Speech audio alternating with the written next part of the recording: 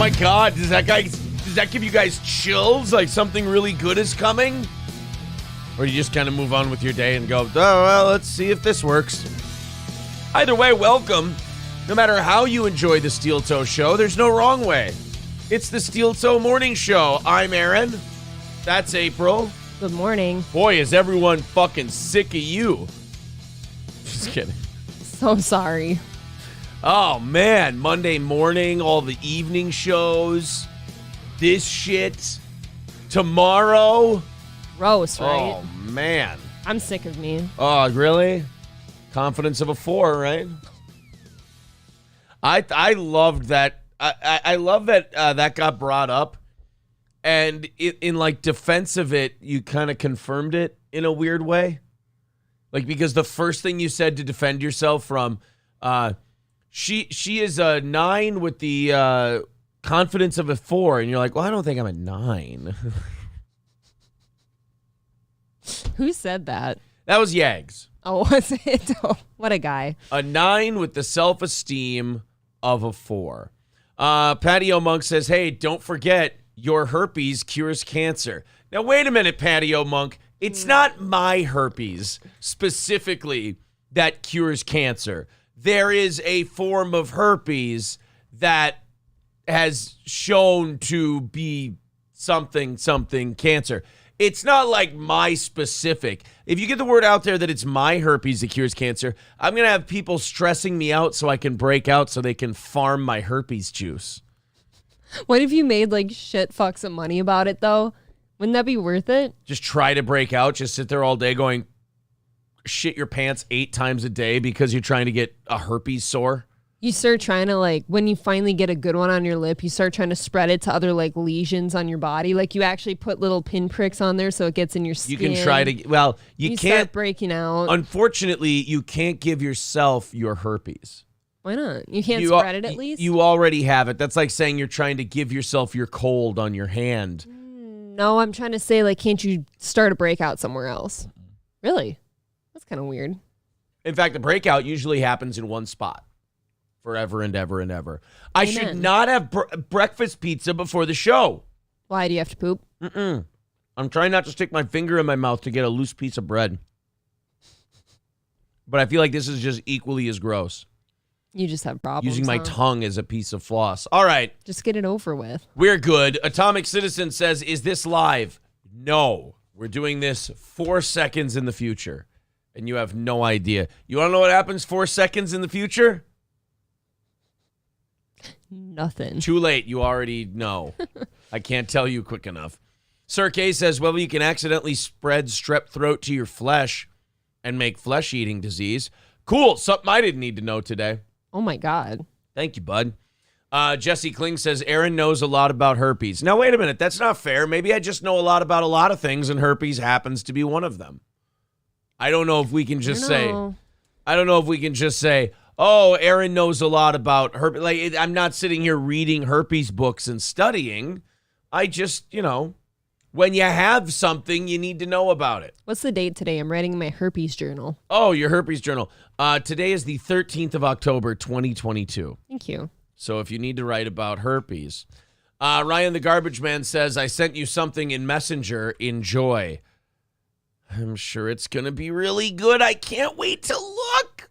Is this the new check your Twitter? Is this like check your Twitter? Aaron, check your Twitter. You just sent me the best interview in the history of television, Robin Williams. So you sent me like a 10-year-old Robin Williams TV interview. Oh, what a lucky boy I am. Hey, everyone, you know what Ryan the Garbage Man sent me? Something that's going to get me popped on YouTube. Yes. Woo. I'm obviously, look, Ryan, I'm joking with you. You're a lot of fun to have a good time with. But there are things that you go in the chat for and like, he needs to see this now. He needs to see the thing I sent him. That is absolutely something that needs to be done sometimes by some audience members. I don't think a decade-old Robin Williams interview that would still probably get us copyright struck is really one of those things. But I appreciate you making the effort. Billy the Kid says, Twitter banned me for calling Lily Allen a cunt. That is a very strange person to have that kind of energy for. It's very weird. But I do have to ask, was Lily Allen being a cunt? I'm going to guess so. Maybe she was. Ryan the Garbage Man says, I didn't tell you to play it on the show. Well, then I'm probably not going to watch her. I'm surprised you haven't seen that by now. Like, I would just assume you've seen that interview. I probably have. Stevie J says, I like April the best. That's why I'd kill her last. Thank you. Nice. I will help you with the killings. All right, I got some weird stuff to go through before we get really into the show today. 390 is the goal. Thank Dave for us being $10 ahead of the goal today. He bought a shirt. What a guy. For his dad. Oh. Dave 25 bought a shirt for his dad. He has a dad? That's the most shocking part. Yeah, well, then the dad apparently is in communication with him. Wow. You think he's proud? Proud of his son? I mean, I don't know. I saw that smile. I'm trying to work out a situation in my brain where that's possible. I just don't know what there is to be proud of. Like, maybe we don't know a double life he's leading where he's actually really smart. I mean, look, Joe Biden can be proud of Hunter, so I guess it's possible, right? Can you ever really be proud? Oh, God. My voice cracked in that. Oh, fuck.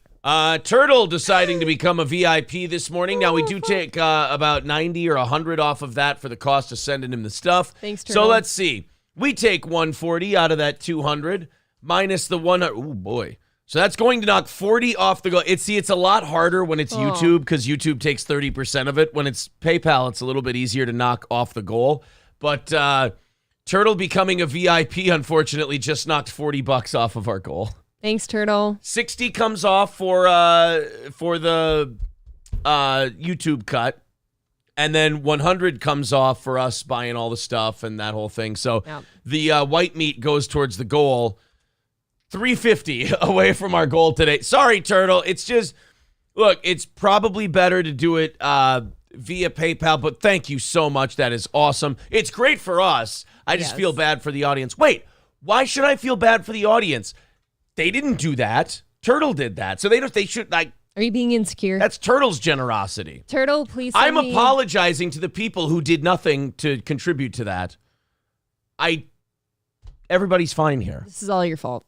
Everybody's fine. Turtle, please send me your info. Mr. Approachable put in the chat where you can reach me and any other VIP who has not done so yet. Thank you. Sir K says, so all I heard is the Jew powers marked off all the gains. That is not, I don't know who runs YouTube. I mean, I do, but let's not talk about it.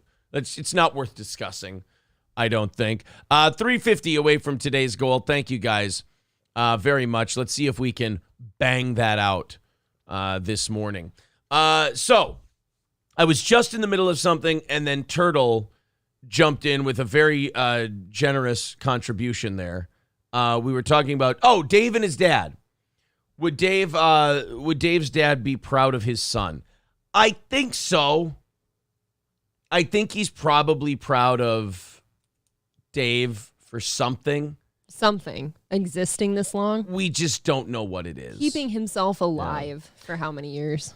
Somebody sent me a clip. I think this was standalone Cakehorn. No, it wasn't Cakehorn. It might have been Citizen M.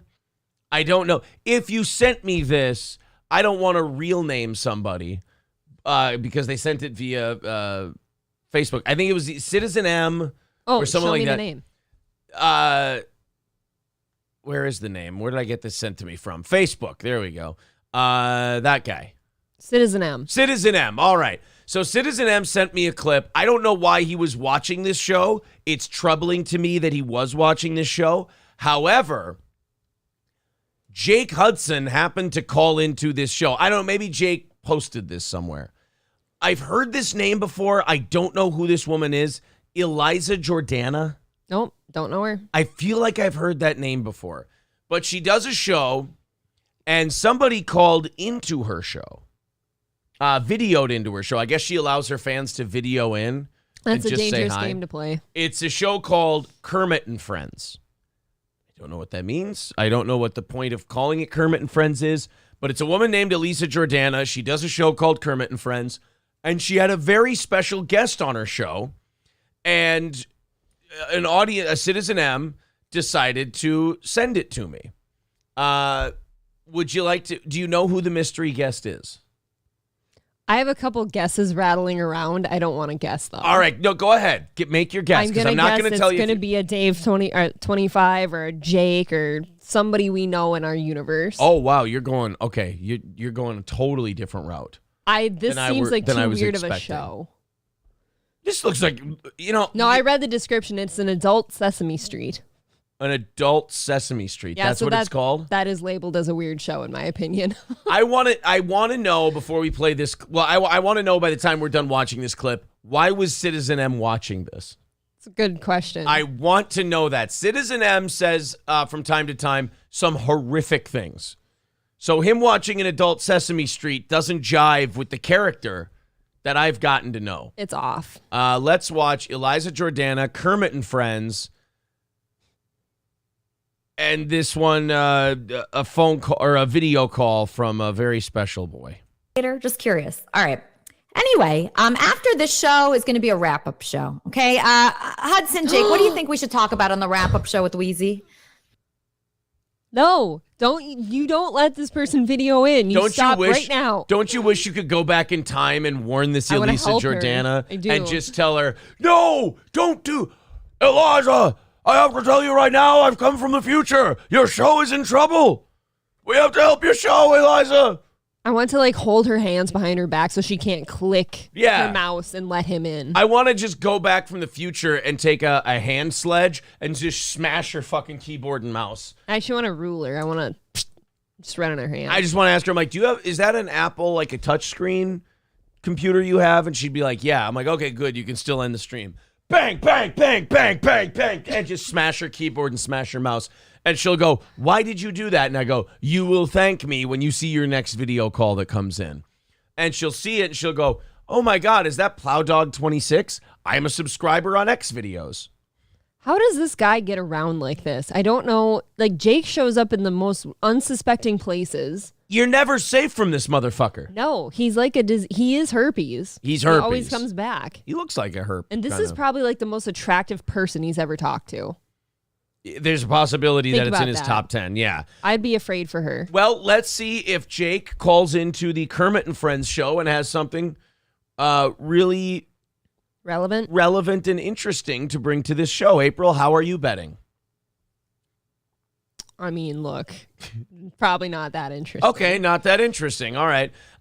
This is also the perfect show for Jake to call in and pull his bullshit because they're not like this show where they're going to hang up or play sound drops on you or be mean or, get mad at you for wasting their time. She's going to try to be a really sweet, understanding, like Sherry from Lamb Chops.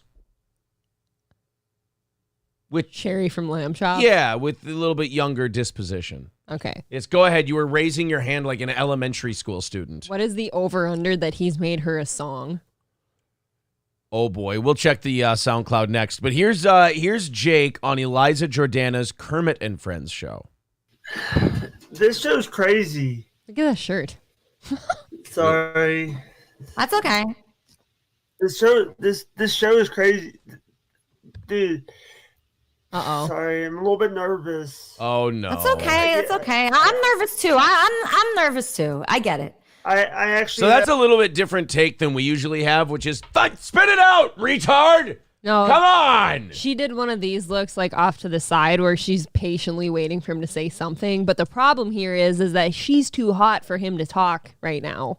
You don't think he should be allowed, so you believe in a eugenics ladder. He's nervous. You believe we should have a eugenics ladder where certain ugly people are not allowed to talk to people that are too high above their station in looks. No, I like it. Well, that's definitely what I said. Yeah, I like that idea. No, I think he's scared. I have autism, so it makes I've tried not to think about it, but sorry. Breathe. I'm uncomfortable. She's really you're right. I've been watching her now. When I watched this last night, when Citizen M sent it to me, I was looking at this fucking goon.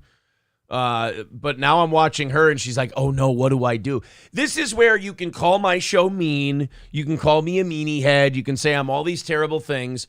But this person needs to be more mean. I don't know. You can't like, just be nice to someone like this. They'll take advantage. You have to shut them down and go, hey, we're doing a show. Come on, what do you got for the show? Pull it together for me. I'm trying to think of ways you could kind of slide out of this call here. Like you could just say, you could turn this volume down somehow and like pretend you're losing. Yeah, you want to know how you get out of You this? know. You see this? Click.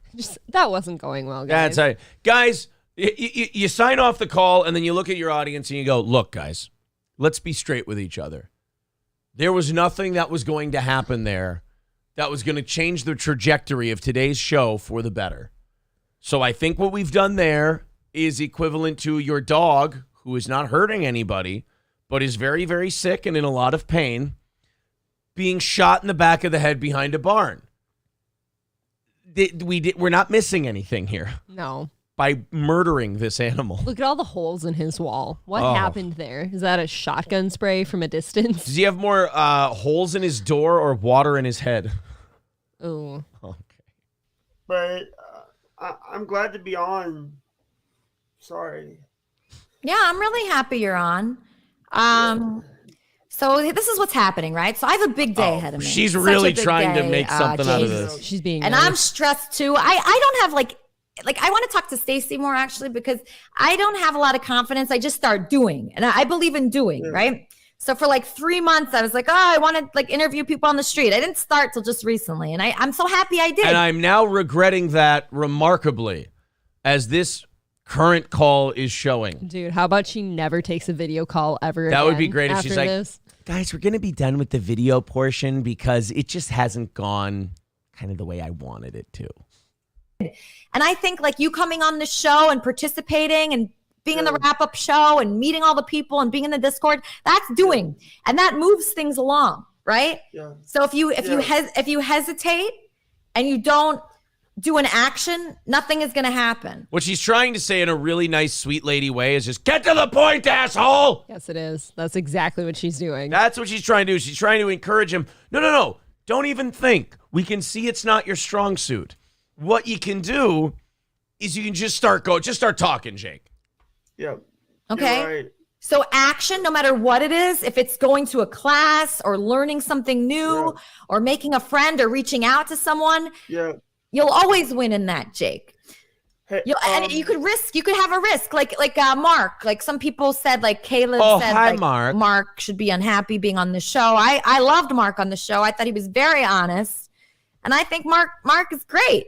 And he has Sorry.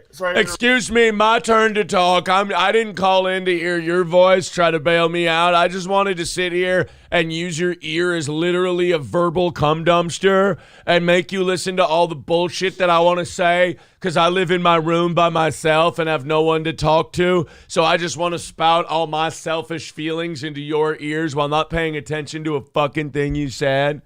Do you think anything he's about to say is a direct response to anything she just said? No, and I think he's about to say he's sorry 2 more times. Interrupt. I'm not trying to interrupt, but that's okay. Let me tell you. I actually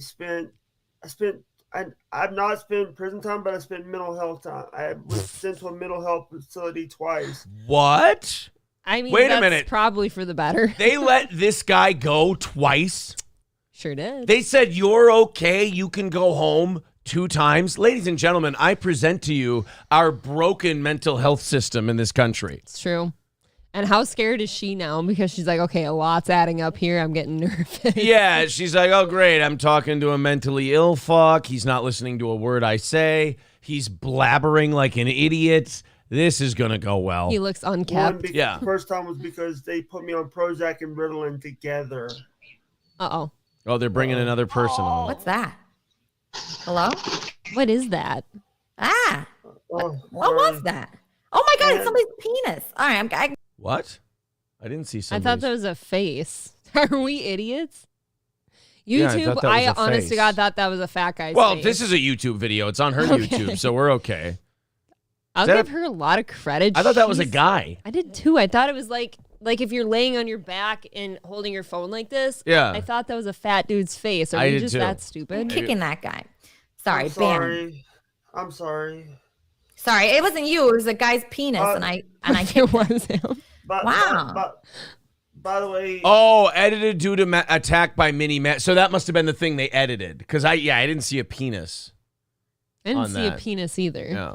I've sorry for my stuttering problem. When I get nervous, I start stuttering. There's another You have sorry. no reason to be nervous. You're a very nice guy. No, he's not. Shut- He's not a nice guy, Eliza. You don't know him. I want to talk to her. Write her name down. We're having her on the show I did so we write can. her show down. Okay, we need to discuss this with her. Don't tell him he seems like a nice person. And you're very cool, and you're Hudson Jake on Twitter, and you're going to be on the wrap-up show with Wheezy, and you're going to make so many friends, and it's going to be great. Don't worry about a thing. You are She's talking to him fabulous. like he's 4. Okay, you are fabulous. I like you. I love you. Ew, And stop. I think you're great, and I like your glasses and your headphones. I like your headphones better than I like my headphones. I used to say that. Don't say that. And also, if we have any truckers out there, they know what that flag is for. Okay, you're a trucker too. What again? He doesn't listen to anybody.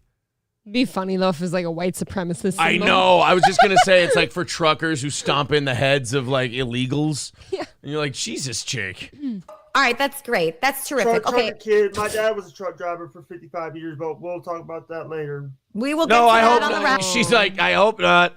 I will give her this. She's like too good with him somehow. She I has know. so much patience and like professionality. But too much going on. patience. She's rewarding him like for this her. behavior. This behavior needs to be ripped out root and stem. I enjoy her in a way that you kind of want to help her and make her a Yes, better person. that's what I mean. I want to talk to her. I need to crush people like this. I need to make them realize that the world is not this way, and you need to adapt and adjust so you can then be in control of your own universe. She needs to stop placating people like this because I'm telling you, the Jake Hudson road is not a road that ends well for Eliza Jordana. Look, I don't want to crush her. I just want to help her. I don't mean crush her in a bad way. I mean to break her down to build her back up. Okay. Wrap-up show. Let's hear from Wappy Flanker. Let's hear a song from Wappy Flanker, and then I'm going to talk about what's going to go on the wrap-up show Wait today. a minute. This is a and show that does everything songs else. by But for Wappy right now, Flanker? let's hear a new song by Wappy. Oh my God, no. What the fuck did we stop? Treasures in a deep blue sea, golden green, it speaks to me. Citizen M, what the fuck are you doing in your free time? Yo, what are you watching, sir? I need to know why this is being shown on my show. I am. Golden dream reality, set me free. Hold on, feeling like a million, so strong, breaking through the ceiling. Hold Your parents are going to be mad that their ceiling's all busted out, but okay. Thank you, Citizen M. It's nice to Interesting. see Jake on another show, only to find out that he's exactly the guy who he's always been. He's doing well, huh? He's just doing a hell of a job. Thank you very much to Lab Glass with $10. Says, I'm sorry, I sent this chat with nothing to say. I'm sorry. Thank you for your apology. Hey, thank you for all that apologizing. We appreciate your candor with us today. Fauci's Pangolin says, I want to be on her. That's what he got from all that. I want to be on her. Yes. He likes her. I liked her. She's just kind of, Too patient. I don't know. Does that translate to dumb, though? Like, you could have just hung up on that. You could have just, let him go. I mean, and she did. I mean, she did finally go, all right, let's go to this song. She gave him about 4 minutes too many. Exactly. Fauci's Pangolin says, why does the bald spot on Jake's chin match the one on the back of your head, Aaron? Ooh, hot question. I am Jake. You did your hair nice today. I don't like my hair today. I just don't like what you said about the headphones yesterday because it's fucking with me now Did today. you comb your hair over the edge now? No, I didn't. My hair's getting too long, so it won't go forward. It goes, it just droops forward. So I have to now part it to the side. We could get you a haircut today. No, I don't want one today. I don't want a haircut today. Let's continue on. So this lady talks to a bunch of retards, says Dudapest. I mean, that's all I've seen of her show so far. I'm not saying that's what she does. I'm just saying that's what this seems to be. Okay, Jim Raskin says, don't you remember her from Stern? That is where I remember that name from. Okay. Eliza Jordana was from Howard 100 News. Well, thank God there's a reason Citizen M is watching that. How the shit is she doing like an adult Sesame Street then? If she was like a Stern person, maybe that's her way of paying back her debt to God. Stern didn't always have like the wisest or most normal people on his show. I know, but like you'd think like a show like that wouldn't have someone who then goes on to go, all right, kids, let's talk to autistic people in their trucker room. I'm gonna guess she's not as wholesome as she's coming off. It's an adult Sesame Street. All right. Mick KM says, did she marry Andy Dick?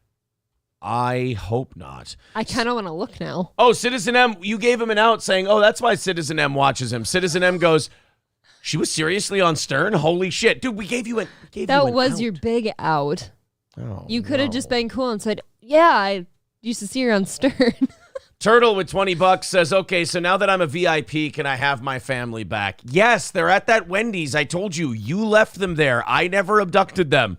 You left them at that Wendy's and accused me of taking them until you became a VIP. Yes. You have a shame fetish. It's something we need to dedicate a lot of time to. And Turtle, I saw you ask, just find my name on any platform, Facebook, whatever. Yeah, Turtle, send April your information. We'll you're getting that order in Turtle. And we'll send that out to you. Very good. I'm upset that some of you have been slow and not giving me your info. Oh, so now we're passing the buck. I held off on ordering because of them. Blaming the customer. I waited long enough. Wow, that is a real shitheel move, I tell you. Sure is. Well, I've been living in agony for a week now. All right, guys, 325 away from today's goal. Thank you all very much for your generosity. So I wanted to show April something before we got moving today. Ever since we saw them in Las Vegas, April has fallen in love with Teller from Penn and Teller. She finds him to be the cutest person who's ever lived. She has even spoke of adopting Teller. Even though Teller is worth literally hundreds of millions of dollars, does not need anyone to adopt him. He needs me. April still wants him to. So I wanted to show her something. I followed Penn and Teller on Twitter for a long time. Twitter, Teller, you. Are you stroking out? I'll see you guys tomorrow. Okay. Twitter Teller recently had open heart surgery. He had like a triple bypass surgery or something like that. I was afraid. And he's been recovering from the heart surgery, and his tweets, I believe, are going to make April love him more because you love him for his old man innocence. He's so cute. Okay, that April little face. He's finds tiny. him to be cute. Have we played him talking on this show? Have you heard his voice before? I will tell you, I don't want to be totally fake. When I was laying in bed this morning, for some reason, these two tweets did pop up on my feed. So you have seen them. But I would love to see them one more time. Did you find them to be adorable and lovely? I liked them. Okay. Here's Teller. There's a lovely courtyard attached to my hospital room, and I spent several hours out there basking in the sun. It was a nice reward after spending several hours in very heavy therapy. My movement is improving day by day, and the therapists here are brilliant. And there's Teller, and I think he's got a little walker because, after your heart's been cut open, you got to kind of take it easy. And he's just sitting in a little courtyard. April, your thoughts when you saw Teller in the courtyard? I'm just happy using the sunshine.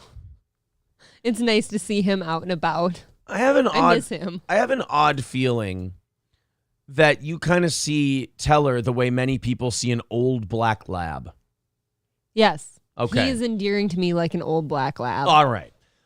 You know what they had to do to Old Yeller at the end of the movie? No. I'm just saying, the guy's got a bum ticker. No, I always turn the movie off before that. All right. Then Teller's latest tweet 5 hours ago, April. Old Teller probably having a little trouble sweeping. Well, I could help him with that. So he said, it made me smile to see Penn promoting his latest book. I miss that guy. Today, Laura from Penn and Teller came by for a while, and the day before, Mike Jones snuck me an order of chicken enchiladas. God bless these people for making his days Are you going to cry better. about Teller's tweets? No, I'm not crying. You're going to cry. I'm just happy that he's alive. I'm still mesmerized by his goldfish trick. I can't understand it. I can't figure it out. They're confirming in the chat that, yes, Eliza Jordana was, in fact, engaged to Andy Dick at one time. Oh. But you know what? How what? did he fuck that up? But you know what? She let him go so that he could be with his true love, Chicken Andy. Now they're happy together. Somebody help me with this then. How old is Eliza? Because if you look her up versus Andy Dick, they do not look even in the realm of the same age. Eliza Jordana, age 34. She oh my looks. God. She Wait, looks- she's younger than you. I know she looks a little older. She does. Than It's all that 34. makeup. It's definitely all the makeup. All right. Andy Dick is 56 years old. Oh, so she was probably a Okay. damaged kid. How does if you're 20 years younger than that Yeah. specific guy, what are you doing? I'm thinking Eliza Jordana probably was like a damaged 20-something. And That's she not got good. engaged to Andy Dick. And then that's why she's doing an adult Sesame Street, because her own development was stunted by like these horrible, bad, toxic relationships. So now she's trying to turn back the clock and act like a little kid again for adults so that she can kind of block out the terrible early adulthood she had. She was in Cobra Starship? Jesus Christ. This woman gets around to the most weird What the fuck gatherings. is Cobra Starship, and why do you I know what can't- it is? They were like a one-hit wonder, I think, and that's the only reason I know. They had a specific like a dance pop song that came out. They're saying she also went out with Benji from Howard Stern. Oh, she has terrible taste in men. Now I know why. Now seeing her taste in men, I know why she didn't hang up on Jake Hudson. She probably wanted to fuck him. Yeah, this is kind of concerning. You wouldn't see any of this just looking at her. Yeah, that woman needs to be kept an eye on. She's made the rounds though because she's younger than you are. Isn't that interesting? It's good. Women supporting women. She gets around. She's gotten around. I'm not supporting her. I'm just saying she's really made some circles in her time. Danger Bear Wolf Turtle says, "Well, there goes that interview. Thanks, Aaron. I wanted to see her on. I'm just giving my analysis. I'm not shitting on the lady. I'm saying that Actually, I can understand how she got where she is. I actually find this more interesting to have her on now because she's been in a band. She's been on the Howard Stern show. And how did you get to Kermit and Friends? Papa Dan says, "You say terrible taste. I say looks like I have a shot." You know what? That is a wonderful, positive way to look at it. It's a healthy outlook on life. You're right. That is a great way to look at things. You know you're gonna go far with that attitude. She did fuck Andy Dick, though. That's got to come with some consequences. Yeah, I mean, I'm gonna, if I'm Papa Dan, I'm gonna open a duster when I'm done fucking Eliza Jordana. I'm gonna take something out of my duster and just jab it into my leg and push the plunger down. Just go, okay, I think I'm clear now. Just a little bit of medicine. Just I got that. Did somebody have a little hiccup? We don't have to talk about it every time. Citizen M says she's still arguably engaged to Andy Dick. It's genuinely difficult to tell how much of it is a bit, but she calls and flirts with him all the time, even during that stream you just previewed. Okay, I'll give Citizen M another out. Like, that would almost be worth watching just for the train wreck. I do. I can understand now why he's watching this. She still calls RV Andy? Guess so. Oh, no. Does he get reception in all those campgrounds? Okay, so she's still damaged, clearly. She's doing video call-ins on a YouTube show. That's dangerous and reckless. You know she's damaged. Farfik Nugan says, "Dude, I was just thinking about Andy Dick. He was funny at one point." No thinking about Andy Dick. It's not okay. Before we get into the Alex Jones thing, I want to show you guys something kind of like just weird and off the beaten path. I found this yesterday on Reddit.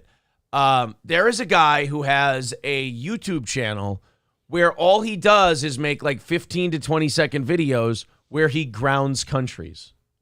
Like you're grounded type He grounds. ground? Yeah. Or Chuck McGill type ground? He just grounds them. Okay.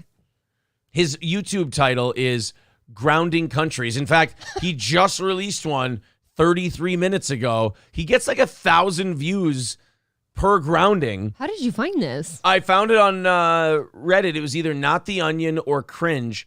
He started doing this a month ago, and he just, I know you guys think that this is going to be some kind of like, some elaborate channel thing that he does. Nope. He just grounds countries like Angola. I want to show you this one. Angola, you are grounded for life. But, I didn't do anything wrong. I don't care. You are grounded for nothing. Go to your room right now. Does he ever do Djibouti? I want Djibouti to be grounded. He grounded Peru yesterday. Peru, you are grounded for life. But, I didn't do anything wrong. I don't care. You are grounded for nothing. Go to your room right now. I mean, Is there something to be worried about with a guy like this? Or yes, is he of fine? course there is. The internet allows these people to hide in plain sight. Now, those are his newest ones. Let's go to his first one a month ago and see if the format has changed. I like that he started with China. I He feel like there's grounded a subtle China message first, yeah. there. China, you are grounded for life. But, I didn't do anything wrong. Are you sure? I don't care. You are grounded for nothing. Go to your room right now. And that's all the channel is. I don't hate it. It's pretty weird, but I don't hate it. He just grounds countries. There's no explanation. There's no reason. It's a 15-second thing. So he can't like monetize it or anything like that. He just grounds countries. What do you think is wrong with that guy? Is it severe autism? What if it's Jake? Could be Jake. Could be Jake. An auto-tuned voice. Who knows? I like Eliza. She's just a little delusional, says Foreskin Balloon. No. Standalone Cakecorn says he's got the eyes wrong on that flag. That's a good observation. I think you might be more autistic than he is. Papa Dan says, now ground Israel. That would be funny. Oh, I have a Kanye story for you guys. Boy, is this one rich. I like that Israel brought this up. It's related to that. So, you know how Kanye... Yeah, you texted me this last night. You know how Kanye said, that he was going DEFCON 3 on the Jews and he was going to criticize the Jews and everything else. When I wake up in the morning, I'm going to rage on the Jews. I'm going to rage on the Jews. That's what I've thought that before, but I've never tweeted it. I've dreamt it. It's just, look. I got far. It's something you got to do. You got to set goals for the next day so you can get up in the morning. Yeah. Like I look in the mirror sometimes and go, Aaron, tomorrow you're going to do a great show. And then sometimes I look in the mirror and go, Aaron, tomorrow you're going to really not let those Jews get away with anything. You're going to give them a what for? I'm going to give them the what for that that they've been looking for. Well, Kanye went out and he criticized Jewish people. Not Jews. I don't even not like individual Jewish people. But just Jews for running Hollywood and entertainment. And, holy shit. What? And running banks and all this stuff. Yeah. Kanye, Allegedly. he said, I'm very happy I crossed the line. He's very, not apologetic for any of it. And the Jews were very offended by what Kanye was saying these are dangerous stereotypes, saying we control everything, and that if people criticize us, we just cut them off. In fact, J.P. Morgan Chase, the bank, which, they were so upset about Kanye saying that Jews control everything that they cut off his company from banking with them. Oh, fuck. You don't want business, at least? Danny Polachuk from Boyscast tweeted about this, and he goes, J.P. Morgan Chase cutting off ties with Kanye is a little on the nose. I was like, it's like the Gary Oldman thing where he went, Hollywood is run by Jews. If you don't do what they want, they won't let you work in the movie industry. And then a bunch of Jewish people went, you apologize right now or you won't be in any movies. You're like, wait, what? You kind of, you want him to apologize, but if he doesn't, but all he said was you run Hollywood.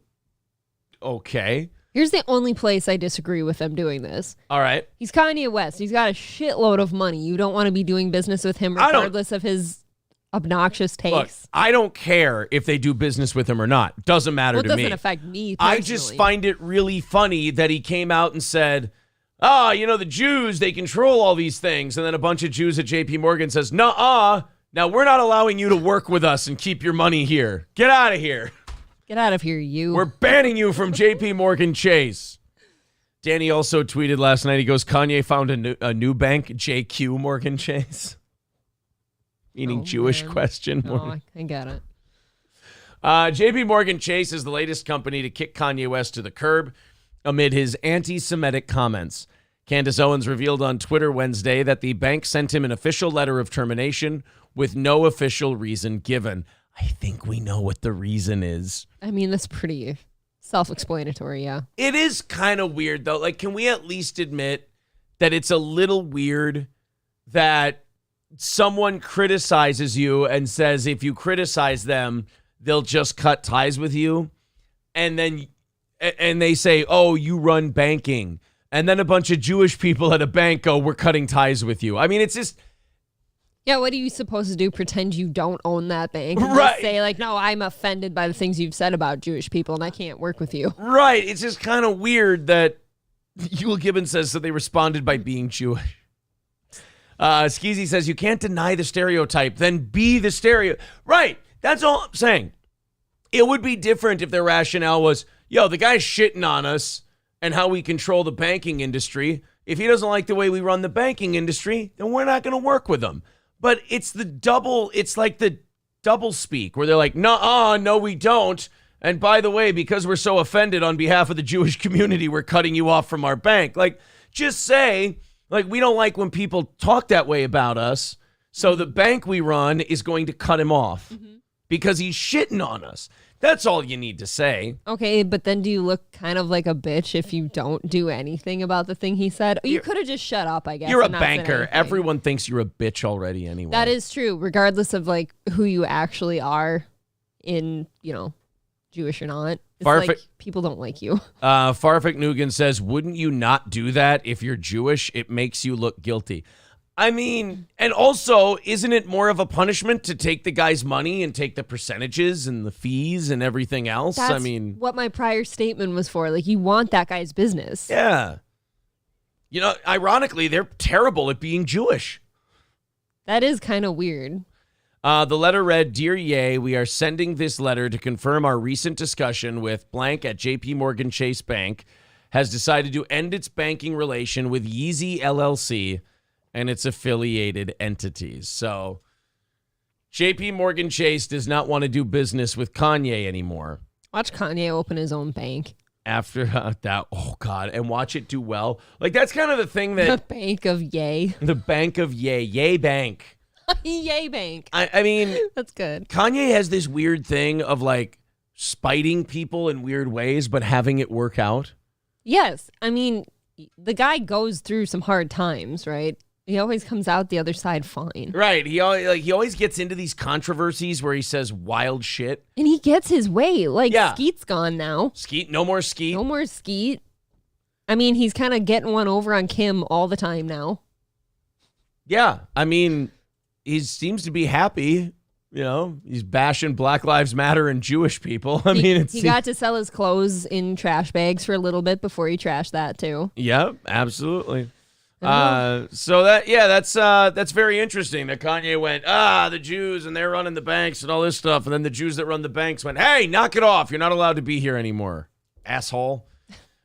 Speaking of people who had a rough day and probably had some money taken out of their pocket, Alex Jones. Oh boy. Having a rough one? That was a rough day for old Alex. A nearly $1 billion judgment against him. In the Sandy Hook thing. Now, I think everybody agrees he's never going to see, or nobody's ever going to see that $934 million. First of all, Alex doesn't have it. Nobody, very few people have $934 billion or $1 million or whatever it is. And second of all, Alex is going to appeal this. This is going to be wrapped up in courts forever, years at least. So I don't know what's going to happen. I know that $934 million sounds like way too much. Sounds like a lot. Like, Alex did a wrong thing.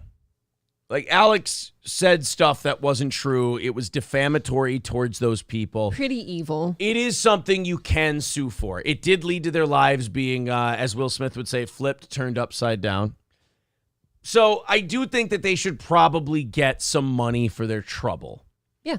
However, $934 million is not making things right. Right, that doesn't even the justice scales. $934 million is we want to get rid of this fucking guy. $934 million is we see an opportunity to drive the final dagger into this guy's heart and finally get rid of him.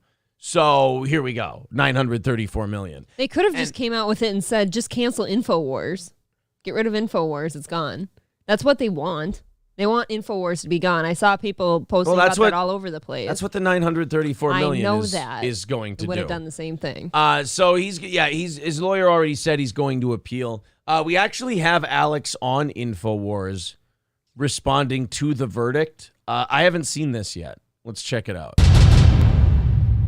$1,000. 57 million, 20 million, 50 million, 80 million, 100 million, blah, blah. You get $1 million, you get 100 million, you get 50 million. He seems to be in good spirits.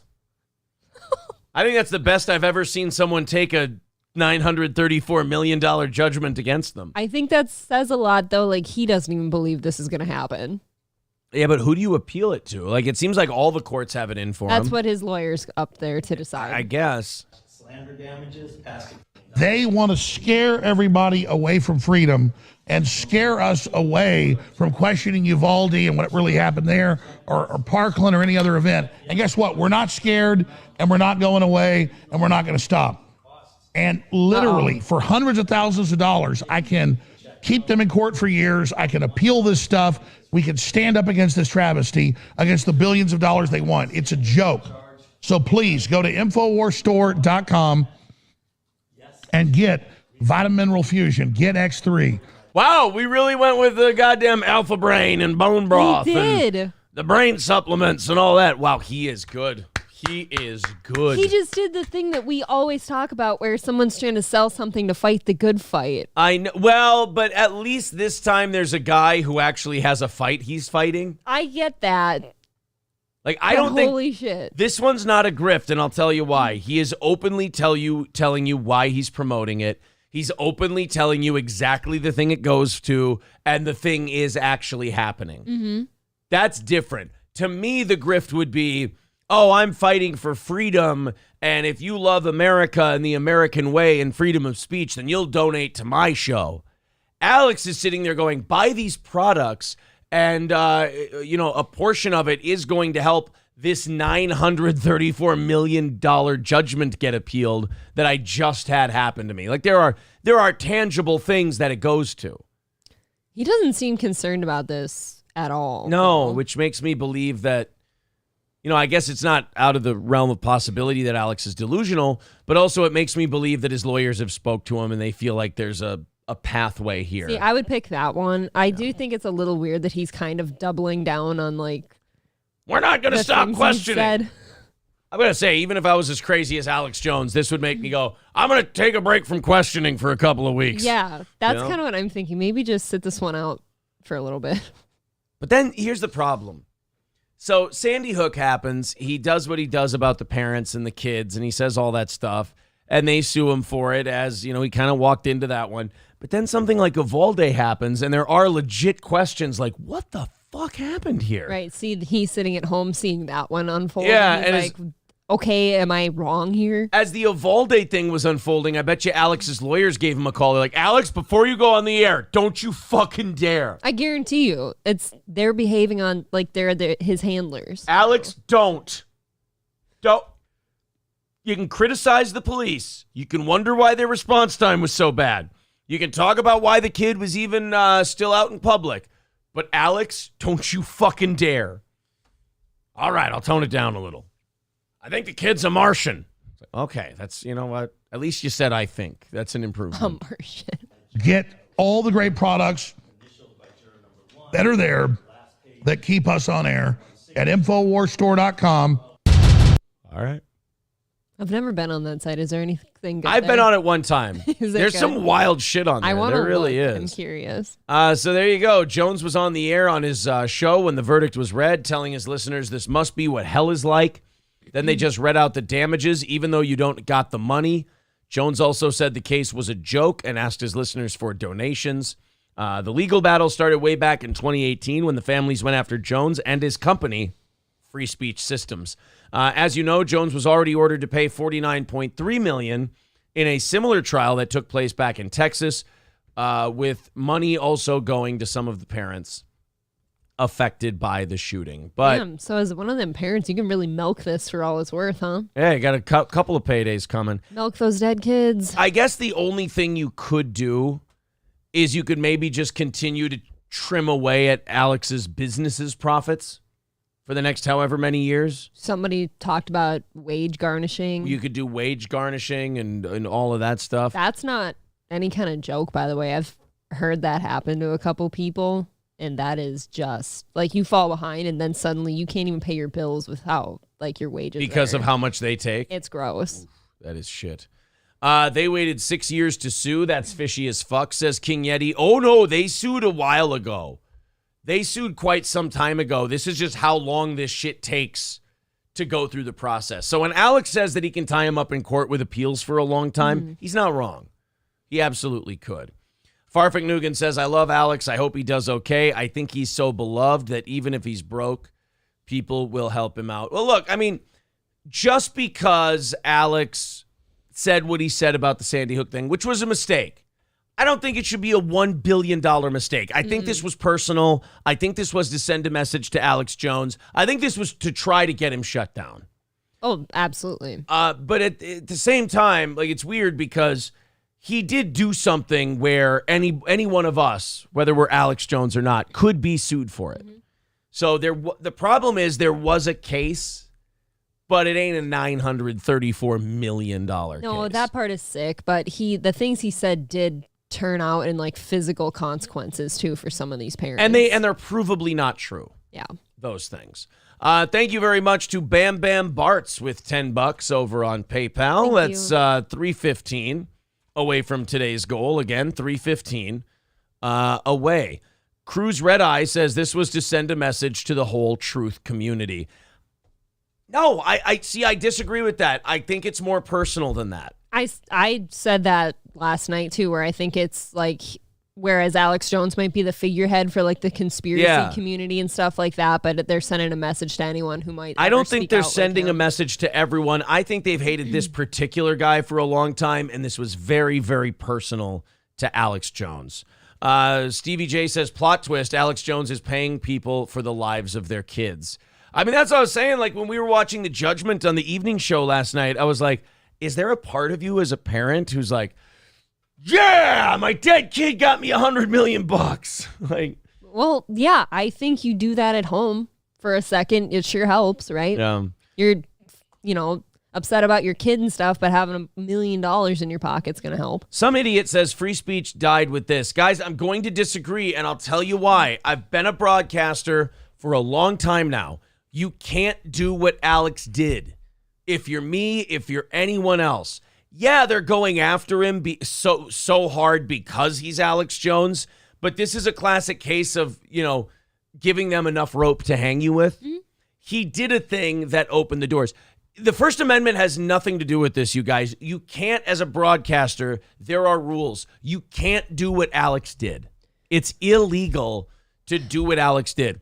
You can't say these people are crisis actors, their children aren't really dead, because if they can prove they are, you're fucked. That damages their reputation. If they can prove that in court, you will lose a lawsuit. If I had done this, I would have been sued. They wouldn't give me $1 billion. They wouldn't, slap me with $1 billion like they did Alex. That part was very personal. But the things he actually said, if I would have said them and it got back to the Sandy Hook parents, I could have been sued too. I think the reason somebody like some idiot will say that free speech died with this is because of how like different platforms are going after your misinformation, but it's up to them to decide what it is. I don't think that's the same thing. Yeah, I mean, that's a little different. But even then you could argue that that's not free speech because YouTube, they always say this, and this is kind of a libertarian argument. It's a private company. I know. I'm not disagreeing with that at all, but it is, it's not. You don't have the freedom of speech when you're on said platform. It's up to them what gets said. Yeah, Easy LLC says you would have to pay $1 million super chats. Oh, well, YouTube would get a nice lawyery cut out of that one then, too. The $1 billion was the fuck you. It was the knife in the back of Alex Jones and twisting the blade. But the thing he was in court for, he kind of opened himself up to that one. Gray Idol says, for $1 billion, I'd want the graves exhumed and a DNA test before they got 1 cent. Might as well at this point. I mean, nothing to lose. Might as well ask for whatever you want. That is a shitload of money. Yeah. Better. I don't know. Yeah, if I've got to shell out $1 billion for something I just said. Kelly says, I'm going to guess Alex will be sued for Building 7 at the Trade Center. Well, no. See, the reason he gets away with all of those is because then the government would have to divulge all. If they sued in discovery, the government would have to release a bunch of top secret documents and shit. Like, the government's never going to sue anyone for saying Building 7 was a controlled demolition. Because even though they would go, well, we can prove that it wasn't, the documents and the things you'd have to release to the public are probably so horrific. Disgusting, yeah. That you just don't want to. You're like, no. They're damning. Yeah, they're very damning. But what about CNN, MSNBC, and everyone saying that the Hunter laptop was bogus? Where's their $500 million judgment? They're not going to get one because they're in charge and they control the narrative. We all know this. I mean, Alex Jones is not in charge. Guys, we're not 8 years old. We know what this game is. That's what I keep telling you guys. Like, you want to go, oh, well, they should do this then. Yes, they should if it was fair, but it's not fair. Yeah, there is no fair. That's what I was going to say. There is no fair. They run the game. That's the way it goes. I mean, what are you going to do? That's why we've all got to be good little boys and girls and not say those things. Oh, yes, just be careful. Someone says, Farfik Nugan says, you have freedom of speech at all times. Absolutely you do. But you can't lie and defame someone and cost them a living. That's not freedom of speech. That's never been freedom of speech. There's an old saying, my freedom to swing my fist ends at the tip of your nose. Meaning, I can do whatever the fuck I want until it affects somebody else. Here's my take. He did, in fact, get to say the things. He said the things. It's just that when you say the things, when you exercise your freedom of speech, you're going to have consequences one way or another for it. Right. Like so I think you do get to say it. You'll just have some problems. I can't come here and say April molests dogs. First of all, she's not Kalila. Jesus. Second of all, poor Gordy. You can sue me for that, even though freedom of speech, I can say whatever I want, so on and so forth.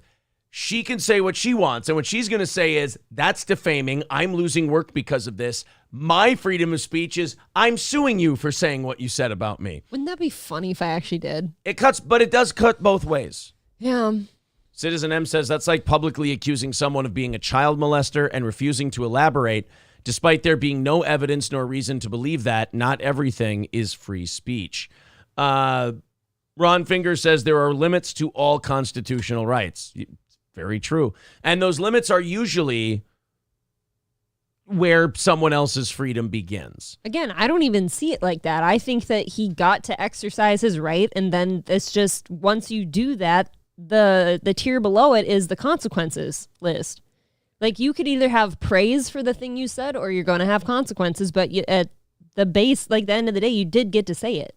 Fauci's Pangolin says Rittenhouse's free agency price just went up. There you go. Principled Uncertainty says Paul Joseph Watson walked away from Alex over this. He saw the storm coming.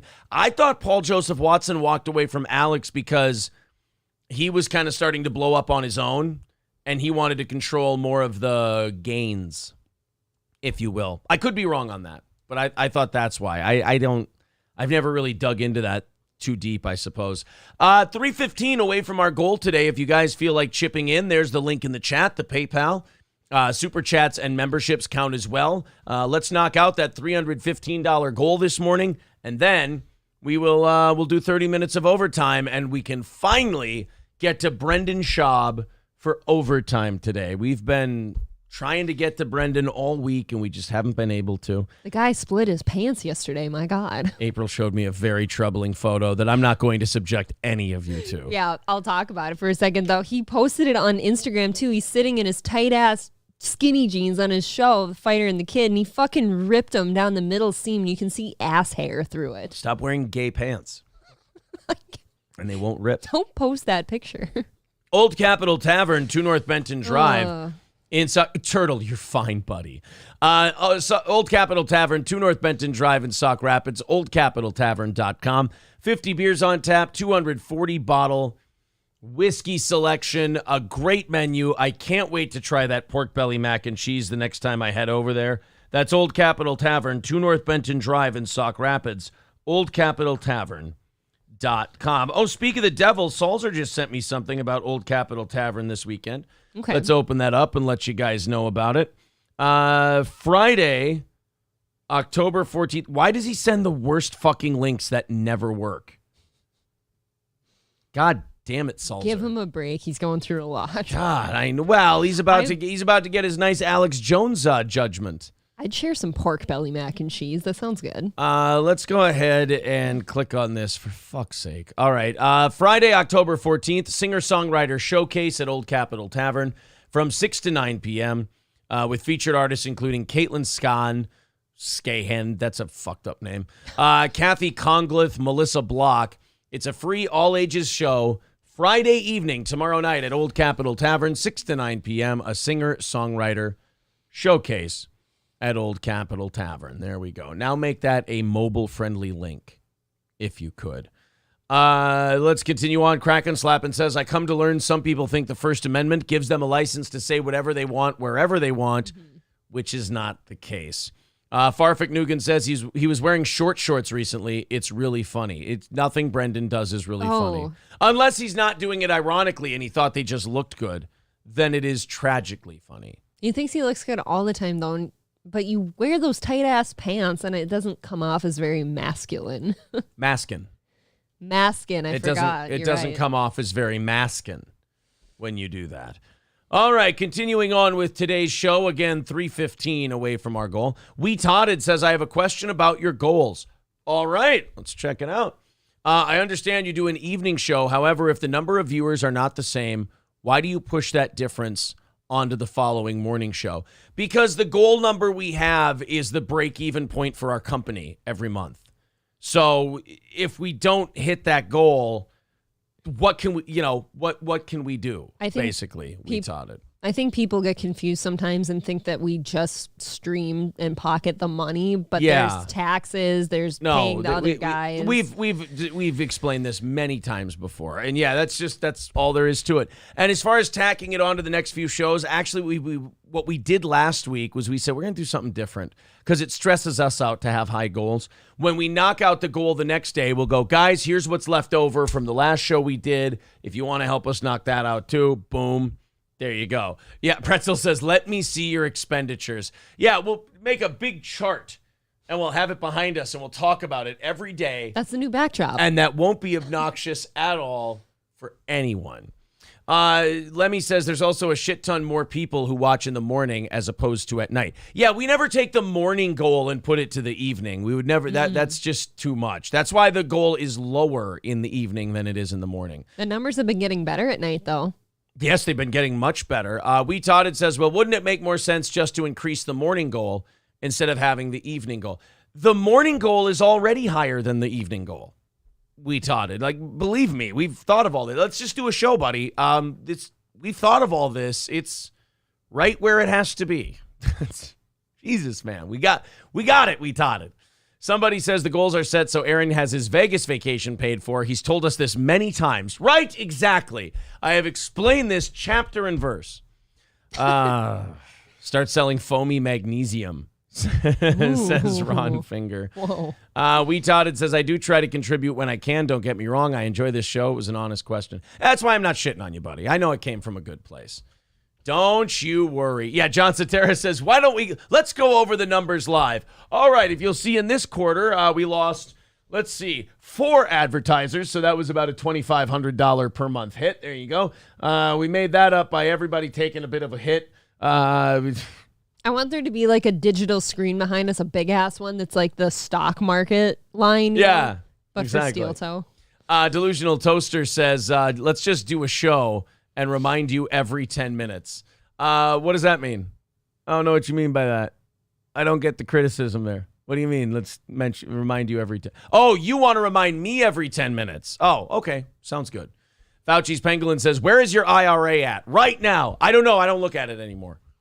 He's afraid. After this last year, I don't look at it. I don't want to know. I just, look, it ain't going to change anything. It's not going to go up faster or down faster. It's like staring at a steak while you're cooking it. It ain't cooking any faster. Just let it sit there. God, I remember my last phone conversation with our financial advisor, and it's just not even not fun anymore. Nobody wants to talk to their financial advisor. It's not good. There's nothing you can do to help it. If they talk to their financial advisor, they're going, a rich relative had better have died. I'm looking for some good news. Kelly says, you wouldn't have to beg so much if you still had that sweet MyPillow money. There you go. Hamburger Steak says it's almost like you know how your business runs better than us oblivious chatters. Maybe. Rupert says coming soon, Aaron's bathwater and April farts in a jar. I think switch that around. Aaron farts in a jar. Declan says, how much is spent on hair supplements? I need to know. Obviously not enough. Not enough, sir. Obviously not enough. I think we need to increase the goal by at least $30 Oh, a day. yeah, for sure. We taught it says, okay, back to the funny. No, you opened, this is the problem. You opened this door. Now everyone else is walking into it. Now I can't do a show unless I address all of these things, lest people make up things in their own head. Oh, man. All right. Aaron, you're saying that April is going through a lot of peanut butter lately. Oh. Precisely. No. Stop that. That's what it is. No peanut butter. Aaron's spending it on sports bras, says what you drinking. Only the good one. I'm not a grabbler, says break it down Ross Perot style. All right, well, you see here, the debts that we've incurred over the last couple of years are... Everybody who does a Ross Perot, by the way, is doing Dana Carvey's Ross Perot. The Flying Minister says souvenir tonsil stones. Do it. Fuck. You haven't had one in a while. I haven't had one in a long time. I think you're due. You're overdue for a tonsil quite stone. some time. 1892 from Trucker 18 Wheeler says, here's all I can afford. Now about having a show, how about having a show that about 5 minutes of ads every 30 minutes? Oh, are you kidding? Radio, you'd be doing 6 minutes of ads every 15 to 20 minutes. That's what they have to do to keep the lights on nowadays. So I think this way is much better. $300 even away from our goal today. Thank you, Trucker 18 Wheeler. Open another door. What's the trashiest place to eat in St. Cloud? Ooh. Oh, God, there's too many of them. The trashiest? Oh, that's hard. There's Val's is pretty trashy. There's Copper Lantern was pretty bad. Copper Lantern was disgusting this last time. I don't recommend. Brigettas. That's gross. It smells like pee in there. Polito's, I have a hard, like Polito's Pizza downtown. You only eat there at like 2:30 a.m. when you're wasted. A lot of those places just kind of have a weird lingering cat piss smell. Yeah. It's really strange. And you're just wondering, you're like, God, what could it be that isn't cat piss? And you just have this lingering suspicion in your brain that it's more than likely cat or rat piss. I've got it. New York Euro at the Pump and Munch down by campus here. Is that the one? That's the one. That's the trashiest place you could go. There's where we live. That's the trashiest place that you can find. Yag says Little Mogadishu. Oh no, I thought that was just St. Cloud's nickname now. Yeah, I'm actually confused. Where's that location? Pinpointed. Where's the physical location? I thought it was more just like a feeling. Thank you very much to Kelly for becoming a Yeehaw Club member. Thank you, Kelly. Very cool. Ron Finger says, why are there so many alcoholic cats in St. Cloud? It's how you get through life here. Because they have alcoholic owners. That's exactly why. Posterior Attention says Bonanza. Oh my God, that's it. That and then New York Euro at Pump and Munch. Hulkamasha Baby says, fuck you, I love that NY Euro. Well, you're going to love it at like 2:30 when you're drunk again, but... you can't go in there sober. Don't pretend you can go in there sober. I agree with Crack Babies. Let's shut the fuck up about this. We'll be here the rest of the show. I'm hungry talking now. About shitty food. All right, let's move on to something else. I feel like we kind of got stuck in the mud there for a little bit. We totted, not your fault, but it kind of is. Somebody made a hip-hop compilation in a timeline to people of a certain political persuasion talking about the COVID vaccine. Oh, this should be good. I want to go to where the narrative was a year and a half ago versus where the narrative is now. Because the narrative now is not even like extolling the virtues of the vaccine. It's kind of just like, all right, let's forget it ever happened. Let's move on. Election time, abortion. That's basically what happened. Let's play this and see where they were at. And by the way, none of these people that we're about to show you ever have to address any of these things they said. They are untouchable. Nobody ever makes them talk about it. So here we go. During 2021, it's the devil. Oh, sorry. Should be able to manufacture a lot of vaccines. And that vaccine, key goal is to stop the transmission, to get the immunity levels up so that you get almost no infection going on whatsoever. Now, unfortunately, a Moderna spokesperson in front of the European Union Parliament the other day said, we never really tested this thing against the prevention of spreading. Never really tested it for that. Isn't that paramount to a vaccine? What the fuck did you do? How is it a vaccine then? But don't worry, guys. Moderna has a cancer vaccine out now. Oh, they have a cancer vaccine? I just saw it this morning. Oh, thank God. I bet you they took their time with that. I would guess so. Can we take a look at the waivers? Can you sue them if something goes wrong? Because now my whole standard for trusting a medication is, can the company who made this be sued if I grow a tail? If the answer is no, they can't, then I'm like, well, that shit doesn't work then. Yeah, you shouldn't have to have a thing that says don't sue me or you can't sue me. I need the you can sue us if something goes wrong label. Yeah. That's what I need. I agree.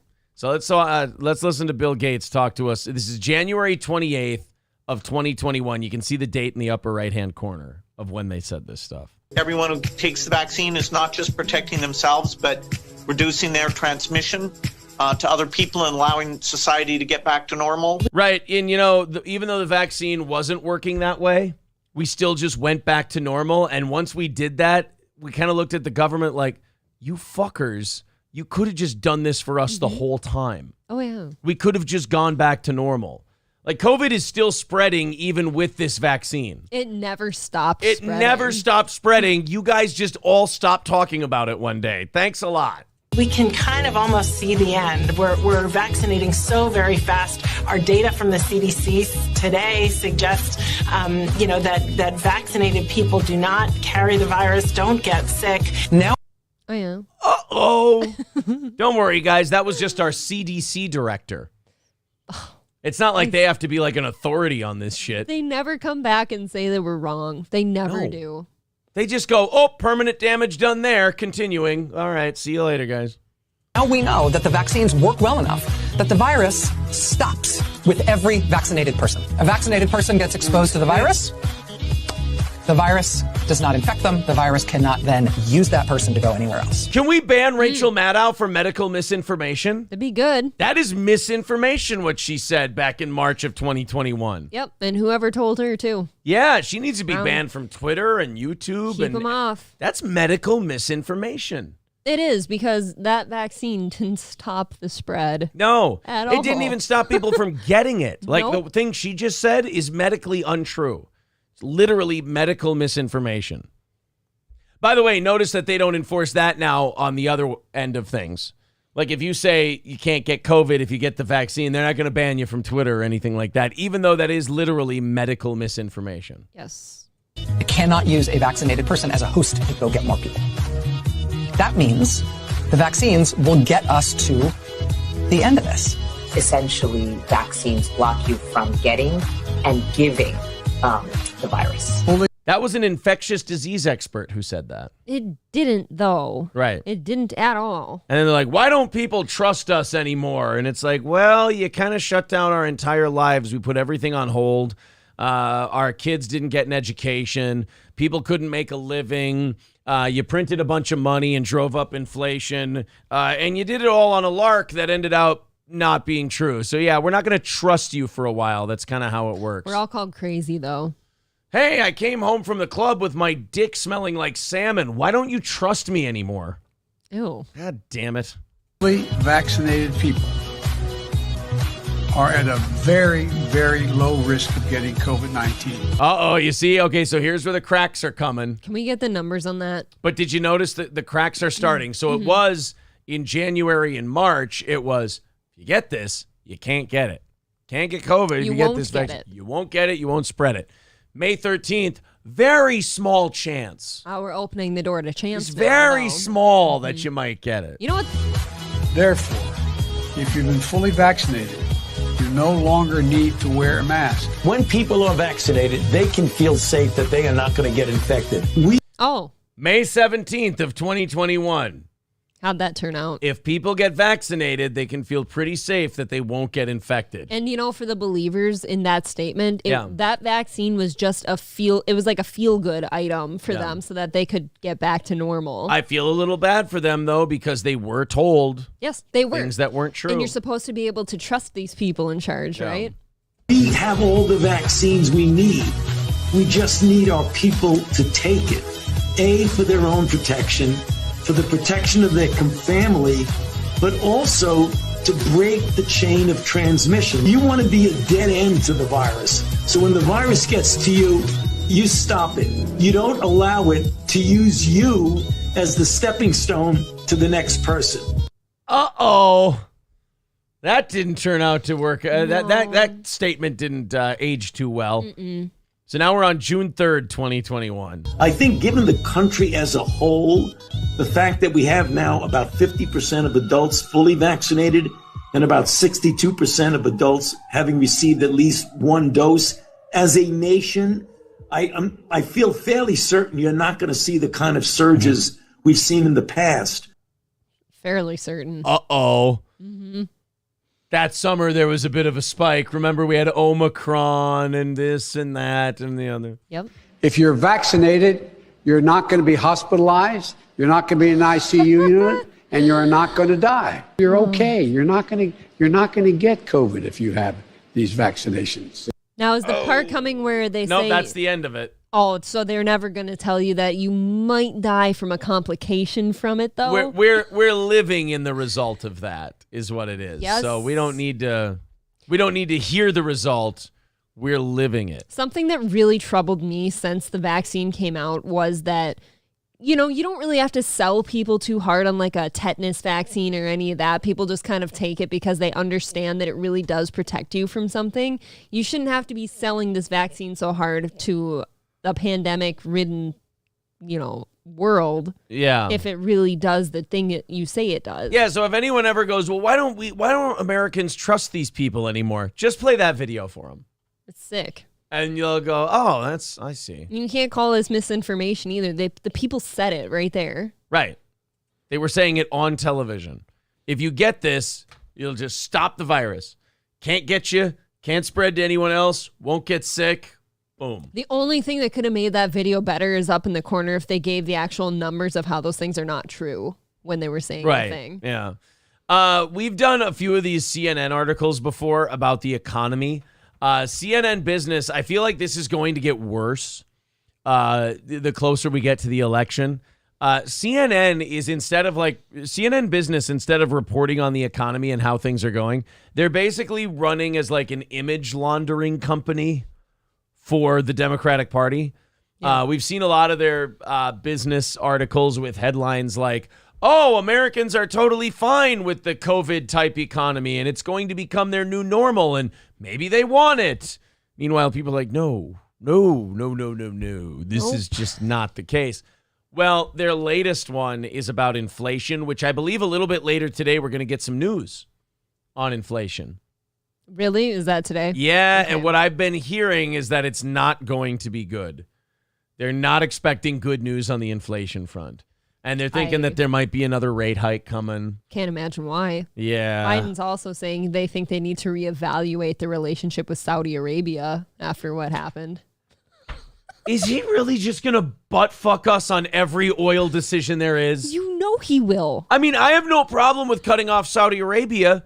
Fuck them. But then crank up our oil supply. Drill here. Open those pipelines back up. Don't just go fuck Saudi Arabia and go, I want to see if I can get that goddamn gas price to $7 a gallon. It maybe is like the most stressful position to be in where it's like, how long are you going to stay with this pipe dream, literally? Literally. Of, well, no, like, anti-pipe dream. Anti-pipe dream of everyone driving electric cars and, you know, solar panels and shit. I don't understand. How long is that going to last? They're having a big problem down in Florida now after the hurricane of these electric car batteries starting on fire and they can't put them out. Yep. Like you have to basically bury the car in sand to get it to stop burning. I saw that one Sunday night. So anyway, CNN Business's latest article on the economy made me laugh so hard yesterday. I went, so they're just in full-on image laundering mode. The Fed only cares about inflation. That's bad news for you. Yeah. The Fed's got to stop caring about all this goddamn inflation because, you know, guys, them trying to get inflation under control, like your groceries costing a lot and all these other things, hey, it's so bad for you. I mean, you gotta stand up to this Fed and tell them, no, we want the inflation. It's either pure evil or it's just mental illness. I don't know who's writing these articles specifically, but somebody in charge better care about inflation. Otherwise, we're all fucked, including you guys. Still, the Fed isn't done raising rates, the article says. Investors are pricing in the strong probability of a fourth consecutive 0.75 percentage point hike at the Fed's next meeting on November 2nd. And the chances of a fifth straight hike of that magnitude at the Fed's December 14th meeting are also on the rise. Right, that's because our economy is in the shitter, our monetary policy is terrible, and we've printed way too much and spent way too much, and it's causing inflation. And their job is to get inflation under control so we don't turn into the Weimar Republic. It seems that Powell wants to atone for his mistake of repeatedly calling inflation transitory. Yeah, you guys were all dumb for saying that. So the Fed is going to keep raising rates to prove that it is taking inflation seriously, even though it leads to a bigger pullback in stocks and tipping the economy into a recession. No. The economy should have already been in a recession. Shutting down a country for 2 years and not having an economy while you do your virus theater, that was what was supposed to be the hurt time. Instead, we printed a shitload of money and inflated and printed our way out of it. So now, like every other time you fucking geniuses try to do that, we're having to deal with the hurt later and longer. Yep, you cut corners then. Right. Now we're dealing with it. What you did was you put off the you put off the recession we were supposed to have in 2020, and you just pushed it off to 2022, and then you're going to blame the Federal Reserve. I mean, it's really like little kids who they eat too much candy and they go up on a sugar rush like, we're great. And then they get a stomach ache and they go, oh, why'd you take away our candy? If you wouldn't have taken away our candy, our stomachs wouldn't hurt. It's like, no. This is the after effect of doing the shitty thing you did. Man, reading the articles of I think the thing that bothers me the most is I know that the person writing this knows better.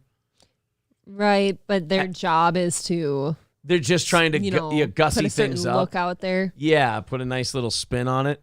We've had interest rates at basically 0% since I was in my early 20s. So yeah, that can't hold forever. I'm sorry. Citizen M says, April, when are you going to get rid of this pipe dream that we can just keep fracking because fossil fuels aren't disappearing literally each and every single time we use them? Citizen M, I will say this, in Alberta and in the kind of, it's not the Northwest, but kind of the Northwest, Midwest, Montana, places like this, the oil sands and places like that, we have more oil than Saudi Arabia's ever had. Ever. And Saudi Arabia has been keeping the world running for 100 years on that shit. So we are not allowed to touch it. We are. There's a myth out there that we're hurting for fossil fuels. That is an absolute lie. That's misinformation, as it were.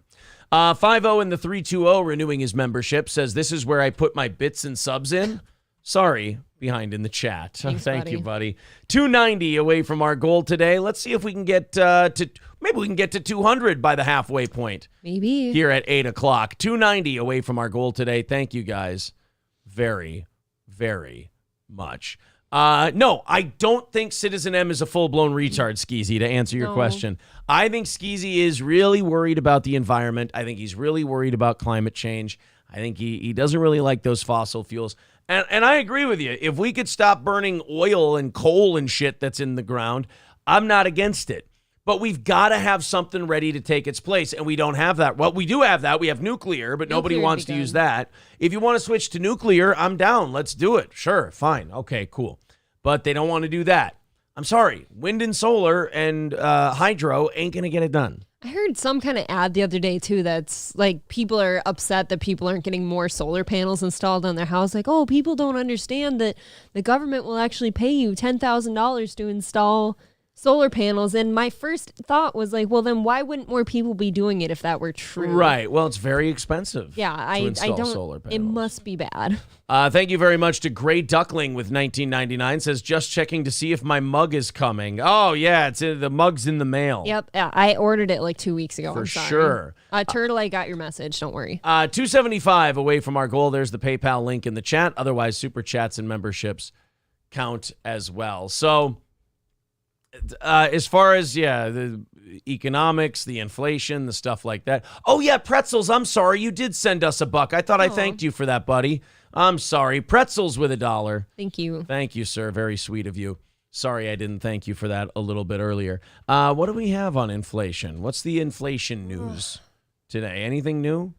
A key inflation report that settles little for Wall Street. Okay, consumer inflation expected to have run hot in September, boosted by rent. Okay, so we're going to see this September CPI, what economists are saying about inflation and monetary policy. High inflation is leading the biggest raise in Social Security in decades. Yeah, that's another thing. Like all these government programs that are tied to inflation, through the roof. So now, let's say you have a government program that's tied to inflation. Well, the government going into all this debt and printing all this money is causing the inflation. Mm-hmm. Well, then in order to keep up with these programs, they have to print more money we don't have. So now that's going to lead to, like, it just becomes this terrible cycle. That's good. That's like when they said, oh, we should attach the minimum wage to inflation. I'm like, no, that's just going to get you more inflation. So the Tulsa retiree, okay, so this is a long NPR article. They're always wordy with their shit. So the CPI, I guess, has not come out yet this morning. We'll take a look when it does. Jeff Reed says nuclear is the cleanest and safest statistically. You are not wrong, Why sir. does nobody want to talk about that? Why is it got to be all solar and shit like that? Wind turbines. Chernobyl, 3 Mile Island, Fukushima. People get scared They when the just big assume- when the big accidents happen. People get scared and they go, "Oh, well." No. I mean, if we had the attitude towards flying that we do towards nuclear fuel, Nobody'd fly. the first plane crash, they would have banned flying. Mhm. They would have said, "Well, we're not flying planes anymore." Yeah, It's if you're about to board a plane and go somewhere and you sit there thinking about every plane crash that you know of that's happened, yeah, you're gonna have a panic attack. If Yeah. you just calm the fuck down, it's gonna go fine. Bird Collector says, and you can keep improving on wind, solar, etc., and not force the battery shit, which batteries mine the fuck out of the ground. Yeah, it takes a lot Lithium. of fossil fuel energy to get that stuff out of there. Think about that. Hulkamasha Baby says green energy is so clean until you look up disposal sites out of the country. Somebody says also it takes a bunch of oil for windmills to run. Yeah, you're absolutely right. If you think that a wind turbine is just this clean energy, oh no, watch when one starts on fire. It's burning oil that runs through that machine constantly to keep everything lubricated. And I've whatnot. made things for those wind turbines before at a previous job, and yeah, the conversations you have about those, like it takes plenty of oil to keep those things going. Well Driller says solar for my house was $68,000, and to Oh. put batteries to store the power was another $80,000. So yeah, solar is real affordable. Wow, and that ad I listened to said, oh, most people falsely think that solar is so expensive, but the government will pay you 10 grand to install it. Jesus. That doesn't quite cover it, guys. An average home will run $30,000 for roof panels, the meter, and electrical labor. So you are still out 20 grand, and they don't produce enough energy in Minnesota to be worth it in a residential application. I would agree, because especially in most of the winter and stuff, we don't have a bunch of sunny days. It's cloudy. Yeah. It's a fucking depressing place to be. It is. It's hard. Karate Chopping Space Monkey says, and what to do with nuclear waste. That's true, too. They want to know what they can, I think most people hear the word nuclear and they just assume danger. Right. Nuclear weapons, things of that nature. Six String Man says, small prices to pay for no more mean tweets. That's true. I mean, at least we don't have a president who's making mean tweets. What did he say yesterday? Biden said something yesterday. Oh, he said his son died in Iraq. His son, Bo? Yeah? Son, Bo died of brain cancer. Yeah. And he said yesterday, my son, Bo, died in Iraq. And you're like, okay, that's a problem if he thinks that. Like, that means that the man clearly is the joke we've been telling. How long does he have, do you think? What do you mean, as president or alive? I mean, like, what's left in his, like, sands in the hourglass type deal? How long's he got? I mean, that's it's arguing that he's there right now. He's got a couple grains left. Yeah. Bearded straggling. Trucker with a $10 super chat. Thank you, buddy. He goes, here's some bucks from my frontline worker check. Nice.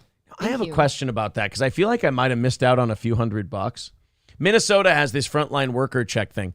I didn't stop working. She didn't stop working during the pandemic. Could we have applied for that, or was that just for like certain professions? Because Minnesota just gave out a shitload of, well, not a shitload. They gave out like $400 a person. I keep seeing that too. I saw something about a 500 somewhere else for another thing. I don't know. I don't know if we'd qualify for that.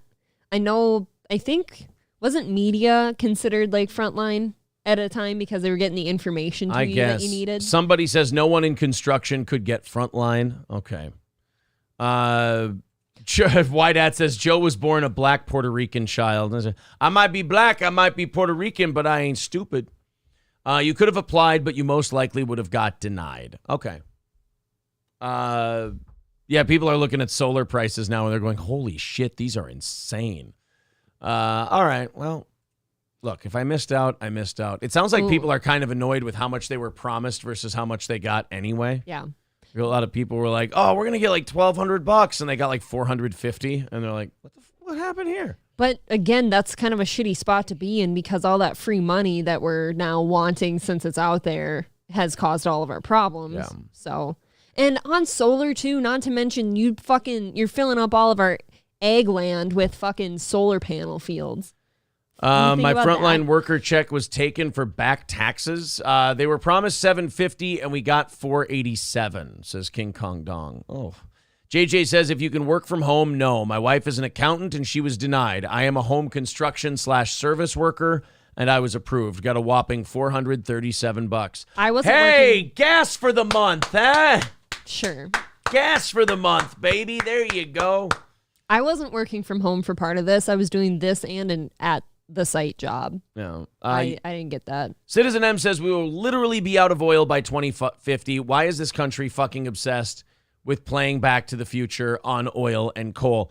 I think you might be reading that from an odd site because oil, as someone said in the chat, is the second most liquid oil is the second most common liquid on the planet. When will we run out of oil?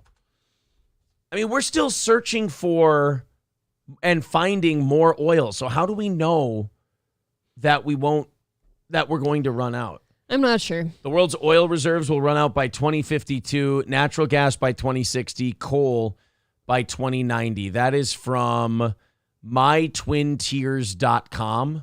That sounds very soon, actually. I don't buy this. I don't know what to buy or what not to buy. If that were true, that is alarming because that's pretty soon. This one says 2062 to 2094. I'm getting 2152, 2094. I'm getting all kinds of numbers here.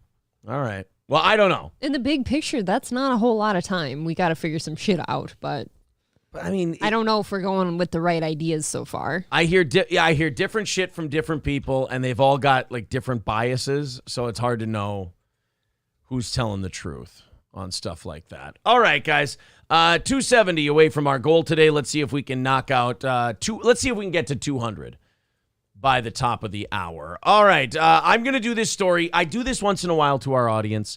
I want to test them. Okay? Yes. And I want to see if they pass the test. Do you think they will today? I've looked already. Our last couple stories have been kind of serious, so I feel like they're itching for a little bit of a break here. Oh, yeah. From the serious. So, no, I don't think they're going to pass the test They today. need the relief. We have a news story. Do I just play the story, or do I read them the headline and then play the story? I think you just play the story. We've given them enough hints. All right, guys. Here you go. Breaking. We're going to play a story for you from, where was this? Seattle? Massachusetts. I'm sorry, wrong end of the country. But play a story from Massachusetts. I'm going to let about 30 to 40 seconds of it play. And then I'm going to go to the chat, and I'm going to see how you guys did on your test. Does that sound fair? I think that's more than fair. All right, off we go. News. And we come on the air with some breaking news at 11. A watermelon wreck leaves a driver injured and a giant mess to clean up in Fall River. Thanks for staying up, everyone. I'm Dan Janin. Good evening. I'm Patrice Wood. This all happened after a truck carrying watermelons flipped over on Route 79 just before 7:30 tonight. The traffic is still being impacted, and the night team's Cal Domowski is live on scene. Cal? Well, good evening, Dan and Patrice. I'm standing on the North Main Street overpass in Fall River right now, and this is the view right now of Route 79. You can see that crews are still actively trying to pick up debris and scoop up those watermelons on Route 79. The southbound lanes in this section are closed off at this hour. The right lane on the northbound side does appear to have the right side of it opened up. You can see I want to pass the test. I really do, but I think I'm going to be the first one to break, and I can't see the chat right now. I have a couple. You know that commercial where the people throw litter out of their car window and the Indian has a single tear roll down his face? Yeah. I just imagine all this watermelon like falling onto the road, and then just they show like an old black man standing in the ditch and just a little tear running down his face as they dump it into the dumpster. See, now I was sitting over here thinking that maybe that old black man might know some people that could maybe clean this up quicker. You know what's sad is when they asked the trucker, they went, well, I heard there was a riot going on somewhere, and I just thought I'd bring some supplies. It's a terrible thing to say. I wouldn't say that, but he did. I would never say this. though rock as well as parts of the guardrail and the median. He actually was bringing it outside of Kanye West's house, and he said, hey, you just seem hungry the way you've been talking lately. I just thought I'd, help you out. You're not yourself when you're peckish. I heard Petey Green actually sat up in his grave and he got excited. Yeah, Petey Green did not like seeing this. Oh no. Oh, babe. Well, how do I not know You're fucking up. How do I not know where Petey Green is? He's in a deep grave. All right, let's continue, then I'll check the chat. Have been strewn all over the road, as well as pieces of watermelon. This after the Massachusetts State Police say a truck carrying the fruit rolled over at about 7:30 this evening. We're told that one vehicle was involved in this incident. It's now sitting upright in the middle of the road right now. Crews were actually able to get it up onto its side just a few moments ago. Now, crews did be able to put that back 15 minutes ago. The driver was taken to the hospital with non-life-threatening injuries. We still are trying to figure out exactly how this happened. Welding work was going on earlier. There is no time frame for when this could be cleaned up, but in the hour since we've been here, they're cleaning up all that watermelon, and they feel that they may run a little late. You could feed a shelter with that. Crews have been making a significant impact on trying to get that road back open. Still, though, quite the sticky mess and smearing down there in the area. Ew. For now, though, live in... Did we just get Jewish? Don't say schmear. Let's go to the chat now. Again, you are all being tested. We trust you. I want to see how you guys did on the test. Can you imagine how good that probably smells, though? This is the nicest smelling mess you've ever cleaned up. All right, here we go. It's the first person. Fettuccine El Pupu just wrote black. I do have a question. Yeah. Was the truck running on time? Mick Marshall says, oh no, this chat is about to get dark. Kane B says it was quickly cleaned up by a single mother and her 7 interracial children from 8 different fathers. So we're gonna fail the test, is what I'm gathering. Wait, I'm trying to add that up. 7 children from 8 different fathers. Yes. 2 of them went in on one. Cowpote says, hi, baby girl, in the chat. Oh, hey. Hey, buddy. Six String Man simply says, where do white women at? King Kong Dong says, neighbors everywhere trying to get watermelon to feed their home. Omega Dreads channel says, hey, Japanese like watermelon as much as black folks do. All right. Okay. There you go. Mr. Approachable says, so that wasn't a Black Lives Matter rally blocking the... Oh. Fuck. Hulkamasha Baby says, if you drink, don't drive, do the watermelon crawl. That's wholesome. Okay, there's somebody passing the test. Hulkamash does pass the test. Granny says, did it collide with a church's chicken truck? Why would you say something like that? Why? I don't understand. Were they on the way to pick up smokes at the truck stop? King Yeti says, I'm surprised those melons aren't being looted like a Gucci store. You would think someone would come steal a few. They were running behind. Somebody says, I heard it was a couple miles away from Kentucky Fried Chicken. All right, so a lot of you failing the test, I'm seeing. Yes. Max writes, and there was also a drive-by shooting right after the spill. Why? Why? I don't understand why. Okay, plenty of racist jokes are coming, says Why Dat. A couple of Petey Green references. Cowpote says, I want to feed a watermelon to April. April and my wife, I love watermelon, and I'm a white boy, but a racist comment, young man. You want to feed me a watermelon? He wants to feed guess you a watermelon. Pick a good one, I guess. Oh, man. King Kong Dong says, I heard there was a tanker full of grape drink behind it. See, now that makes sense. You need to wash down the watermelon. Declan Dillon says, NAACP declared a state of emergency. That was not true. That is not true. Papa Dan says, was it a Fast and Furious style heist with black Honda Civics? Black Honda Civics. That's very specific, sir. Mick Marshall says, did the Newport truck make it okay? See, now it's just getting dark. See, now there's going to be a food crisis because certain people mostly buy watermelons. I don't know who, but now they're not going to get them. There's an audience for it, is what you're saying. Yeah. Dusty Beaver says, the crying black man's name, Water Malone. I like that way more than I should. Ryobi said, on the scene, there is now a black choir singing We Shall Overcome. I think the driver crashed because he was looking at a picture of his son he hasn't seen in a long time. Oh, and the white line's getting longer. Jeff Reed says the grits truck was sent in to soak up the liquid. Oh, wow, that's a double hit. Very smart. If you look close in the video, there's a Hennessy semi right behind the water. I heard there's actually a collard greens food truck. Oh, I didn't know that they even had trucks for that kind of a thing. They do. Oh. Shane F. says, the chat isn't dark, just the cleaning crew. You're black! That's not supposed to. See, it's okay if he says it. Drive-by smash and grab, says Rusty Grammar. Yeah, I don't think you guys are... I don't think this test was a good idea, April. I don't think they're passing. Now, were they guarding that watermelon truck with pit bulls, though? I don't think that's helping. Ryan the Garbage Man says it's a good thing this truck hadn't overturned in front of Chuck E. Cheese. Mass hysteria. No, Turd Ferguson, I am not even reading that one. You too, sir, have failed the test. This fucking chat. Max says, I can hear the lips smacking from here. No, because they're delicious, because they're very tasty. That's very delicious. Anyone's lips could smack that loud. 383 Novocaine wants to know if the truck was heading to Lazy Town. That's not important. We don't need to know. They're actually headed north to the land of the free. Somebody says they're following the North Star.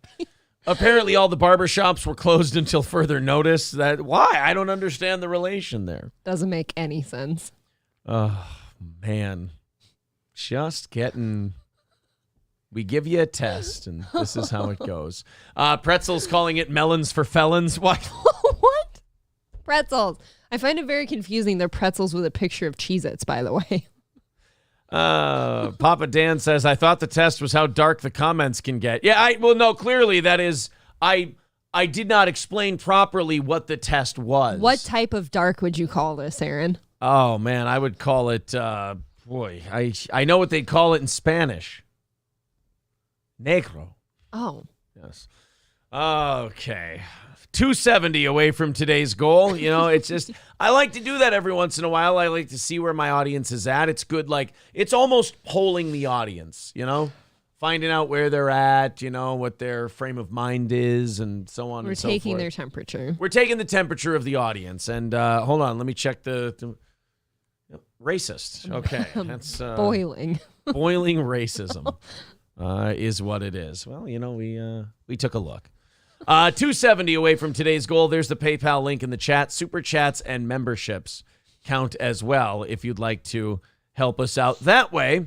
If we hit that goal, we add 30 minutes of overtime to the end of the show, and our show breaks even, and we're in good shape. So thank you very much. PayPal, super chats, whatever the case, there's the link in the chat. Okay, let's continue on opening up these 7 o'clock hour stories. Car thefts are on the rise in St. Louis. They are... a correlation to the last story? No, because that story did not happen in St. Louis. So there would be no correlation between the watermelon semi and a theft of cars. That there's no reason. You're right. Now reading the types of cars, I don't see this being related at all. Look, there's no reason for them to be related regardless of what make or model or anything else it would be. Okay, thank you. All right. Continuing on. there's been an increase in car thefts in St. Louis, and they found the problem. They found who they need to go after in order to stop these car thefts and hold people accountable. Mm-hmm. And the city of St. Louis has decided to go after Kia and Hyundai for making their cars so stealable. I am not kidding. It's all their fault. I wish I could be joking, but I'm not. I don't think St. Louis has a brain anymore. Car thefts are on the rise in St. Louis. Kimberly Gardner, the circuit attorney, is a George Soros-backed pro-crime prosecutor. Only 25% of crimes have been prosecuted in the city since she took office. What a weird thing. Pro-crime prosecutor? She's one of these people who believes in like no bail and, cutting as many deals as possible and no jail time and stuff, just keeping criminals out on the street. Sure, that won't end, badly.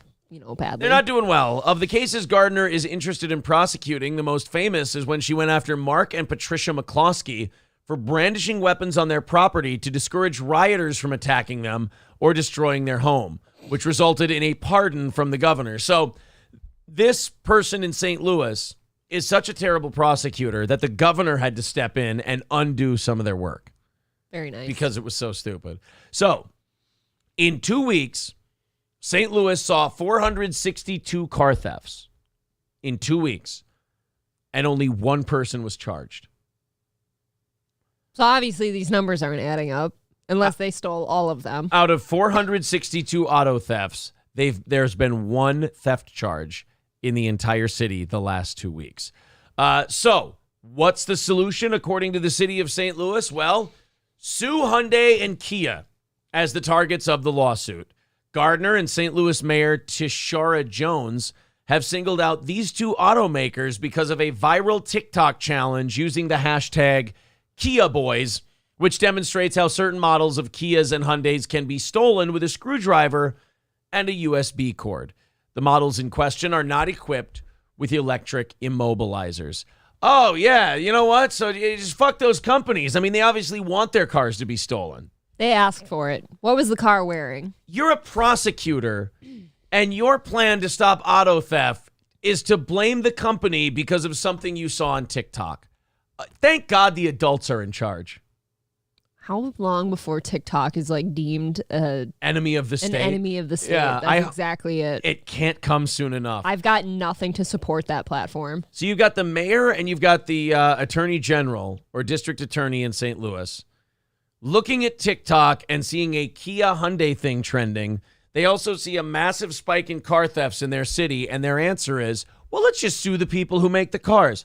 So Hyundais and Kias are, correct me if I'm wrong, cheap cars that working class people can afford on a budget. Yes. And you can have some dependable transportation. Mm-hmm. Yep, that's exactly it. That's what Kia and Hyundai are for. Those cars aren't going to be that much more, they're not going to be affordable for much longer if you force them to put different theft prevention stuff in there, if you start suing the shit out of them and they have to pay massive lawsuits to which they're going to jack the price of their cars up. I don't really see how this is helping anyone unless your goal as the mayor and the prosecutor is to, again, I hate to get all conspiratorial on you, is to just make things less affordable for working people, lower the quality of life for all these people, so they'll be so broken that they'll accept any answer you give them. You're right. Kia and Hyundai are basically like a means to an end. It's so you can get where you're going, but it's certainly nothing to brag about. Right. It's like some of those Kias brand new are like under 20 grand. I know. They give them away a lot on the prices, right? And I'm always shocked at how low their worth was. Right. Yeah. Like 16 grand at the low end sometimes. And now the city of St. Louis, instead of locking up their car thieves, instead of locking up their criminals, are going to sue the auto companies. This is like when people started getting really obese and they're like, I have an idea. Let's sue McDonald's. You know, the companies that's been around for 30 or 40 years and apparently only now is magically making people fat. Yeah. Those prosecutors are just a couple sentences short, in my opinion, of saying these people were almost like it was like a handout to steal these cars. Like they would have been stupid not to. Our vehicles are not defective and comply with all applicable safety regulations. Notwithstanding this, we have been working cooperatively with the St. Louis Police Department and the police departments in other communities to provide our assistance in responding to these thefts. We have provided the St. Louis Police Department and police departments elsewhere with steering wheel locks so that they can distribute them to our customers affected by these criminal acts. We continue looking for meaningful ways to support law enforcement efforts, he continued. Gabriel also noted that a security kit that helps shield cars from the thefts is available at Hyundai dealers and authorized installers. So instead of locking up their citizens who are stealing cars and hurting people, they're going to sue the auto manufacturers. And what? Like, what are you going to do? Get money out of them and then give it to the people whose cars were stolen so they could go spend it on a new car? Like, I don't know. It kind of reminds me of like cities that have really bad crime problems with like homeless people, and they'll go so far out of their way than to like address the actual problem. Right. They'll just go around it as many times as they can to like blame somebody else. I mean, I don't know what they're hoping to accomplish here. I hope this is one of those lawsuits, though, where it's as silly as it sounds, you're also going, boy, I really hope this doesn't work, because that sets a really terrible precedent. Right. If they end up, if they actually win. Yeah, like imagine if the city won, they found the right judge, and they're like, yeah, Hyundai and Kia should have to put more theft deterrent systems in their cars, which I don't even see how that can be a legal thing. Mm-mm. Because there's no law that says they have to put this device, that device, or there will be. Just wait. Yeah. There are certain laws for like safety devices already. Yeah. That's next. John Jay says this is the same as suing the gun manufacturers, right? And that worked, I believe. I believe there was a judgment issued. I think it's been appealed, obviously. But there was a judgment issued that the gun companies were responsible for some of these shootings, and they should have to pay for it. Well, think, Aaron, if there were no guns, there would be no crime. That's true. I mean, if we could just get rid, and that would be easy to just get rid of all the guns. I mean, people would just willfully hand them over. Yeah, that, and then, no guns, psychopaths will never find another way to hurt anyone. Exactly. Never. Jasper says they're hoping to get in and out without pointing the fingers at the real problem. Well, yeah, the problem being the fact that you guys haven't prosecuted anyone for these crimes, and you're just letting them run amok. It's very interesting to me, like, who exactly are these people they don't want to charge with crimes for stealing a car? Right. Just throw them right out there. Why are you protecting these people? Kelly says, I read somewhere that new cars are going to come with blow start interlock devices on the ignition. I heard that too. Mm-hmm. I heard that. That's going around. There was also some story where like the government announced that there was some $6,000 rebate for certain vehicles and certain like vehicles that put certain security things on their vehicle. So the government was going to give you $6,000 to buy one of those. And then literally the next week, those vehicles they kept showing them had gone up in price by, you guessed it, $6,000. Beautiful. It was perfect. It's a really pretty plan. Yeah. Veldrain says that's how you cut down on car thefts. Make sure less people can afford them with increased prices for security devices. Exactly. I mean, it's just... Right, then you can't even give them away via stealing. No one's going to buy these things. Right, exactly. All right, guys, we are 270 away from our goal this morning. There is the PayPal link in the chat if you'd like to contribute to our program. If we hit that goal, we do an extra half hour of show at the end. Again, 270 away from our goal today. Midland Armory in downtown Foley, midlandarmory.com. Of course, Midland with a great selection of firearms, shotgun, from handguns, rifles, shotguns. They also have magazines, optics, knives, parts and gear, suppressors, lower receivers, you name it. Go scroll through the shop right now at midlandarmory.com and see what they've got for you. If you want to order a firearm online, they'll send it to an FFL dealer near you. You use the promo code SteelToe, and you get a great discount on anything you buy. Search some of the best brands, and if you have any questions, you can just email them. You can contact them right there at midlandarmory.com. It's our favorite place for such things. Midland Armory also in downtown Foley, so if you live in Minnesota, it's right there in downtown Foley, Minnesota. You can stop in and visit Derek and Tracy yourself. That's Midland Armory in Foley, midlandarmory.com.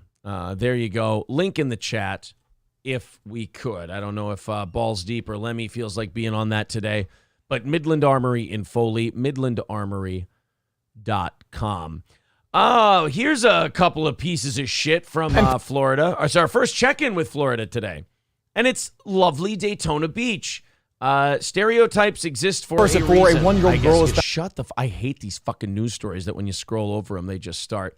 Let's fire it up for you here.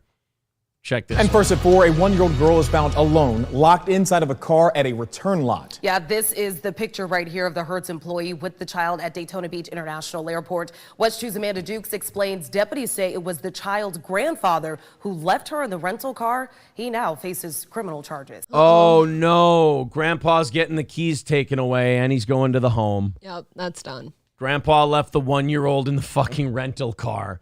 How do you... I mean, that's beyond just like an oopsie or forgetfulness. That's like, you got to be on a different planet to forget you have a 1-year-old in the backseat. That's a person in there. There's a human being in the back of your car, sir. You didn't forget your coffee mug. It's a baby. Isn't that something? I used to think this was so funny. It wasn't that long ago people came out with like a sticker or something to put in the front of your car as like a soccer mom saying, don't forget the kids in the back. Baby on board, yeah. Baby on board. Don't forget. Now you almost have to put it in this guy's rearview mirror. You have to hang it there. Imagine having to remind yourself there's a kid in the car. I think once you have to remind yourself there's a baby in the back seat of your car, you have to A, stop stealing babies, or B, we need to put you in a home. Yes, and that baby needs a new home. Yeah, well, this is Grandpa, so, well, maybe Grandpa, there's no You way never of know. knowing. We don't know. 62. Oh, boy. He looks sus somehow. Wait a minute, 62 years old, that doesn't jive. He's not old enough to forget something like that. This might just be a piece of shit. He just really hated that 1-year-old wouldn't quit crying. Yeah, he might just hate the kid. You're right, he's not old enough. He might just be a sack of shit kind of guy. Year-old David Towner appeared before a judge at the Volusia County Jail on one charge of child neglect. Deputies. That mask working really well, by the way. I mean, we've been doing this below for the nose? 2 years now. We've been doing this, and some people still just wearing them right below the nose, and nobody bothering to say anything. That's another way you knew that COVID was maybe a little overblown. Is like, if it really is that terrible, then you should be flipping the fuck out on people who have it below their nose. Yeah, but we all just walk around and be like, good enough. Yeah. And by the way, this is Florida. Why are they even wearing masks? I thought they didn't wear masks ever in Florida. Are we still wearing masks in medical facilities? That's the only place I think is almost acceptable. Some yes, some no. Okay. Say he left his granddaughter in the back seat of a returned rental car. This body camera video shows deputies. Well, in fairness, they were done making out. Oh my God, Aaron. He's arriving at Daytona International Airport around 6 p.m. Monday after Hertz employees found the girl in the vehicle. Was the car running? Did she feel hot or anything? It was not. That's why I took her out. They say the toddler's... Wait, you mean if you would have found the 1-year-old with the vehicle running, you would not have done anything? Well, somebody's clearly coming back for her if the car's running. It wasn't running. That's why I took her out. It's like, oh, so if the car's running, you just leave abandoned children in the vehicle. That's, you know what? I like that policy. Look, did he at least crack the window for her? Oh, boy. Face was warm and streaked with dry tears, but she was breathing normally, and they believe she was in the car in 80-degree heat for about 45 minutes. Workers found the child after her mother called to say she'd just found out her father, Towner, had left her daughter in the rental car and not at his home, as he'd told her. Oh, so he told her that the kid was, oh, dude. So this was intentional. He abandoned the kid on purpose? Yeah. What reasoning could you have? I'm just thinking return it to the daughter. Yeah, I'm just thinking that. Like, if you're the grandpa, oh, you know what? Here's a theory. The daughter's like a super mental case, like a total problem. And this was like to get at her? This was his way of getting the kid into the hands of like CPS or something. Oh, like I was going the other way. Yeah, in order to get the kids somewhere else. Either that or the dad's or the grandpa is just a complete piece of shit. You know what easier way there is to get a kid in CPS? You call CPS. Maybe. Here's the 911 call the child's mother made as she was heading back to the airport. All right. Question. Is she crying during this call or no? Crying hard. Okay. I picked my dad up in the airport, and he was dropping a rental car off, and he said that he had my daughter at the house. And yeah, he left my daughter in the rental car at the International Airport. The Told you. Yeah. Oh, boy. Well, that's your kid. You left a kid at an airport? You don't leave a kid in an airport, old man. Christ. Jeez. 911 dispatcher was already aware of the situation and tried to calm the mother. I'm going to be sent at the airport. I'm going as fast as I can. Okay, all right. Make sure you're following all traffic laws. Yeah. Good luck with that. Make sure you're not that. She even said that like she had to, because she knows this woman is probably running red lights as long as the coast is clear. She's going about 95 miles per hour. No, that's not going to happen. My baby's in the car. Ma'am, listen to me. Listen, take a deep breath. Okay. You know that women can't drive to begin with, and you know how you get when you're hysterical. It's all sorts of fucked, guys. Ma'am, we're going to end up with a traffic accident. We're going to end up with a multi-car pileup. You're going to hit a watermelon truck. It's going to spill all over the road. That's what happened. It's just going to it's going to be chaos, ma'am. So I need you to just slow down. I know that telling you types of people, telling you mothers to, and telling women to calm down is usually not a good way to get them to calm down. But, ma'am, you need to chill the fuck out for a minute, all right? Being a little crazy. I bet you'd be like this, too, though. If you got a phone call saying, like, your kid was left in a car alone in an airport, you'd be breaking all the laws. But unlike this woman, I would remember to bring my baseball bat to Grandpa's house. That's coming. Yeah. That's coming later. Listen to what I'm saying. I am pretty sure that she is safe. That is not a good way to put that to a mom who's freaking the fuck out. I think she has to say that just in case she's wrong. Look, I'm pretty sure your kid is okay. Almost positive this is the call that this is in reference to. Detectives say when confronted, the grandfather, Towner, was remorseful and cooperative. A judge ordered him released on $2,500 bond, and he is to have no contact with his granddaughter. Amanda Dukes reporting West 2 News. For the best. Probably for the best. See how old that lawyer was? They got I know. He got that guy like couldn't hold his mouth shut. He got a lawyer older than he is. I didn't know they made public defenders that old. Are we on such hard times that you can't retire yet? Yeah. Thank you very much, D. Luke, for the $10 the $10 on PayPal. Appreciate that, buddy. $260 away from today's goal. That's $260 away. And there's the link in the chat. Thank you to D. Luke for the $10. If you feel like chipping in, there's the PayPal link. There you go. Veltrain says, ma'am, can you calm down for us? You don't want to Anne Hay shit. I feel like telling a hysterical mom to calm down is not helping. No. Imagine how much more lost this kid would have been if it wasn't vaccinated. Oh, my God. That could have been a nightmare. You're right. Jeff says, they arrested the wrong grandpa and made the defendant the lawyer. That's what it looks like. Kind of, yeah. The guy in the orange jumpsuit is sitting there. I'm trying to tell you guys I'm the lawyer. Order. Stop with your outbursts, sir. That's the guy who left the kid in the car. Clearly, Your Honor, you can see my client's crazy. He needs to be mentally adjudicated into a facility. All right, so ordered. I want to get like a follow-up to this story. I want to hear why the guy left the kid in the car. I want to know if it's like for your reason because like the mom is crazy, which is not what I think. I think that he's crazy. He might be or there's the third option is he's about a piece of shit. And I think he was sick of the kid crying. Or he lied to cover up the fact that he didn't know where the kid was. Like he had plans. Maybe he knew that he left it. And then when the daughter asked, he was like, oh, no, she's at my house. And he thought he'd get to the airport first, get the kid back, and then have it back before she knew anything was wrong. Because it's a 1-year-old. It's not going to tell you what happened. That's very true. That is unfortunate. Yeah, I think he might have, like, guys do this all the time.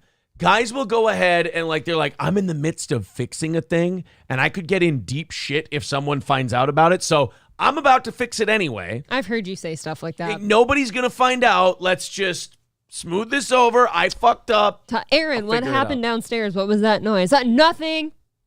Because that throws the scent off my trail. Because it's figured out. I took care of it. I fixed it. And you're just going to get mad. So okay, but now I'm already mad that you lied and said nothing happened. Don't dig in so deep. Don't ask questions you don't want to hear the answers to. I broke your favorite coffee mug.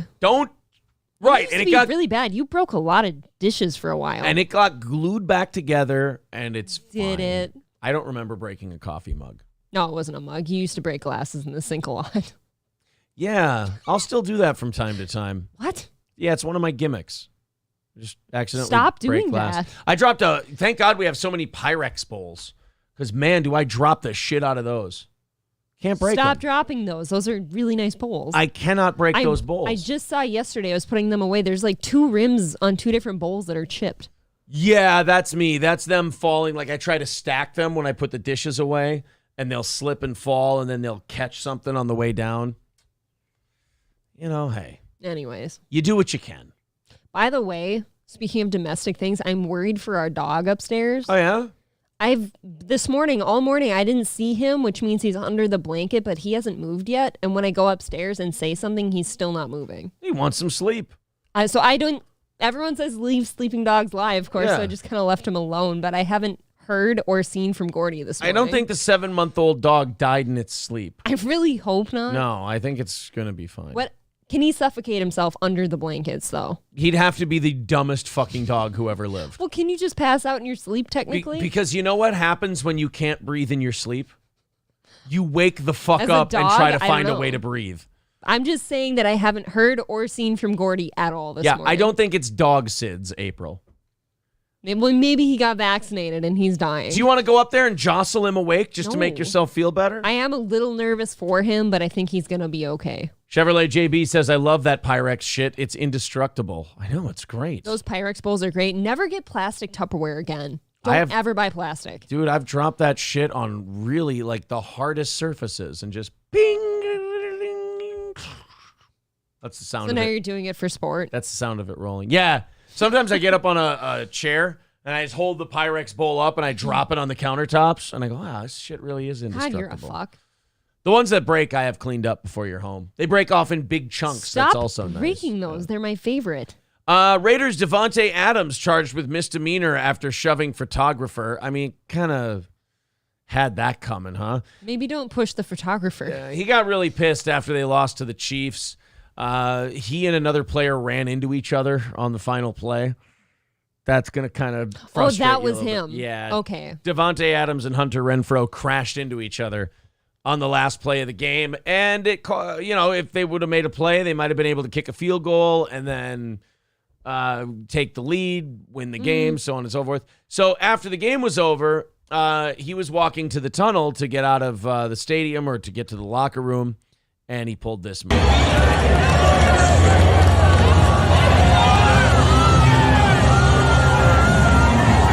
So he caught a charge of, I believe it was misdemeanor assault or misdemeanor battery or something like that. You're that mad you have to push the cameraman? Can I defend Devontae Adams for 1 second? That guy shouldn't have been walking there? He walked right into him. I don't know how much of that was a push and how much of it was a skinny little camera guy walking right into a strong athlete. Just a dumb wiener dude. Yeah, just a dumb wiener guy. Well, there was that was like an instant push, though. There wasn't like a bump in and I'm sorry and then a push. It was he just pushed. It was we just lost like our 4th close game of the year. Fuck you, get out of my way. And think about, I don't know if I was the only one surprised at how close that game was. That to me should have been a blowout by the Chiefs. No, that's been Las Vegas's thing all year. They've been losing like 1-score games. That's I think every single one of their losses this year has been like 6 points or less. And Devontae did come from the Packers, where you're known for winning. Yeah. So. Yeah, that's just pure. That's 1,000% frustration. Right. That wasn't a reaction. That just kind of happened. Yeah, that was just a guy really pissed off that he lost a football game. The photographer was transported to the hospital to be treated for whiplash, a headache, and possibly a minor concussion. What, was the first person who got to him a lawyer and he just handed him his card and goes, don't get up, kid. Don't get up. Don't get up. We're going to take you to the hospital. Saul was there. Yeah. How's your neck? My neck's fine. No, it doesn't. It hurts. It's not fine. You're not going to say that in court, okay? That's right. You can't sleep at night because your neck hurts so bad. I think you might have a concussion. How's your head?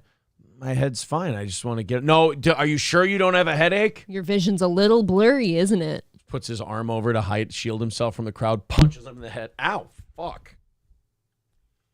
That hurt. I just punched the microphone stand. I hurt my thummy on my microphone stand. Can somebody clip that? Oopsie daisy. I don't know what hurts worse, your thumb or like the sound we all heard in our ears. Oh, you that don't was want really to. You bad. don't want to punch the metal part of the mic Can I stand. see your thumb? Is it okay? No, it's Is fine. you okay? It's gonna do be you need fine. kisses? Make it feel better. Shut the fuck up. After the games, Adams issued an apology to the photographer while speaking with reporters, saying, I want to apologize to the guy There was some guy running off the field, and he ran, like jumped in front of me coming off the field, and I bumped into him, kind of pushed him. It's a hell of an apology. I kind of pushed him. Okay. You know when you kind of push stuff? I'm going to kind of push you later. And he ended up on the ground. So I wanted to say sorry to him for that because that was just frustration mixed with him literally just running in front of me. I shouldn't have responded that way, but that's how I initially responded. So I want to apologize to him for that. I'm guessing the nicest apology you could have is from your wallet. Just pull it out. Yeah, Take just care of it. give the guy a little bit of money and hope that he walks away from this just happy as a pig in shit. Yeah, I don't know. That saying, oh, I kind of pushed him. No, he got in front of you. You're like, get the fuck out of my way, bitch. That was an instant push. That guy, he didn't see that guy coming or anything. He was just there and pushed him. Whatever got in front of that guy first was getting pushed. He saw red. By the way, this story, they kind of did like some digging and some research into this story. And one of the like side discoveries they made of this whole deal, did you guys know that Randy Johnson is actually a professional NFL photographer now? Like that's his gig.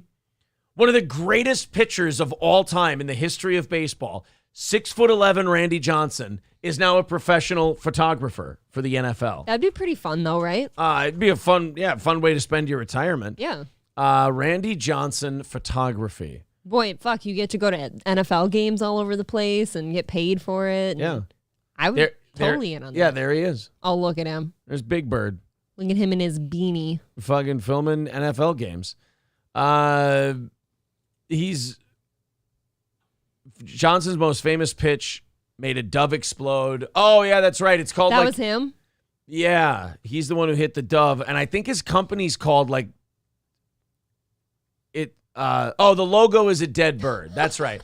It's called Randy Johnson Photography, but the logo is a dead dove lying on its back. That's very fucking funny. It's very funny. I like this guy. Yeah, there's a picture. There's a picture of Randy Johnson setting up at a football game, and he shoots him. Because you definitely don't go back and like do MLB games. You have to do something more interesting. Right, that's with your hacky. life.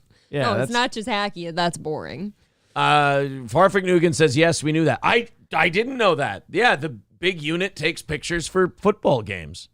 The big unit sounds very sexual. Yeah, see, this is one of those where I didn't expect you to know the guy that we were talking about. He's kind of I've seen the dove thing before. Kind of my era, Randy. Yeah, but Randy Johnson. Are you doing a thing where it's like, no, that was kind of my thing? So. Yeah, you don't know who the fuck Randy Johnson is.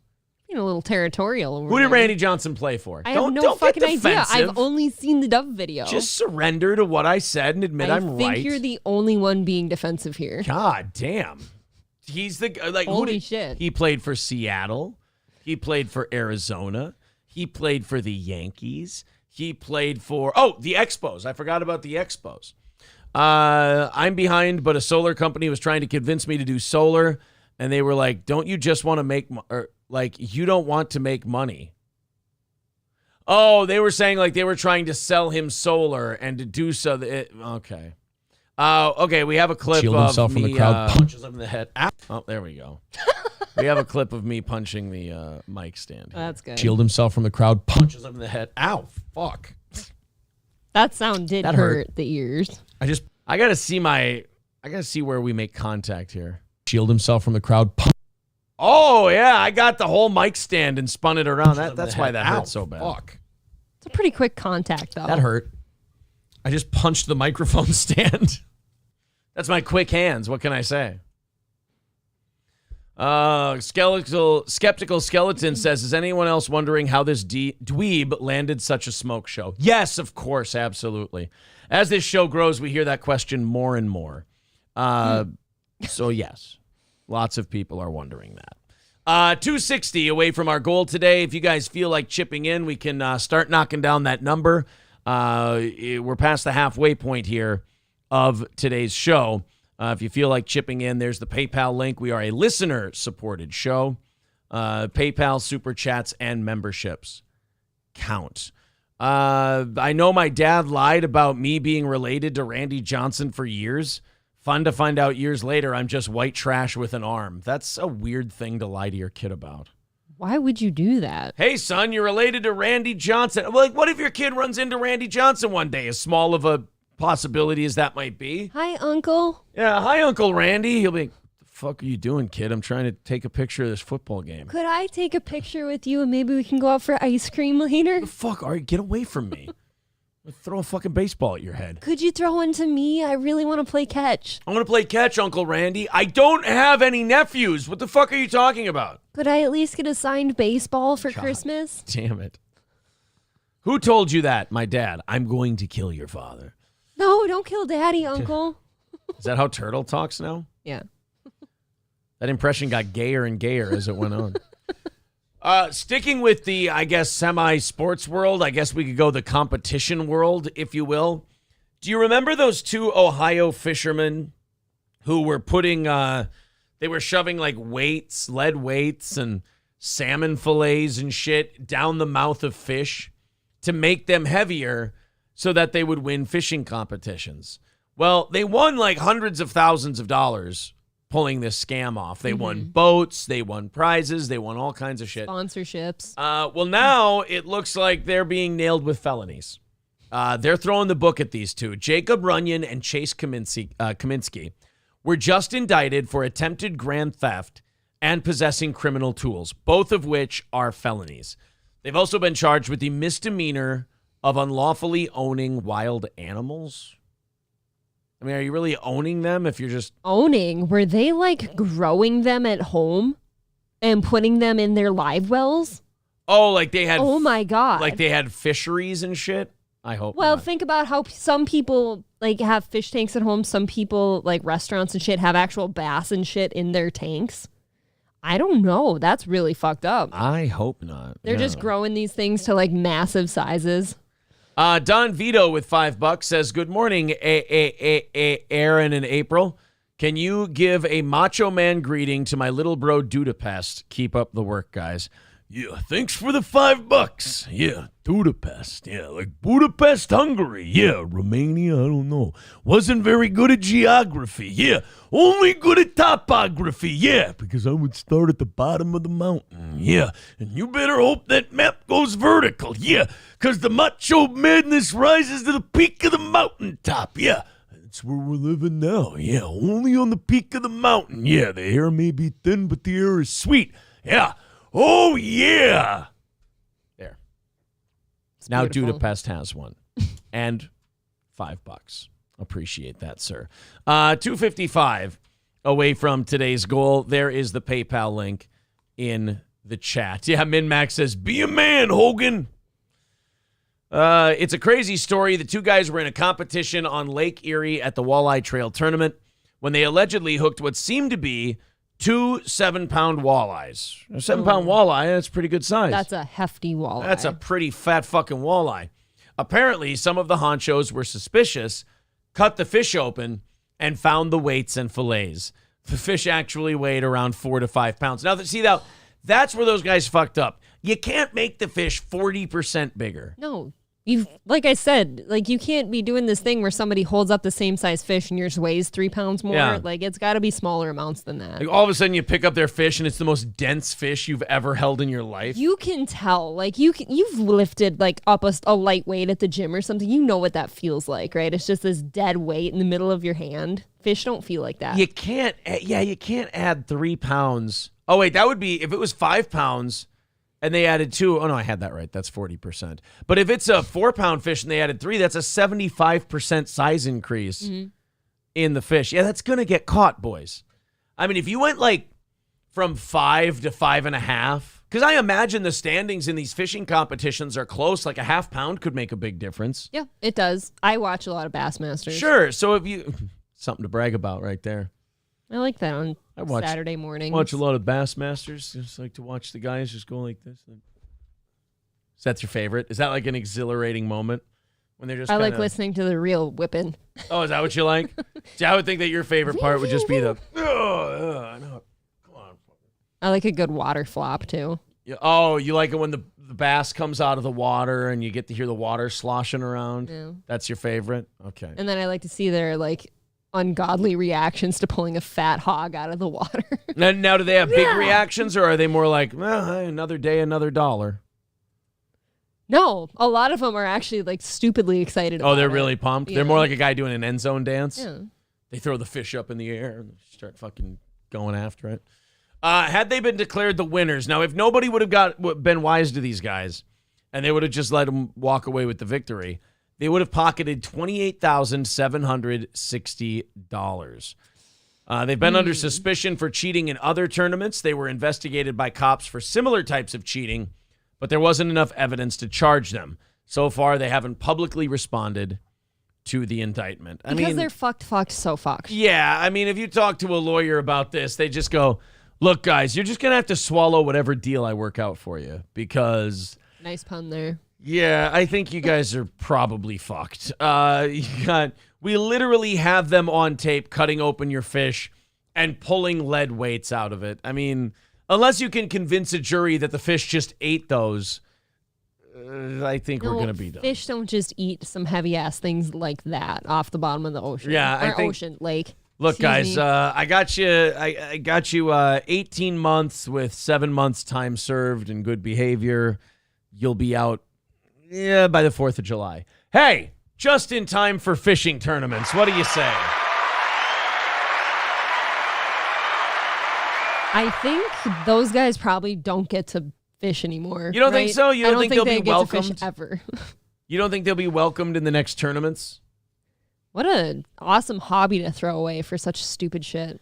Jasper says wrap them in walleye fillets. Yeg says they are guilty. Hook, line, and sinker. Get it? Jeff says, haha, the game wardens, Stevie, are indeed a problem. Shane F says April watches Bassmasters so she can giggle every time they say jiggers. Oh, is that what you do? They say jigger and you go, oh, so close that time. I do like them talking about their jigging. You're just waiting for the announcer to slip up and screw up. And I like a good jig. well, he's attaching a newt to his rod. Oh, my God. I meant to say jiggers. I'm sorry, you guys. I don't know what came over me. Well, we all know that the fish like to bite the bright, vibrant, and jiggers. God damn it. Why do they make those bait words so close to words that I say to my grandkids? God damn it. You know what my favorite YG song is? What? My jigger, my jigger. It's a fishing song that he made. Yeah, I bet. My jigger, we fish. My jigger, get a line. That's how the song I don't goes. like the thought of YG fishing.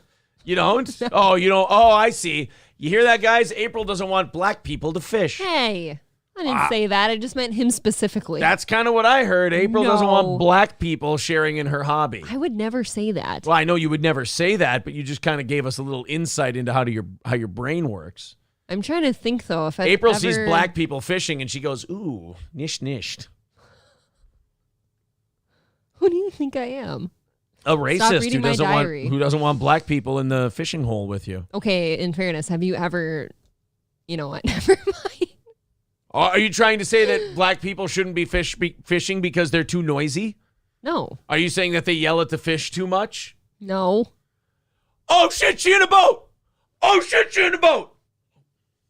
Is that what they do? Probably. Oh, shit, there's fish over by them lily pads, yo! Stay over by the lily pads! Is that what you're trying to say? You don't want them fishing with you? That's wild. Yeah. Fuck. Wow. I'm so nervous. I'm with Six String Man. Can you believe that shit? I never said that. Hey, good news. Gordy's awake. He is writing in the thank chat. God. Yeah, Oh. he says they don't do it because they're scared of water. See, now that's racist. I was really afraid, Gordy, that you had passed away under your blankets. I hadn't seen you this morning. Why Do I Podcast says the solar power salesman said that we were talking to and meant to say neighbors. Oh, that was the guy. He was trying to sell solar power to people. We're all neighbors at heart. Von Kaiser says blacks are great fishermen. See, now that's a stereotype also. See, I've only seen in real life my two black guy friends fishing. I've never seen anyone I've else. only seen one black man in the aquatic fishing realm, and that was a guy I knew named Bubba, and he was into shrimping. And what color was Bubba? Bubba was black, just like one of them old redneck boys. Yeah. Can you believe that? I was looking into buying a boat of my own, got drafted. Hold on, I got it. Why is he talking like this? I was born with big gums, sir. Well, you better tuck that thing in. Gonna get it caught on a tripwire. Weird. I love that. I love when Lieutenant Dan has that mouth agape moment when he realizes he's talking to two absolute shittards. When he goes, "So, where are you boys from?" "Alabama, sir." "You boys twins?"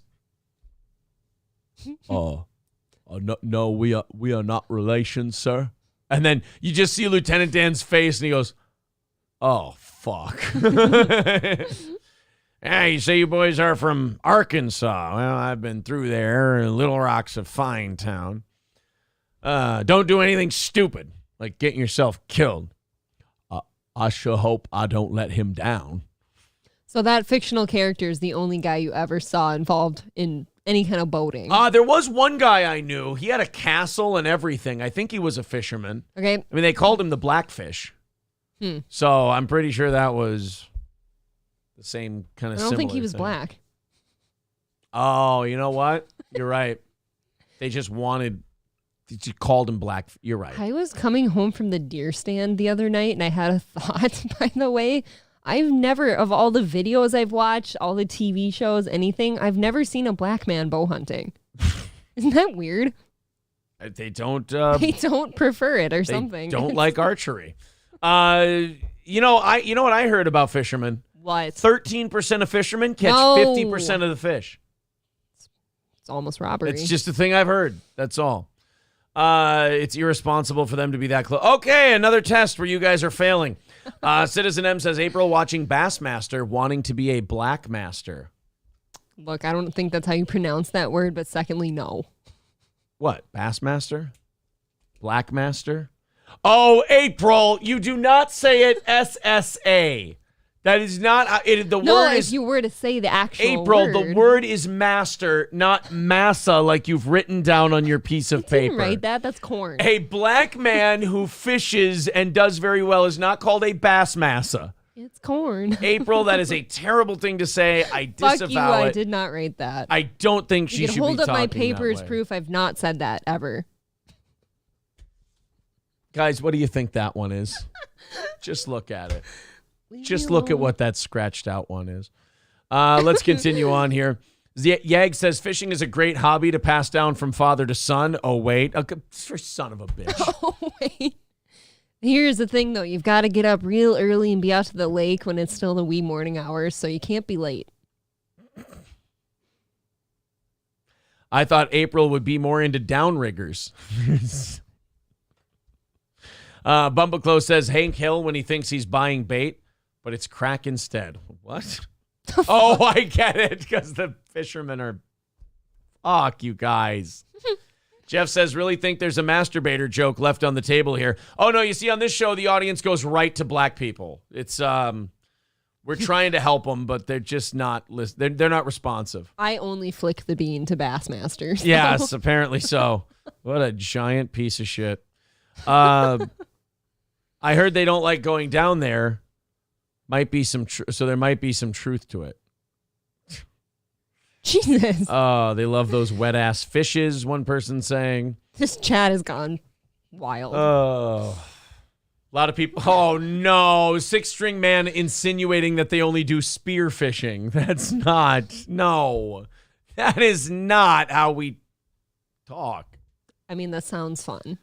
Oh. Need Trump says, holy fuck, Aaron, I am rolling. This is hilarious. No, none of this is hilarious. Ass masters. Alex Knox says, porn used to get passed down father to son. Okay. It's very weird. Meat Trape says, you have to know how to swim if the boat sinks. So, come on. Johnny Chimpo says, for some reason, they only catch the mom fish. Can I make that joke a little better? They only catch the white mom fish with giant asses. There. I fucking quit. You don't get better than this. All right. You know what? I don't feel good about the show we're doing right now. I'm not proud of the product we're putting on. This is all very disgusting. Do they use watermelons as bait? No! Stop it. Orange Johnny boy, Chimpo. no. Johnny Chimpo asking if they hold the pole sideways while fishing. This is all offensive and terrible. I disavow all of it. You do get a better cast if you do it sideways. It's not as accurate, though, I hear. I think so. It's the only way. When you cast sideways, you end up trying to catch a fish, but you just had a 9-year-old in the legs. Never do it over the head, always sideways. All right, guys, 2:55 away from our goal today. We got about an hour and a half left in today's show. 2:55 away from the goal. Let's check in with Florida, shall we? Let's see how Flagler County's doing. Flagler County? In the state of Florida. Okay. A 53-year-old man was riding a bike in Flagler County when was arrested after a deputy found enough fentanyl on the man to kill 4,000 people. Oh, my God. So, like a quarter cup full? I mean, it doesn't take much fentanyl You know that to kill little one bowl that I brought the hail in Yeah. yesterday? Like That's enough. half of that, maybe. Yeah, that's enough to kill 4,000 people with fentanyl. Yeah. Deputies arrested James Donald Forbes Jr. Isn't that amazing? The last name Forbes is the name of one of the most foremost wealthy magazines in the country, but it's also the last name of a man who rides a bike high on fentanyl. In fairness, if you've got enough fentanyl to kill 4,000 people, you could probably sell it for a pretty penny. That's cheap. Is fentanyl cheap? Fentanyl, from what I understand, fentanyl is pretty cheap. I've never tried to purchase. How much is a pound of fentanyl? This probably isn't something you should be searching. No, now you're being flagged. Total net weight, 39.5 pounds fentanyl powder with an estimated street value of $475,000. That does seem That does seem oddly cheap. Well, let's check it out. Because you got like almost 40 pounds and it's only, almost 475,000. Let's see. We've got, I got too many apps. 474,000 divided by how many pounds? 39.5 pounds. Ooh, it's still $12,000 a pound. That's okay. But seeing as you only need like half a gram in order to get any kind of reaction. Right. There is that. 4,000, that's not a lot, says Rusty Grammar. Yeah. What is a lot? Well, in terms of fentanyl, what I've always understood is that 4,000 people is not a lot. Well, 750,000 is a lot. That is a lot of people. There's an account named April's Tree Stand now. Thank you very much to Jasper for the $10 super chat. Says here, I'll buy you a couple double cheeseburgers. Oh, appreciate that, buddy. Do you see this? This was pre-written. I'm hungry. Oh, really? Yeah. All right. Well, I'm really hungry. We've been keeping it pretty cheap this week. If I go to Litchfield today, can I get some? Oh, I thought maybe you would go make a run for us. But well, you can come with me. I can. Sure, absolutely, I could. But God, how nice would it be if I could just sit down here on my fat ass and you can go grab me some food and then bring it down to me? Like, think about it. Like, what's a better deal for me? I ask you. Stretching those hammies once in a while. Oh. Thank you guys very much. 240 away from our goal today. $240 away from the goal. There's the PayPal link in the chat if you want to chip in that way. Otherwise, super chats and memberships count as well. All right. So let's I'm sorry. James Donald Forbes Jr. on Tuesday around 9 p.m. was arrested. So 9 p.m. he's riding his bike around at night. You already know something's fucked up with this guy. Usually you don't ride bike at night, right? He also looks like King Viserys decided to do meth instead of become the king of Westeros. Look at this guy. Is that a meth scab or is that hair? I don't know what that is. It's a lesion of sorts. That might be a meth scab. That's a big-ass scab, though. Look. I don't want to tarnish this man's reputation by saying things that aren't true. Certainly that's not my game. But that man may have a drug scab on his face. Yeah, that guy seems like a big sewer. And by that I mean the kind that shit runs into. Deputies arrested James Donald Forbes on Tuesday around 9 p.m. after he was spotted riding his bicycle on the wrong side of the road with no reflectors. When asked if he had any weapons on him, Forbes said he had a knife on him. During the pat-down, the deputy noticed an unusual number of bulky items in his right front pants pocket. That's just my dick. That's just my dick, officer. Just got a big old set of balls on me. It's a big old lump of knobs. Forbes told the deputy it was money and lighters. Two things you can never have enough of. Most would say. The deputy asked Forbes if he had drugs on him, and he pulled out a bottle cap and an O-ring. Oh, fuck. Forbes threw the bottle cap away from the deputy's patrol car in an attempt to tamper with evidence. That's my favorite, is when these guys try to do a Phil Necro. They're like trying to get rid of the emery board in his pants, so they just do a quick... What? Oh, Necro. Yeah, Phil Necro. Okay, thank you. He was a pitcher for the Minnesota Twins. All right. He was caught cheating once, scuffing the ball. So he'd take an emery board or a piece of sandpaper, and he'd scuff the ball. I think you talked about this one. Yeah, and so they asked him, and he was a knuckleballer too, so it would make the ball dip and dive more unpredictably. More like a knucklehead. Yeah, am I right? So remind me to punch you right in the face for that later. Right in the ovary. Right in the fucking cunt. So anyway, Phil Necro, the ump got called over. They're like, hey, we want to check him. This ball's scuffed. And so Phil Necro was pulling through his pockets, and then finally he pulls the back one out and goes, psh, and just throws the emery board, and the ump's like, what the fuck, dude? Like, I see it sitting right there now. Like, you That's just not mine. threw it. Oh, no, fan threw that down here.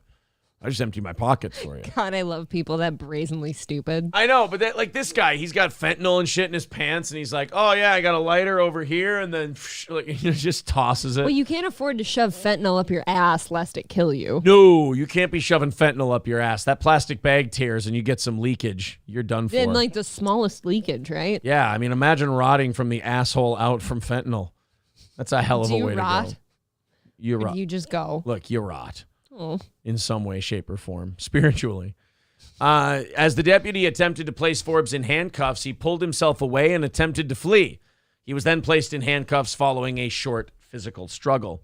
After searching Forbes' pockets, the deputies found a green plastic container in his right front pants pocket with 2 separate plastic bags, each filled with 4 grams of fentanyl. Again, 4 grams of fentanyl. Do you remember in school the metric they used to teach you what a gram was?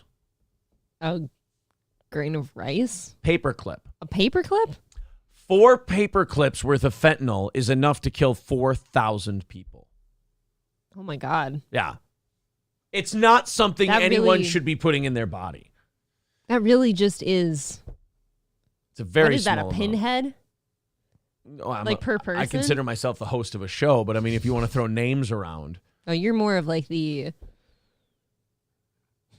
cue ball. I'm just kidding.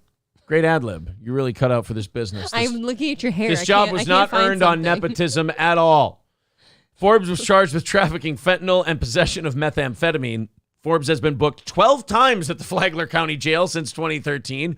Ooh, next one on his punch card, and he gets a free sub from the commissary. Yeah, they actually buy you a sandwich. Yeah, that's really nice. I mean, that frequent flyer program, look, guys, it has its perks. I never understand. They just keep letting these guys back out, and Yeah. it's like they don't learn.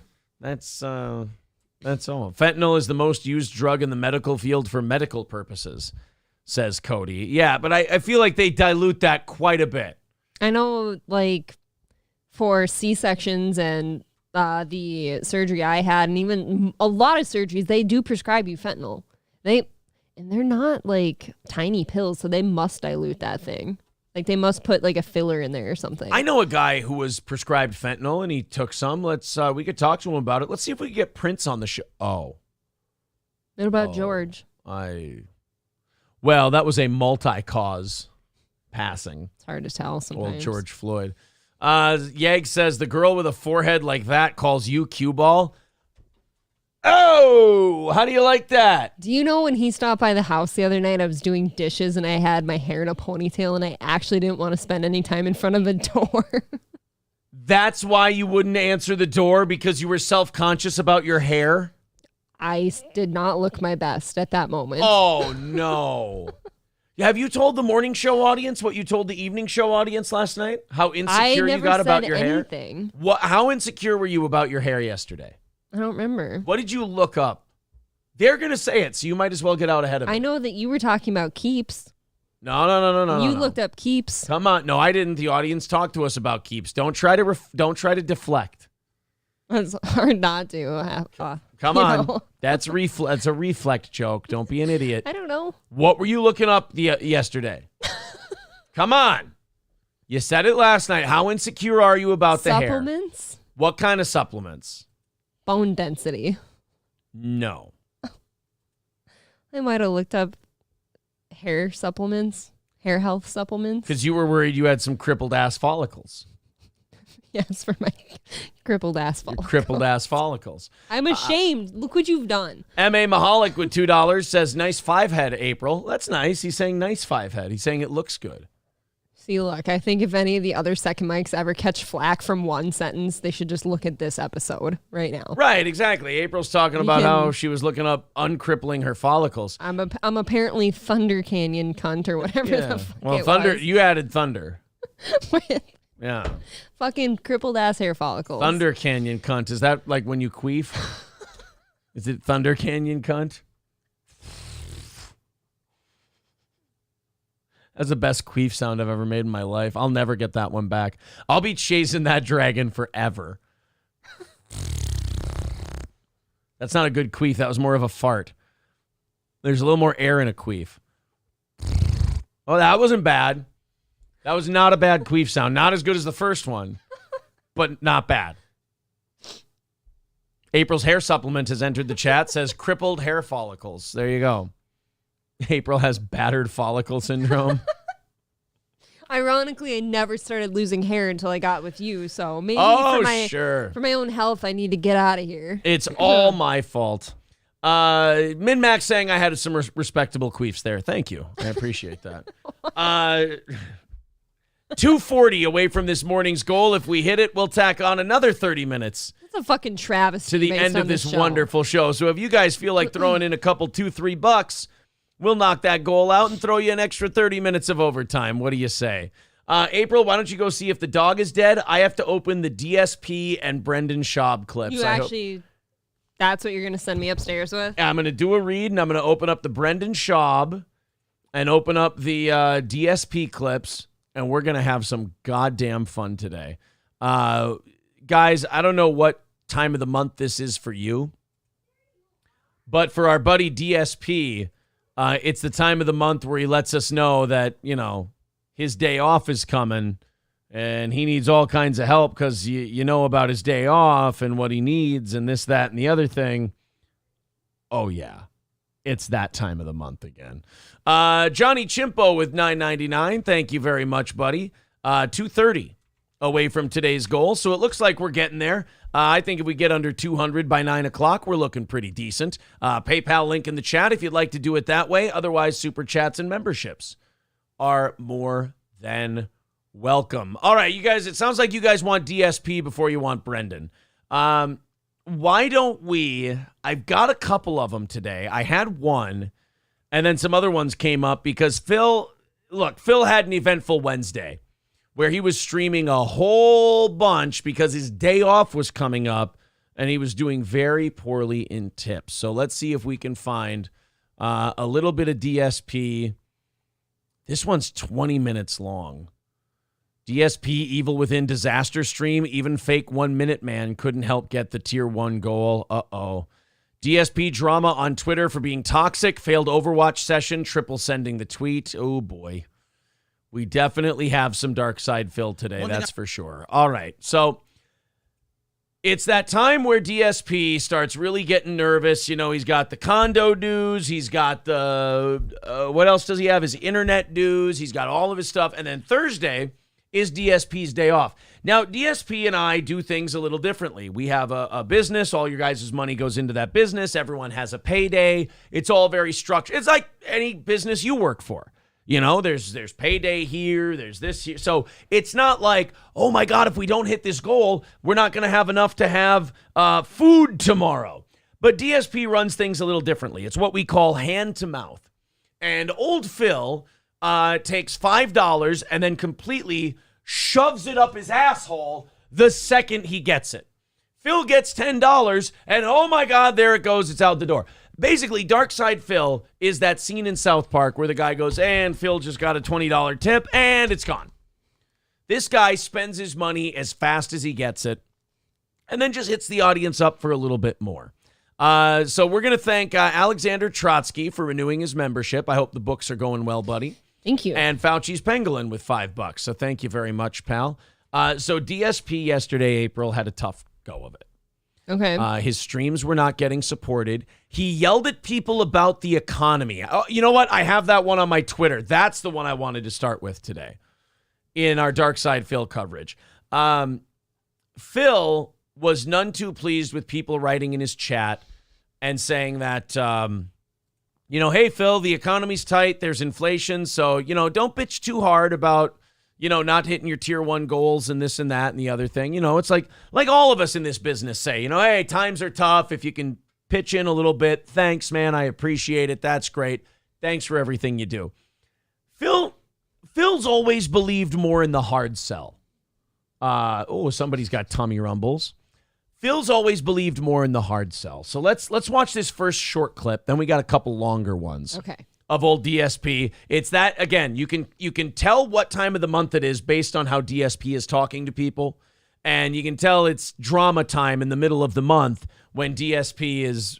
like his period or something? It's his time of the month? That's his time of the month. Okay. Here's DSP talking about money hasn't been very good this week. Got it. Or money has been good, but he wants more. He's greedy. We've never seen Phil get a point of money where he's satisfied. It's always more with Phil. He's got condo bills and the internet. Yes, thank you, Dig McCloud, who's basically being a dark cloud saying, oh, economy is down, inflation is up, everything's terrible. Yes, I heard this a million times. I also heard this during COVID. By the way, Dig McCloud just gave DSP $5. Oh, you piece of shit. You can't just sit here and empathize with the guy like, dude, I know everything's real expensive. It's tough. So the person gave him $5 and said, economy is down, inflation is up. Expect your stream support to go down even more. That's just the world we're living in now. Right. Yeah, we go first because we're a luxury. Luxuries go first, Phil. Yes, I also heard this during everything. You guys, you're a broken record. No, the point is not that everything is down or more expensive. Yes, you're right. I mean, that's just fucking common sense. That has absolutely nothing to do with people asking for a game, right? Saying they'll support it and then having slow days. That it's nothing to do with it. Phil, people want to watch you play a certain game. That doesn't mean that when you play it, they have to give you $5 or $10 automatically. That's like someone saying, hey, will you cover this thing on your show? And you're like, only if you give me $20. It's like, what a dick. That is strange. Right. I mean, just do a good job. Just and do a hopefully good they yeah. donate. We've already talked about this a million times. I'm not going to waste my time talking about the nonsense yet again for the millionth time. By the way, anytime Phil says he's not going to waste he's kind of like Opie. Anytime he says he's not going to waste his time talking about the nonsense, you can bet that he's about to spend his time talking about the nonsense. Absolutely. Because as you know, guys, just so you know, because the economy is down and inflation is up, no one is supporting streamers right now. There absolutely are not any streamers right now who are streaming who are getting insane amounts of contributions from dummies. None of that's happening. You're going to call them dummies now? So now people who give to streamers are dummies. Like, he's the kind of guy who talks shit about other people to you behind that person's back, and then you can be guaranteed that when you're not there, he's going to talk about you. Yes, that's that guy, but I don't like that these streamers that you're talking about are you. Right. You're talking about you right now, so that's not cool of you to be shitting on you. Everyone else who gives money to other shows, I mean, those are dummies. The ones who give to him, those are the cool kids. I very much want the whole streaming world to be doing well right now, just so that we can survive, No. Didn't you know there's a giant streamer crash right now? Did you hear about it? It's all over the news. Like, what the fuck are you talking about? It's this insane nonsense trying to justify bullshit. No, you're an idiot. You're completely wrong. That's not what's happening. It just really seems to be a fun stream to hang out on, That guy just gave you money. I know. That's the funniest part, is he just gave the guy $5, and the guy's probably tired of hearing Phil complain about all this. So he's like, Phil, the economy's down. Everybody's tightening their belt. It happens, buddy. And Phil just decides to go, no, you know what? Fuck you. That's not what's happening. You're absolutely wrong. That's not. And meanwhile, the point the guy made was 100% correct. Mm-hmm. Everybody you can't expect your audience to take hits and then you not to take hits. We all tighten our belts together. That's the way this thing works. And that $5 might have been a lot to that person, but you just called that person a nobody. You said nobody ever donates. And stuff. Okay. Phil, let's say this is like any other business. You know how a business survives? repeat business. A guy comes, he gives you your money, you give him a product, he's very happy, he comes back. Streaming is no different. When a guy gives you $5 and you proceed to then call him by the end of the rant a, quote, fucking idiot. Could you imagine, like, if you go through the drive-thru at McDonald's today and you go, yeah, I'll have a double cheeseburger, a small fry, and a Coke. And they go, all right, pull around to the front end, you fucking idiot. God, double cheeseburgers are terrible. What are you, the dumbest fucking person who's ever lived, you stupid piece of shit? Dumb cunt. You're like, you know what? I think I'm going to go somewhere else next time. I don't know. Is that almost so brazen that I laugh? Yeah, I don't know. Hashtag Smith says, I listened last night, turned it off after 5 minutes. Dude, you're not supposed to listen to Phil. You're supposed to find other people's clips of him so you don't have to go through that. Find the short bursts of madness. Don't deep dive into Dark Side Phil. Are you trying to kill yourself? Kind of like what I said about Stuttering John. I can't imagine the feeling of sitting through an entire broadcast of his. Right, yeah, you don't watch a whole Stuttering John show. You go to the Dabblers, and the Dabblers will take care of you. Right, that's a cheese grater to my forehead. It's a cheese grater to my dick. You kidding? Ooh, which is worse? I got a lot of real estate up here. Dick. Which has more real estate, your dick or my forehead? Which has the sweeter cheese, I think. All right, we got a couple more DSP clips coming here, but first let's talk to our buddy Marquise. What's going on, bud? Morning, folks. How you doing? Pretty good. How's yourself? Good. How's yourself? The DSP. I get why he's such gold for folks like you. I totally get it, right? Yeah. But then I listen to him, and oh no, I feel like it makes sense why people would want to try to pull him off the platform. Because he's such a fucking filthy grifter with his crying core. Yeah. And he gets on here and he just starts fucking, just starts bitching and moaning for hours on end. And again, I don't blame DSP because we all know he's a piece of shit. Right. It's the dumb fucks that line his pockets every time he starts talking about the next fucking bill he has paid. Then he goes and spends all that money on fucking WWE champions or fucking DoorDash, wherever the fuck that idiot spends his money on. Yeah. Well, I tell you what, he's like I said, if you don't like him, don't listen to him has always been my take, but I get it. We've said many times on the show, I don't know what people who like him are listening to and what keeps them coming back. Yeah. But thank you for the call, buddy. Appreciate it. No problem. All right. Somebody has now gone so far to troll Corey as to create a Corey Adam comedy account. Yeah. And say reaction show time. Now we have the token calling in about it. The same token that listens to H3. Oh, unironically, even. Let's continue on. See, now I agree with Why Do I Podcast. He says talking about money to your fans is always a douche move. Like when you go and you whine to them that you're not getting this, you're not getting that, I have this coming up, I have that coming up. That's what we call a you problem. That is not a them problem, and it kind of brings down the vibe. You know, but look, he wouldn't be DSP if that was the case. So I think that's the reason a lot of channels exist, is to talk about how DSP is that way. So I guess Phil sent out a tweet 3 times 2 nights ago.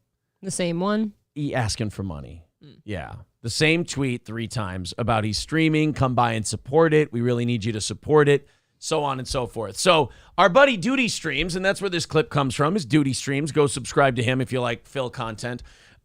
Duty Streams pointed out that Phil made $800 in tips alone from Friday to Monday.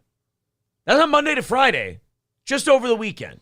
That's pretty good. He made $800 in just tips. That's not counting super chats, memberships, anything else. Just tips, $800. And ladies and gentlemen, here's Phil. This is how I believe he started one of his streams yesterday. Sure, we'll just summarize it quickly in a second here, what happened yesterday.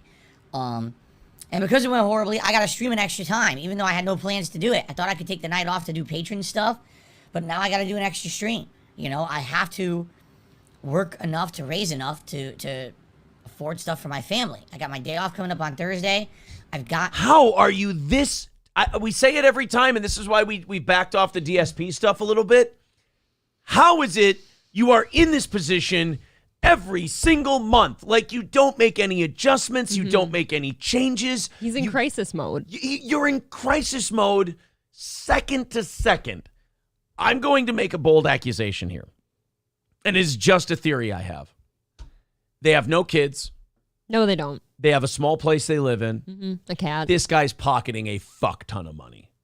You'd think so. I think this guy's sitting on maybe not a gold mine, but this guy's sitting on a lot of cash because it's physically impossible. I know people who work fast food jobs who are not in this same position of desperation every single month at the same time. It's either that or he's spending really recklessly somewhere, which has also been alleged. On what? He doesn't leave the house. Well, the WWE Champions thing, there's that, I suppose. But $800 in tips from Friday to Monday. No kids. You barely go driving anywhere. That's 2 morning shows taken care of for us. Like more than, I mean, well, but no, just in tips alone, though. Right. That's like 4 or 5 of our morning shows. I'm trying to say just monetarily, that's 2 morning shows taken care of for us, and we would treat it as necessary such. things I need to do, grocery shopping for the week, pet supplies, and, a few other things that I believe we're out of now that I need to restock in the house. In truth, you want to know the truth? We need to do another Costco run, and I can't afford it, Sounds like a personal problem, things Phil. That we bought at Costco over a month ago. We bought like paper towels and paper plates and commodities. We're running low on some. So we need to go back. Did you say paper? He's running low on paper plates? Just spend even $120 on a really nice set. Just get a set that you can wash and reuse. Yeah, you're running low on paper plate. Don't you have dishes, Phil? You're a 40-some-year-old man. Do you not have dishes?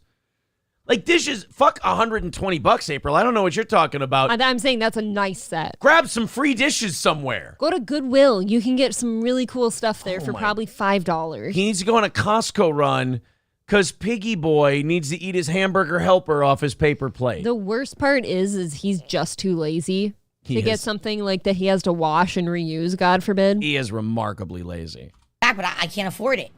I just don't have the money for it. I'm waiting till a week when I have enough that I can head out there and do it again. And then on top of that, I've got Halloween coming up, and you guys voted for a video game character costume, okay?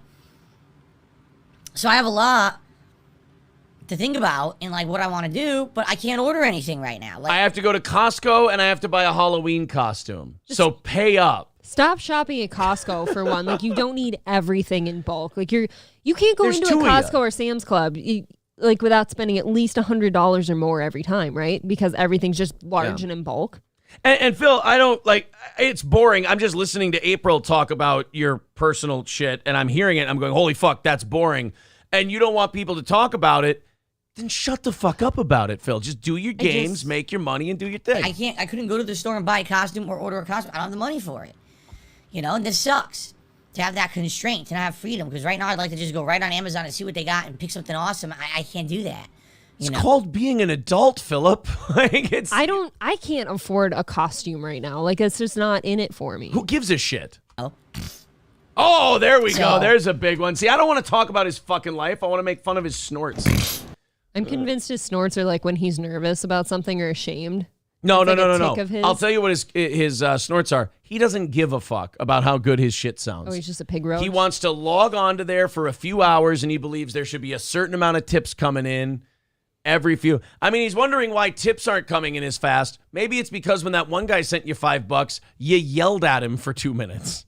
That's kind of the situation I'm in right now, where because, you have a bad day or a slow day that you're not expecting, out of nowhere, it throws a monkey wrench into the plans of everything, and then everything gets kind of held Phil, up. the point is, it shouldn't, buddy.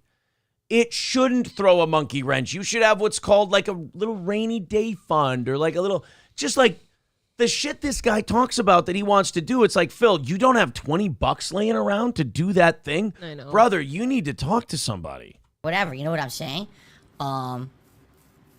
It is what it is. So today I hope for a better day. Yesterday was a rough one. What happened yesterday? First of all, I woke up to being ridiculed on Twitter by a bunch of thousands of children, essentially. Like immature people Whoa. from a community that I'm not a part of anymore, that I don't want to be a part of anymore because of that kind of behavior. You know, all they want to do is jump on memes that aren't even true, memes that are factually disproven a million times. Phil, you can't fight the internet, buddy. Just ignore the tweets, hit the mute button, hit the block button, whatever you have to do. Just get rid of it, Phil. You're not going to beat the internet. You woke up and people were mean to you on Twitter. Fucking wah. You'll make it. There's a meme of Aaron going around right now in front of a bunch of Holocaust victims. There's me I don't think with that's a accurate. purple and gold painted face looking like a retard in front of Holocaust victims. I think I'm going to live, Phil. Scumbags. You know, they don't care about who they hurt or who they laugh at. Of course not. It's the internet. They're autistic. Even though I didn't do anything. I didn't ask for it or cause it. I didn't insult anyone. I didn't cause any drama. Right, you're just trying to I made get a to factual Costco, brother. observation based on my own life experience and how I've changed over time. And somehow that's Ew. warrant, you know, that's grounds. Did he just pick an eye booger? And he looked at it. Did he just inspect? Can we go back to the eye booger inspection? Hold on. Over time. And Ooh, somehow, get in there. Oh, yeah, Phil. You checked that eye booger. Was it a good one? And somehow. Oh, yeah. Oh, look at him just inspecting it. See, like, this is... Oh, my God. This is the biggest one yet. This is the stuff I want to talk about. I don't want to sit here and compare fucking our Costco receipts with Phil's. That's retarded. I want to make fun of him picking his eye boogers out and snorting into the microphone. That's warrant, you know, that's grounds to insult me publicly. Like, put my balls over the coals, give me a nut roasting, right? Whoa. A nice nut roast sounds welcome. I mean, if you're asking, Phil, that's an odd way to put it, going right for the nut roasting. Picturing a pair of balls on a spit roast right now. Phil's nuts roasting on an open fire. Tit bags nipping at your nose. He wants to go on a Costco run so he can buy new clothes. Well, it's not. It's actually fucked up. And people are like, well, why do you let it bother you? Because I don't deserve it. And, it's one thing if I do come something on. We all deserve it. We all talk shit. We're all mean. We're all nasty. We're all sitting up here fucking around. You put your face on a camera, Phil, you deserve it. You just do, pal. wrong or I do something stupid. And then you could be like, oh, another one. That's deserving. Or it's oh, man, that's two eye booger picks. He did the other eye. Another eye booger pick and the look. Like, I understand if you have an eye booger, you got to get it out of there. Okay, but can we do it before the show? Maybe get it out of there and then just go like that. You certainly don't go, oh, got one. What do we have here? Certainly don't make it obvious by inspecting it. A wonderful eye. Oh, what's that? Another eye. Oh, that looks like Orion's belt. I guess you have showed us your tonsil stones before, but those are a rarity. If he would show us, that's different. That would be for the audience. Right. If he would show the camera like, hey, guys, look at this fucking thing I just pulled out. Phil, what we're trying to say is we want to see the eye boogers too, Phil. You're being very selfish. Another thing if it's my detractors, because if it's my detractors, they're always on me, What if it's decombine?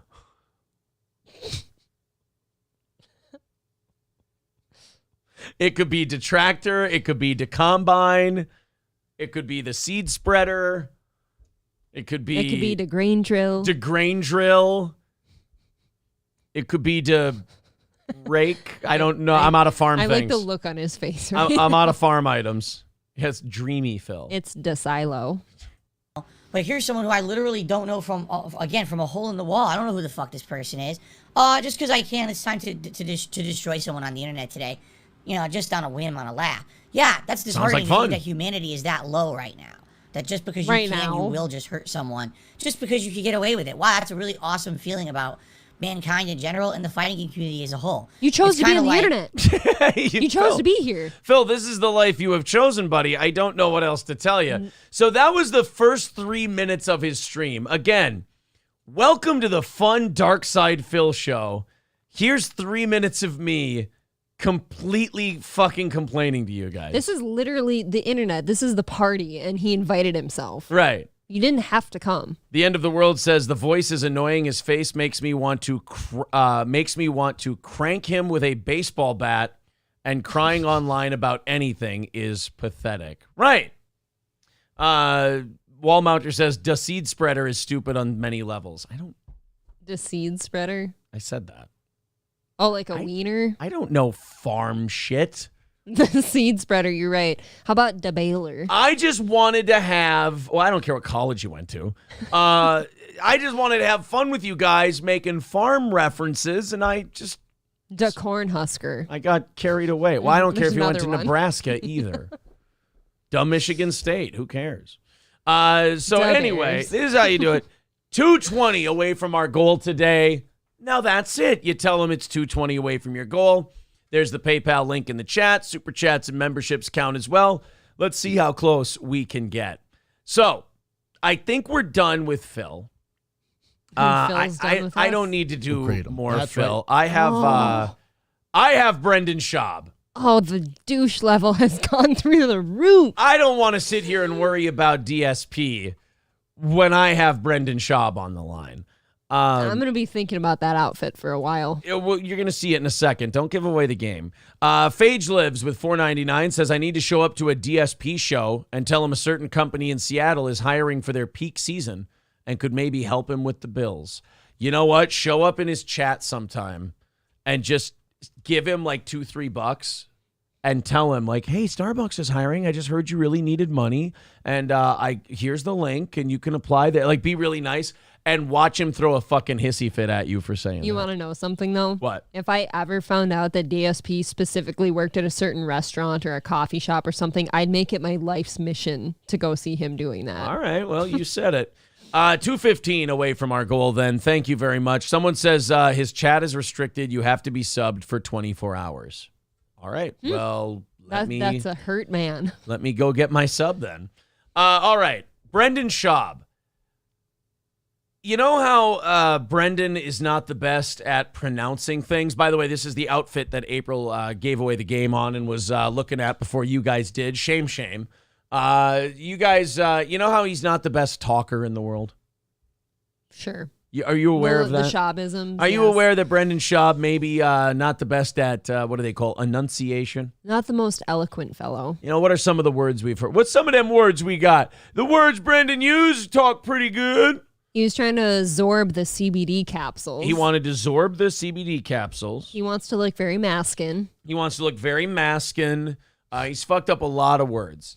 So I would say that if you were a company and Brendan Schaub was doing a live read for you, looking like a Williamsburg, Brooklyn hipster at 2 a.m, if he were to do a read for you, there are certain types of endorsements you would not want out of Brendan.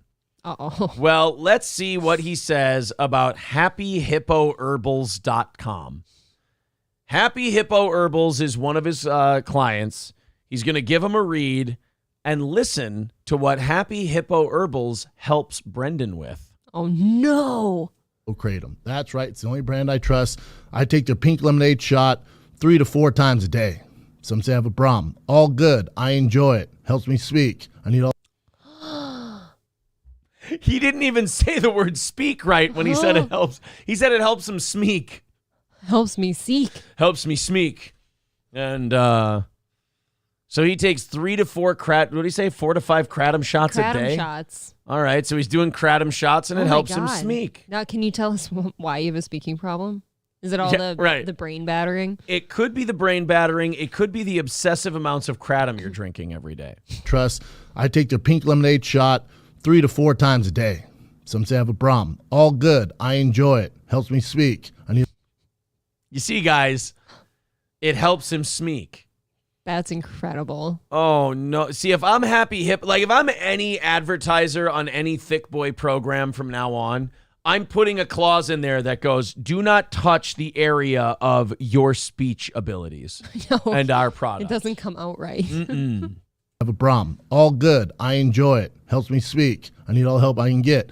If you want to use the best focus product I've ever used, and guess what? It's all natural. That's right. It's all natural. No gimmicks. It's weird seeing him try to be a salesman. I know, it's so straight. He always looks so awkward. It's like trying to watch a baby. It's trying to watch a baby deer walk. Yeah, and I was kind of watching his mouth when he was talking to, and like when he says words, his mouth doesn't move right. It kind of looks like he's going through mud with his mouth. Well, it's really weird. He's trying to smeek. He is smeeking. Yeah. The guy just wants to smeek to you a little bit for a couple hours a day. He's got to take his kratom shot so he can smeek properly. He didn't know whether to say speak or sleep, and it was too late, says Shane F. Well, then clearly that kratom is helping that speech, like he said. Your cognitive mind. What if that's true and that is helping Brendan? How fucking bad is he when he hasn't had his widow pink lemonade kratom shots 4 times a day? Oh my God. You're saying that's you with help? I don't know. Holy shit. It's kind of like he has a fat tongue or something and he's trying to talk around it. And fat cheeks and a fat head and a slow brain and a lot of things going on, which is fine. I don't mind if your brain works slow. I got like what people might call like a relaxed brain. We've all seen Jake Hudson. Right. Maybe don't make your living in the talking realm then, and people might not notice how shitty you talk. Use your hands for something. Yeah, I mean, maybe, not fighting. There's nothing medical, no fighting. Clearly that ship has sailed. Stay away from anything important. So on The Fighter and the Kid, our second Brendan clip we have today, on The Fighter and the Kid, they had TJ Miller on. Now, TJ Miller's still kind of a get, I think, in the comedy world. He's had his success on TV and movies. I think that day is kind of done now. But TJ Miller, you say his name and people go, oh, I remember that guy. Mm-hmm. They had him on their show, and there's look. Uh-oh. Brendan is a podcast host, true, correct? By definition, yes. By definition, he is a podcast host. The one thing Brendan's still working on, aside from the English language, is interviewing people.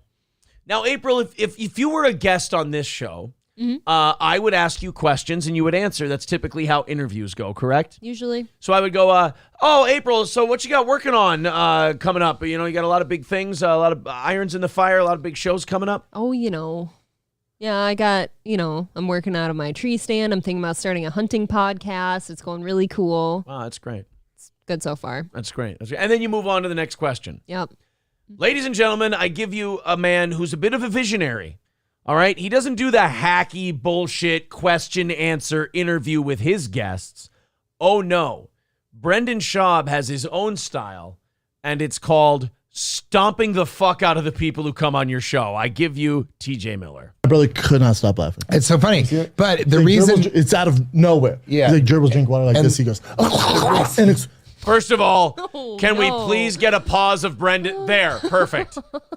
Can we just get Brendan doing that? That is a wonderfully Photoshoppable image of Brendan just doing that. Oh, my God. So Brendan is obsessed with a gerbil drinking water bit, apparently, that TJ Miller does. You'll notice this about Brendan. He's not the deepest guy in the world when it comes to his comedy. But you don't say. No. Out of nowhere. Yeah. He's like, gerbils drink water like this. He goes... and it's... And actually, he's in the middle of the set. It doesn't even make sense. Water's everywhere. But so that is so random. He has the shallowest brain I've ever seen. He fucking refuses to let his guests talk. He's so obsessed with the gerbil drinking the water, the guest can't get in. And he's explaining it to Brian, and Brian's just like, yeah, we got it, buddy.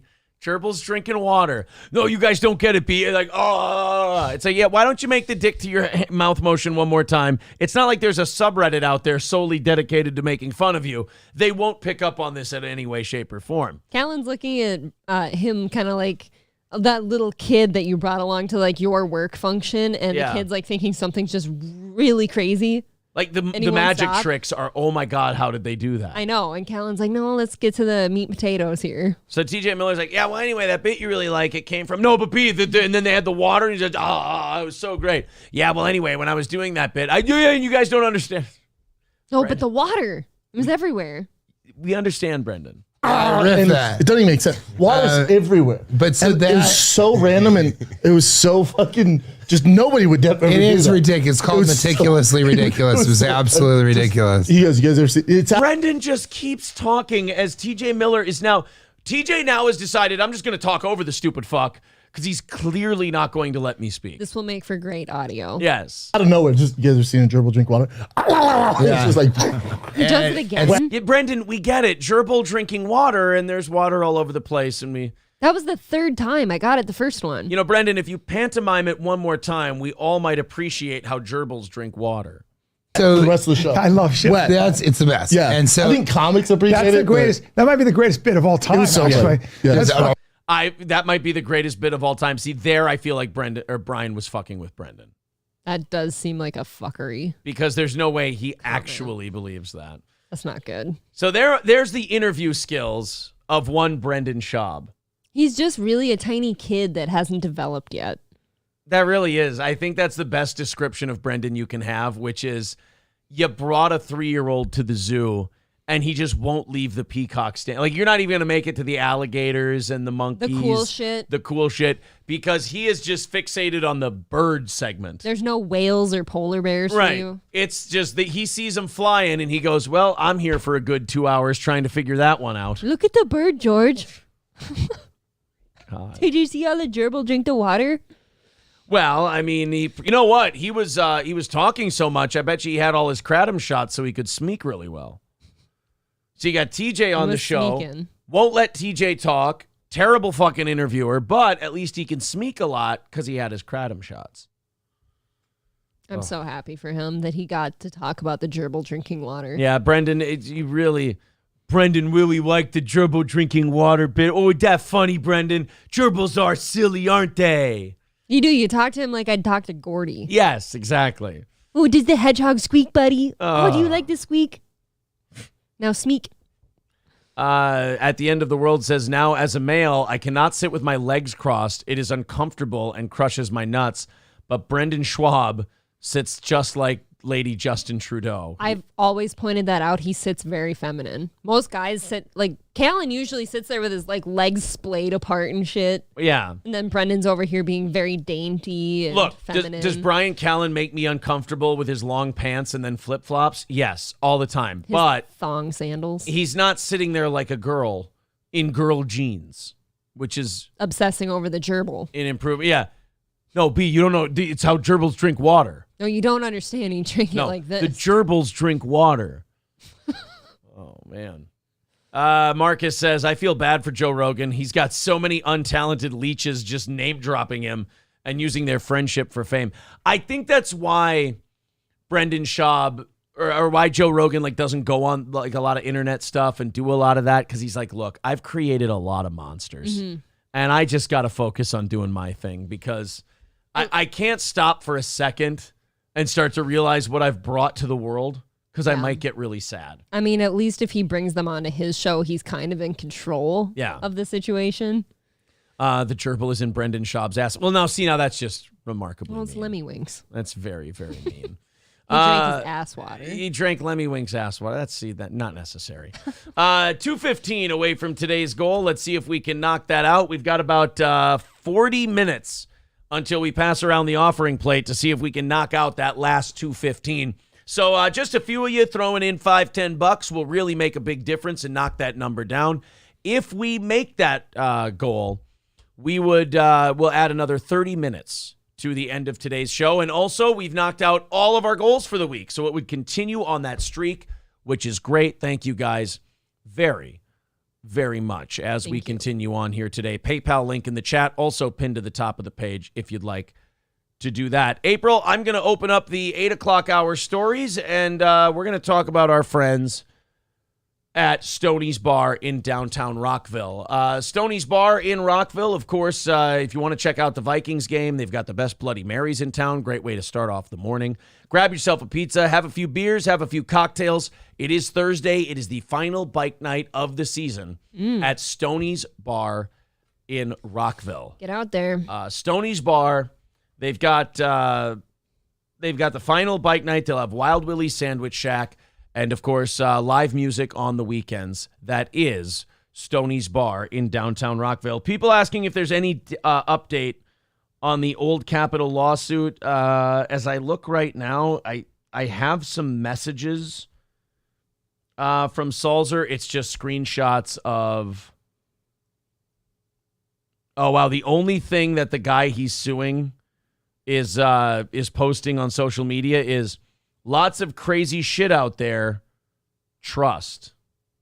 Oh my God, that's not a defense. Lots of crazy shit out there.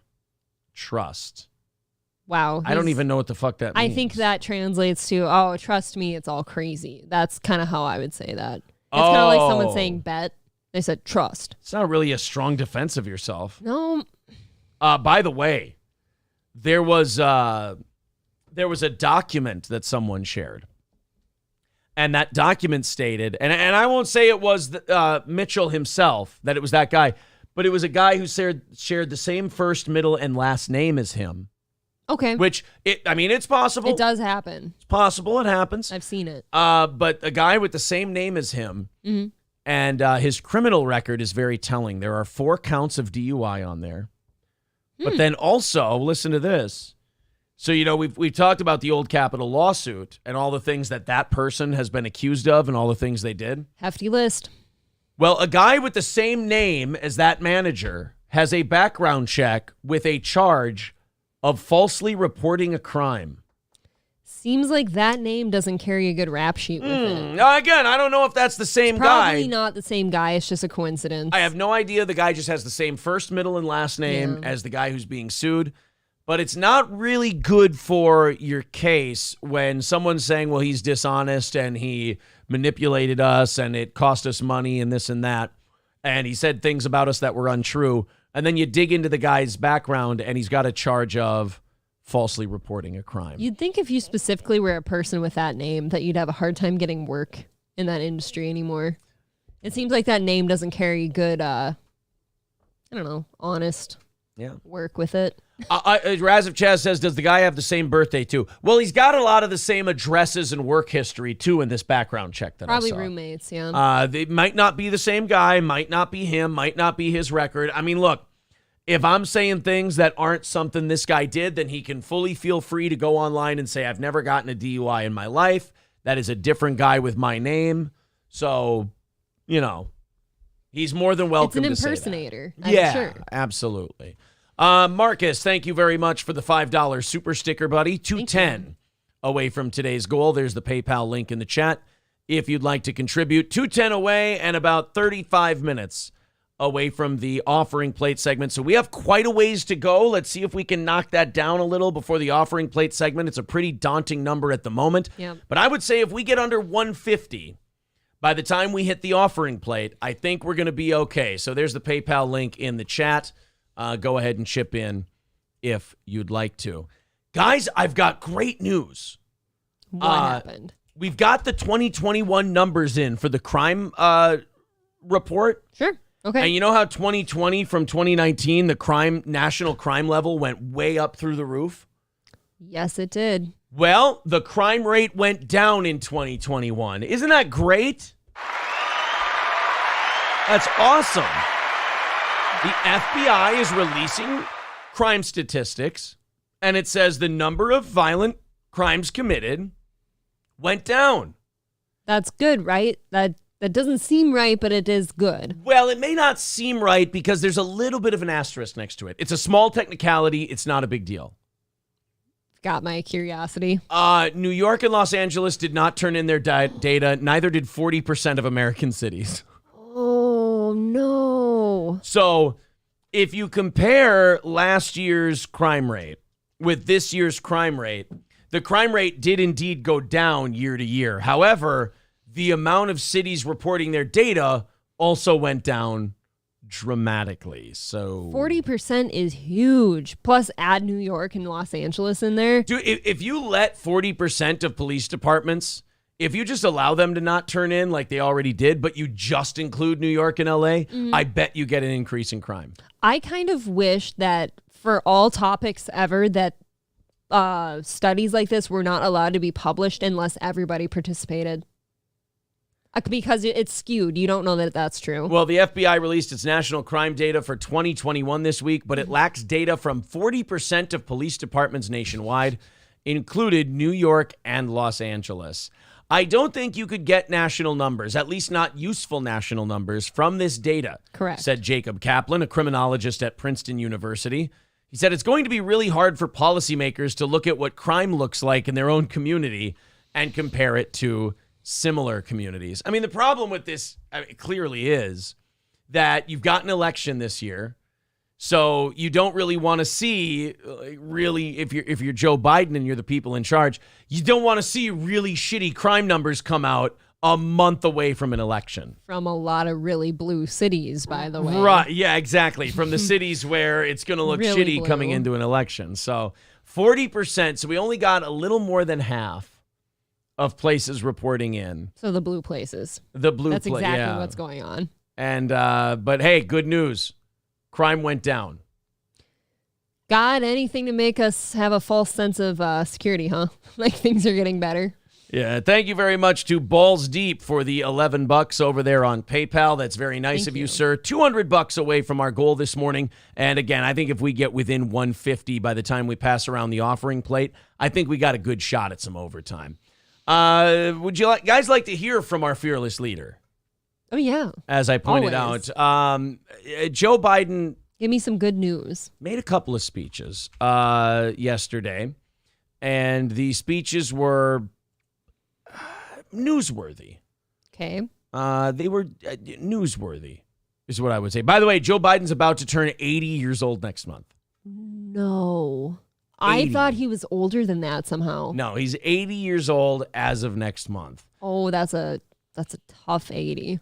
So Joe Biden yesterday was talking about his poor son, Beau. Now, all jokes aside, Beau Biden's death was a tragedy. He was a war veteran. He got brain cancer. He passed away. Very sad. Of course, the saddest part about his death, Hunter got to live. So, and then Hunter fucked his wife. That is a travesty. Your brother dies of brain cancer, and you fuck his wife after he dies. Well, when you miss Beau, you got to go for the next closest thing. I guess. So you go with the crank-addled whoremonger. What a weird thing. Yeah, it takes like the veteran brain cancer son, but not Hunter. Just further proof there is no God. There So is anyway, no God. Joe Biden was giving a speech yesterday. And I know it's ha-ha funny to make fun of, old man, it's like he has Alzheimer's. He doesn't know where he is, so on and so forth. This one was actually sad yesterday. Okay. He was talking about his son, Beau, who, again, died in the United States of brain cancer. Yep. Joe Biden said this yesterday. Just imagine, I mean it sincerely. I say this as a father of a man who won the Bronze Star, the Conspicuous Service Medal, and lost his... Imagine, I mean it sincerely. What was that, sir? I say this as a father of a man who won the Bronze Star, the Conspicuous Service Medal. Conspicuous? Have you ever heard of the Conspicuous Service Medal? Hold on. No, but it sounds fun. Service Medal. Well, you talk about a guy who needs some pink lemonade kratom shots. He needs some help. Oh, Brendan Schaub can help out the president. Brendan can help the president. I'd like to announce my new chief advisor, Brendan Schwab. Schwab. He does comedy. He won the Bronze Star, the Conspicuous Service Medal, and lost his life in Iraq. Imagine. He said that his son lost his life in Iraq. He considered him dead after This that. this isn't like Joe Biden. This is where it was kind of sad. Like it stopped being funny to me. Is that this isn't Joe Biden like lying to people to get them to be more sympathetic to him. This is Joe just literally forgetting where his son died. That actually does hurt. In his 80-year-old brain, he forgets where his son died. Clearly, I say this as a father of a man who won the Bronze Star, the Conspicuous Service Medal, and lost his life in Iraq. Imagine the courage, the daring, and the genuine sacrifice they all made. So he said yesterday that his son, Beau, died in Iraq. Again. So what are people saying about this? They're basically saying, holy shit. How about the Democrats that are on like his side? Are they acknowledging this? It didn't happen. We got a lot of other things to talk about. What is the press secretary saying? Oh my God. You know what? I think honestly, this is something maybe so bad that even like Ducey won't ask about it. Like he won't. Like this is almost being sensitive. Okay. Yeah. Well, and also they can easily spin it that they're attacking Joe Biden. They're attacking a father of a dead soldier. Yeah, they could pull that card. So I don't think it's something worth bringing up. That's That's bad, man. How does it get worse than that? Well, he did math. Joe was on CNN being interviewed by Jake Tapper. Was it Steiner math? It made Scott Steiner look like a Nobel Peace Prize winner. Okay. Or a Nobel Prize winner for mathematics. Joe Biden was talking about how he thinks there's a chance we could have a slight recession. Not in one now, but we could have a slight recession. And he started talking about his Inflation Reduction Act and what it does for clean energy. Somebody should have maybe written the number on his hand or something. Yeah. Because you should know better than to let Joe Biden sit across from someone and do math on the fly. We passed look, what I ran on, I said we're going to deal with energy. Right. And the energy problem, we're going to deal with. Look, he's dealt with energy. Nobody can deny that. Dealt with how? He has shut down pipelines. He has stopped us from exploring more places to drill. He has made drilling more expensive. I mean, he's dealt with it. He's hurting friendships with Saudi Arabia. Yeah, I'm not saying he's doing a great job. I'm just saying he is right. He dealt with the energy situation. Right. And the energy problem, we're going to deal with the whole notion of global warming. We passed $368 billion worth of help, which, as the same bankers talk about, is going to bring $1.7 billion off the sidelines. And catch that number? This has to be a joke. He's literally starting to sound like Beetlejuice. I do kind of feel bad sometimes because it's past being stupid. He's just really old and probably sick. He probably should be not in these stressful situations and should be getting help. This really does hurt to know that this guy is the figurehead of this country. Yeah. And we're definitely seen as a big joke. But what was that number? How much money was on the... He really does sound like Beetlejuice when he was on Howard Stern. Like, I got $1 million, I got $1 billion, I got $2 million, I got $5 million, I got $4 grand. $1 million kajillion dollars. He told Sal once that Sal pulling a prank on him, he's like, that cost me 25 grand. He's like, yeah, that cost me 15 grand. It cost me 20, it cost me 5 grand. It's like, that's what Joe Biden reminds me of now, is a fucking Beetlejuice bit on the Howard Stern show. Bankers talk about it's going to bring $1.7 billion off the sideline. Which one? It's going to bring, I need that one more time to find out what that number is. Talk about it's going to bring $1 billion. It's going to bring $1 billion. $1.7 trillion.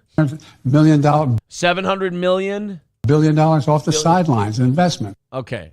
So it's going to bring $1 billion, trillion, $750 million, $1 billion. Maybe that's just actually a new number that we didn't know about. That might be the new national debt. Actually, that might have been the way he was trying to say it. God. Which, as the same bankers talk about, it's going to bring $1.7 billion off the sidelines, investment.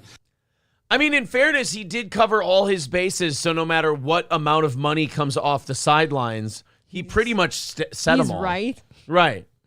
How do you not laugh if you're the interviewer? How do you always keep such a steady composure? It's your job. B, they'll never let Human nature, though. B, they'll never let you talk to the president again. If you like make fun of him or anything. But at the same time, like, you've got to be thinking in your head like we do, like, holy shit. Like, this is the first president where I've gone, I really hope there's some kind of secret society pulling the strings behind the scenes. Don't you? Yeah. Like, I really hope that there's like some kind of secret clandestine, like an answer, like a shadow government, running things behind the scenes, because I really don't need this guy making decisions. This guy's maybe a year away from shitting his pants at the podium because he forgot where he was. A year away? I think a year into. I was trying to be kind. You're being very, very generous. You think he shits his pants at the podium? I don't think he hasn't shit his pants all the time. I'm not saying he on a regular... Look, I'm not accusing the man of regularly shitting his pants. Are you making accusations here? I'm saying that if you told me the guy had... Like, if he sat down and goes, Aaron, I need to... I trust you and I need to lay something on you. I shit my pants yesterday at the podium. I'd be like, oh, no, I totally knew. It's like I saw your face and it was this weird kind of grimace. What topic do you think he shits his pants to? Remembering things. It's a pretty... How about that's actually a topic? It's a pretty wide general, like if they play one of those memory games like kindergartners play where you flip over one of the tiles and then you have to find the matching tile, he shits himself constantly. This has to be hard for Jill to watch at some point, too. Dude, she's the one who tells him, like, where he needs to walk off stage and, like, no, you're going that way. It was me handling you on Sunday night. Yes. You were Joe Biden and I'm Jill. Yeah. Joe and Jill Imholt. Need Trump says, just wait till all these other countries gain up on the U.S. We will be fucked as we know it. I don't know about that. I feel like we've done a good job. You know, one thing America does really well is when we start going in the shitter, because we're so big, we have a gravitational pull, and we kind of pull the entire world down with us. Mm-hmm. Like you notice in 2008, that economic downturn was purely based on our housing market, yet it dragged the entire world into a global recession. That's how much the rest of the world depends on American money. That's how much they depend on our economy and our consumption. I do still always understand why people like Need Trump say that type of thing, because we do look embarrassing every time he talks. It's just at face value, it's very embarrassing. It looks pretty rough, that's for sure. All right, guys, $200 away from our goal today, and we are 20 minutes away from passing around the offering plate. Let's see if we can knock that. Like I said, I think under 150 is a good spot to be when you get to the offering plate segment. Otherwise, $200 away from our goal today. We'll see if we can get there. There's the PayPal link in the chat if you feel like chipping in. Super chats, memberships. If you haven't thrown in $5-10 to this show this month, feel free to do so now. That would be great and a massive help. And of course, if you want to become a Steel Toe VIP, that package is $250 in 1 week's time. And with that, you get all 3 of our t-shirts. You get our Steel Toe Morning Show hoodies, 2 5.5-inch vinyl stickers, 2 tickets to every live event we do, including our anniversary show. And when we come out with a new merch item, you get to claim a free copy for yourself. We do that annually. And you're entered automatically in a $100 drawing every single month in our VIP program. $250 in 1 week's time. And there you go. You're a VIP. $200 away from our goal today. Let's see if we can go on a little bit of a rally, a little bit of a run here before we hit that 9:55 period and fire up the music and pass around the plate. This woman is probably going away for a long time. Ladies and gentlemen, let's check in on Chicago, who I'm guessing did not submit their crime stats. No. For the FBI last Probably year. a good assumption. A grisly discovery on the north side to tell you about a woman's body parts found in a freezer. A person of interest is now being questioned. Joni has the latest for us on this story. Joni? I tell you, these people got to stop watching that Dahmer show on Netflix. They're getting crazy ideas. It is. It's all his fault now. Oh, bodies in freezers. We thought we were done with this. Hi, good morning. The police are still building their case against the person who rented a room from the victim. Police did find the body, a bloody trail that led all the way to the lakefront. All of this evidence with the help of concerned citizens. I mean, really, how much help did you need? It sounds like the bitch just left a trail of blood of the dead Right. person. A red glaring trail. You literally left them all the evidence they needed. Like, it's so comical. They followed the trail, and when they got to the shoreline, it was you tossing a body into the water. I mean, I don't... Some would say she wanted to get caught. Yeah, some would say this was an intentional arrest. So she rented a room from the woman and then murdered her landlord. Well, that's cathartic. This is very weird. I guess you don't have to pay rent in that case. Yeah, right. As long as you don't leave a blood trail to where you dumped her, I guess you could maybe get away with it. The victim owned a house in West Rogers Park, and she rented some of the rooms out. She had not been seen and was reported missing on Monday. But someone did see one of the tenants carrying a heavy bag to a tow truck hired to haul it away. Whoa. You hired a tow truck to haul a dead body away? Are you out of your fucking mind? Not only that, but what kind of tow truck driver doesn't question why someone's calling you for a bag? Right. Why am I hauling away just a bag? How much money did they give you to not talk about that? Not only that, has this person never done the who would I murder fantasy and how would I cover it up? We've all done this. Well, yeah, you'd think about how you'd get away with it and how life would be great after. How have you in your fantasies? How do you dispose of the body? Pig farm. Ooh, always a pig farm. I don't hate that one. Yep.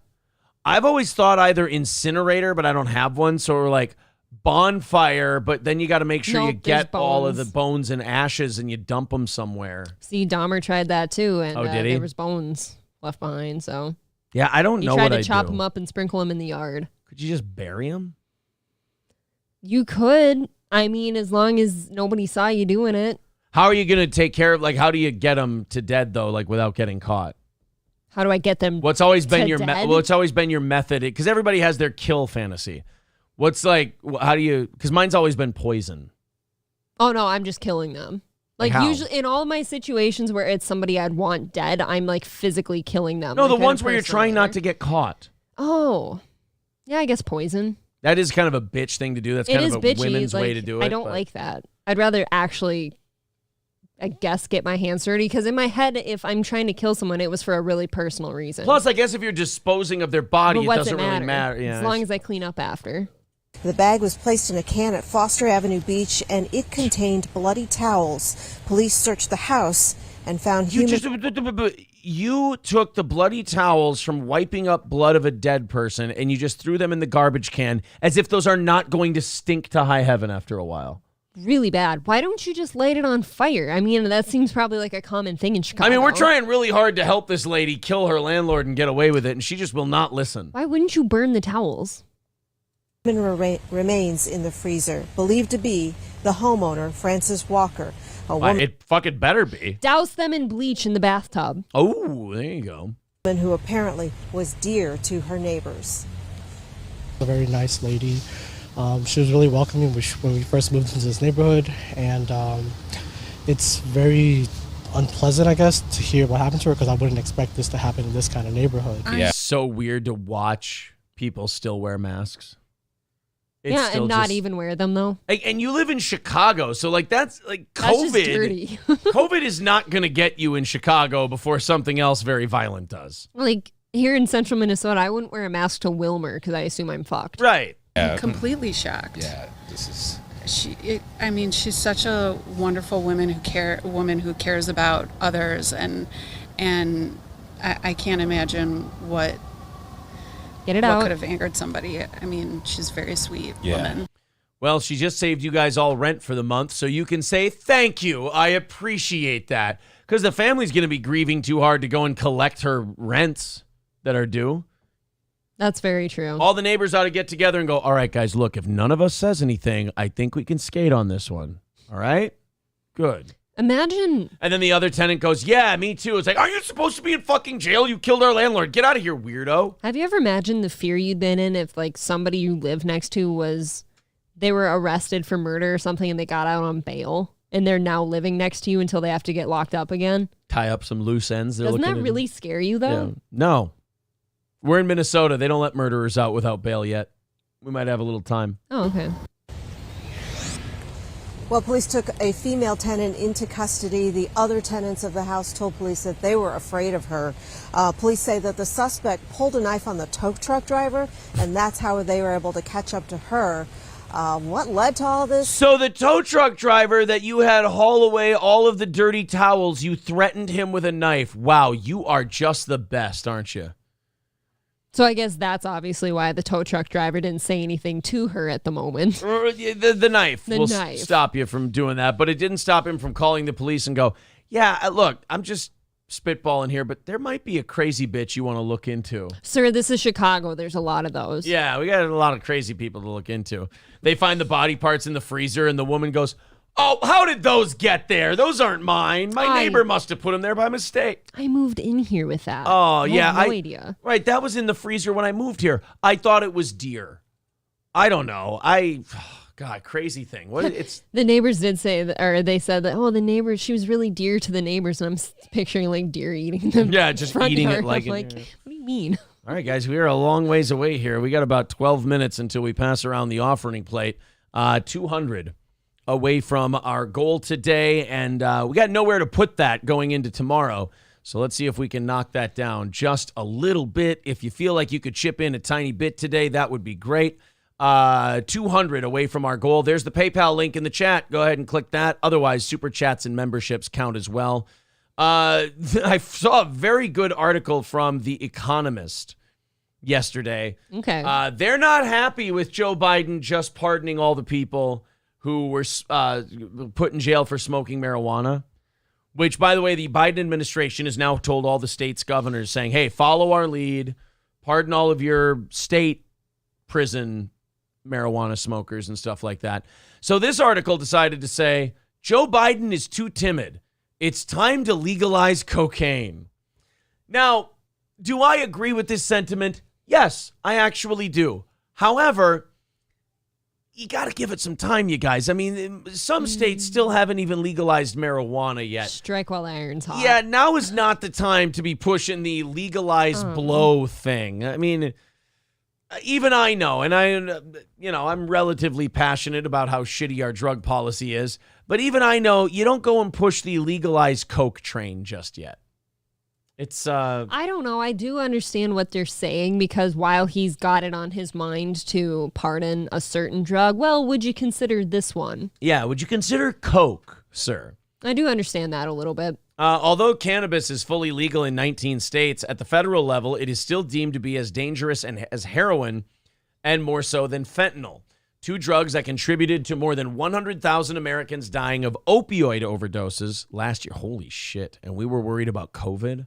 How did they put marijuana worse than fentanyl, though? Well, I mean, you can't die from marijuana. That's been the way it's been for a long time now.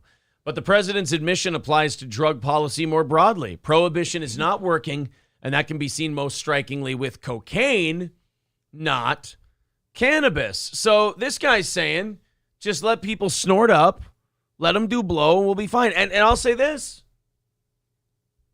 I think he's right. I do too. I think if you just let people do coke and you let them obtain coke legally from like a business, I don't really think you're going to see a lot of crime involved with coke. No, I think there's probably more crime involved when it's not legal, trying to, Right. get your hands on it and stuff gets kind of dirty. Trying to get some cocaine. So if you legalize it, a guy does some blow, what's he going to do? Go party a little too hard? A lot of things get safer once you legalize it. Yeah, let's be be honest. Cocaine, let's be real about cocaine. It's a party drug. Yes, it absolutely is. It's not an I'm going out and killing somebody drug. Here's my thing with the marijuana stuff. I feel like if you're going to pardon it federally for, possessing it or using it, don't you then, don't you have to legalize it at some point? Or what's the point? Cocaine or marijuana? Marijuana. Well, if you're pardoning it already, why aren't you making it legal everywhere? Right. Well, you got to That doesn't make sense. I think for that, you have to get the votes and you have to. Oh, it's illegal to sell and distribute, but let's pardon you once you've used the distributed marijuana. Right. So now are you going to so you've let all these people out. So does that mean you're not going to put any new ones in jail? It's kind of weird. It's kind of like canceling student debt. It's like, okay, great. You forgave these people student loans, but now what about all these people tomorrow that are going to sign up for new ones? Are you grandfathered? Yeah, and now they're probably fucked. So you're just starting the problem over again. I don't know. The End of the World says, I can buy marijuana down the road from a dispensary. There are actually 4 within 5 minutes of my house. And you know what? I'm sure they're all making great money. They make buttloads of money. Yeah. Like a lot. So as far as the cocaine thing goes, yeah, legalize it. I'm just saying that maybe like the day after he just let a bunch of people out for weed, we let that whole thing breathe a little bit, and then you can push for the coke thing. I don't do this much, but I kind of disagree with you on that. I think you do it while he's got it on top of his mind. Okay? Oh, because it's not going to stay there very long. Exactly. He's going to forget about it. While he's feeling generous and pardoning one drug, why not the other? Well, now, I think by now it's definitely off his mind. I mean, it's been, a couple of days? He ain't holding that anymore. A couple hours. He can't even remember where his son died, for God's sake. I mean, yeah, and I don't think doing drugs is like a good thing, but why not? Yeah. Old Capitol Tavern, 2 North Benton Drive in Sauk Rapids. Old Capitol Tavern, All Care Towing. Getting tired all of a sudden. All Care Towing, 320-253-5203 for All Care Towing of St. Cloud. That's All Care Towing. When you go in the ditch, when you get in an accident, when the car won't go, nobody gets there quicker than All Care Towing of St. Cloud. That's All Care Towing, 320-253-5203. 5203 for All Care Towing of St. Cloud.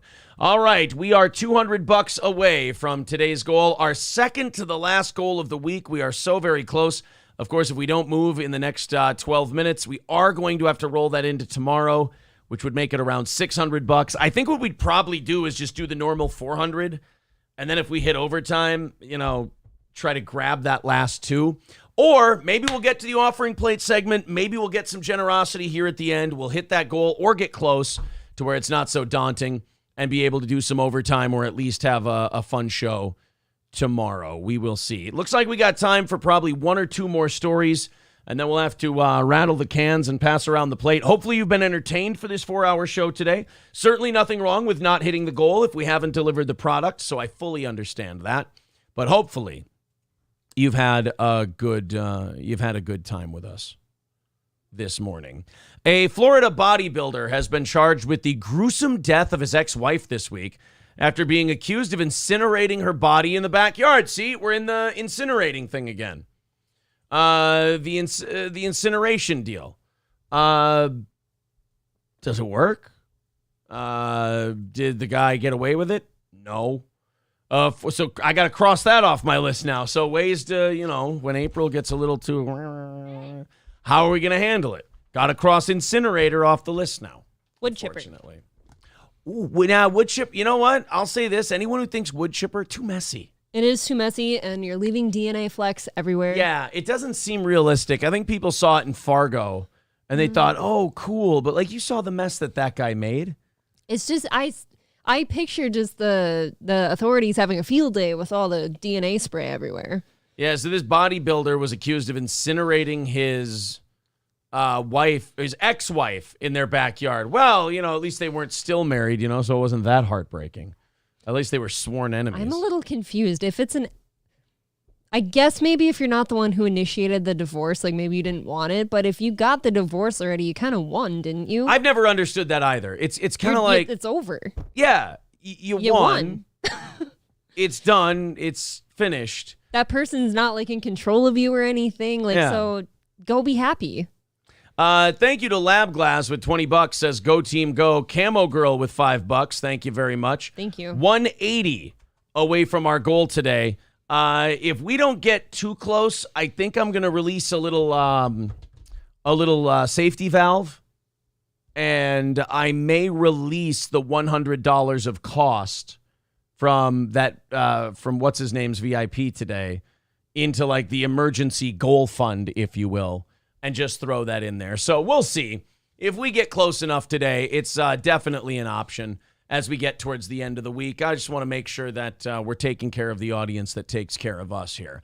The last time Katie Baunack was seen alive was on September 29th when a friend claims she said she intended to go to Ian's to get some things, but never returned. Don't go to your ex-husband's place to get things. Send somebody else. Yeah, if anything, certainly don't go alone. You bring a friend or a family member. Yeah, for sure. You haven't put the shit outside for you, so you don't have to go be in a house with him.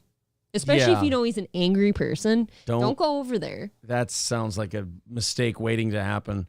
Police were called to Ian's home the next day where they discovered Katie's car parked outside. So he put her body in an incinerator so he could cover it up, but didn't move her vehicle off the property. I tell you, all these people who have been murdering people that we've been covering today, all of them just top shelf level Mensa. They are very smart. They think ahead. Just the smartest people. Hey, you know what I'm going to do?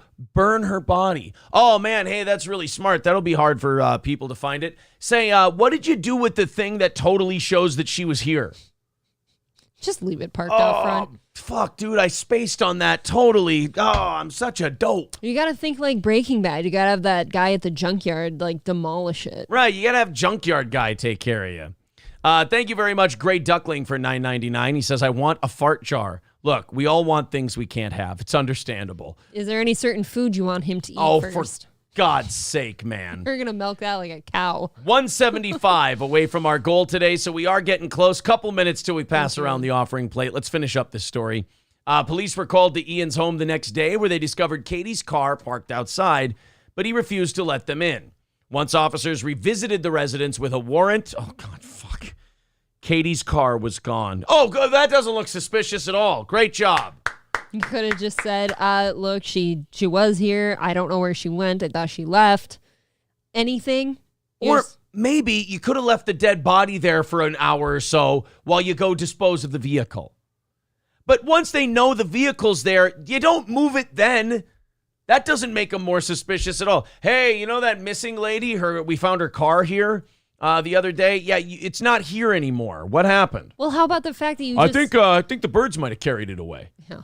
How about the fact you just happen to have an incinerator?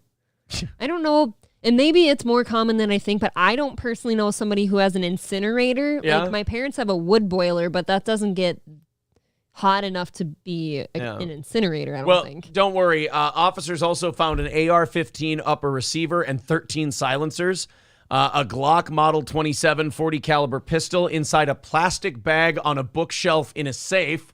Oof. Katie's engagement ring and wedding ring were there as well. He did it. He pulled an if I can't have you, nobody can. Oh, no. They found a jawbone with a tooth still intact. Ew. In a fresh burn pile that smelled like flesh. God. Oh, fuck. That's disgusting. That's him. He's a bodybuilder. So, again. That's also disgusting. Not really doing too well with the stereotype that all these muscleheads are fucking dummies. Look at the look on his face. That says enough. He really is a dipshit. He's, you know what? He kind of has in the face, there's a little bit of Herman the Great in there. Nah. Our buddy I'm not Herman. gonna put that on Herman. Nah, Herman's way cooler than this guy. Herman's never murdered anyone, as far as I know. But still. As far as I know, yeah. A little bit of Herman in there. Thank you very much, Amy, for the $10 on PayPal. And Marcus with the $10 super chat. 155 away from our goal today. We are very close. Marcus says, I would love that picture April took of Aaron to be a sticker. Ooh. That could be interesting. That is a great idea. Guys. It'd certainly make people want to come check it out. Would you rather have this sticker or would you rather have the same text but my face as a sticker as the next piece of merch? Well, the next stickers. That wouldn't be the next piece of merch. Like we would do a better piece later. I can talk to my guy and have him get a prototype for me. I bet this could get interesting. That we could maybe do something. Are you going to be that big of a sport about it? You're good? Oh, I don't give a fuck. Okay. I would just hate to do something that suddenly you're totally pissed at my existence. I give less than a shit. That's not a good day for me. About that one. All right, guys. Let's pass around the little offering plate for 3 or 4 minutes. Let's see how close we can get. 155 away from our goal today. Fire it up. If you feel like chipping in, the PayPal link is in the chat. Shave her down. There you go. Let's shave that goal down over the next few minutes and see if we can't knock out that goal and tack another 30 minutes onto the end of today's show. PayPal, Super Chats, memberships, it all works. It all helps. 155 away from today's goal. Otherwise, about 3 minutes left in today's show. We absolutely want to thank you guys for everything you do. Yes, thank you. For this program. Thank you for all your support. This is what we just kind of do at the end of the 4 minutes or 4 hours if we haven't hit our goal. Just a way of saying, hey, did you like what you heard?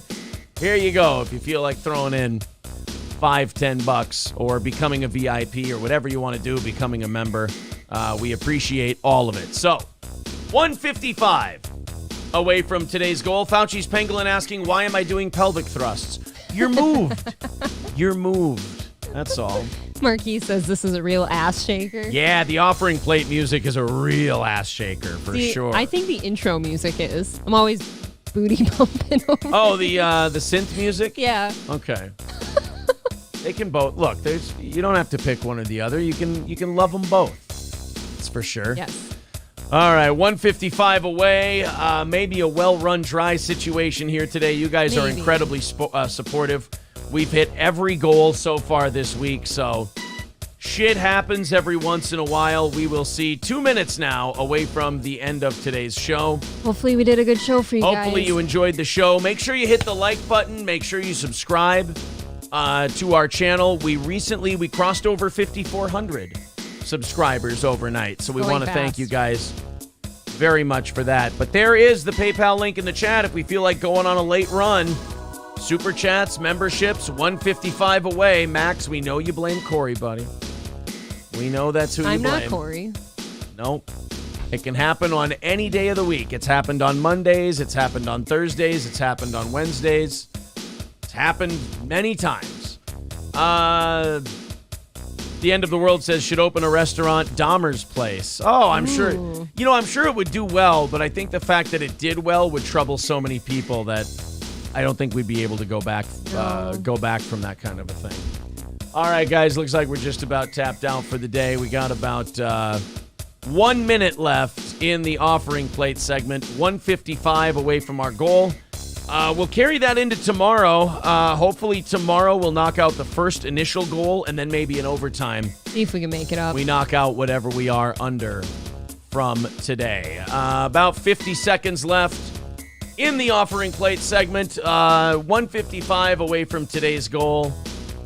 Overtime going to be pretty hard to hit. Yeah. In 155. But if you're feeling like it, PayPal link in the chat.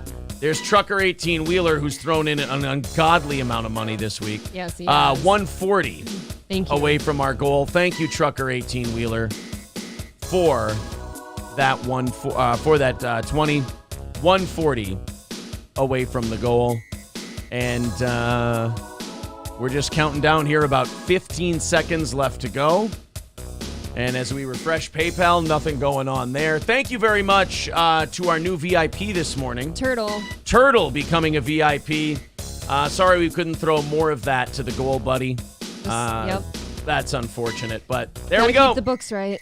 All right. Thank you guys very much. It was a lot of fun.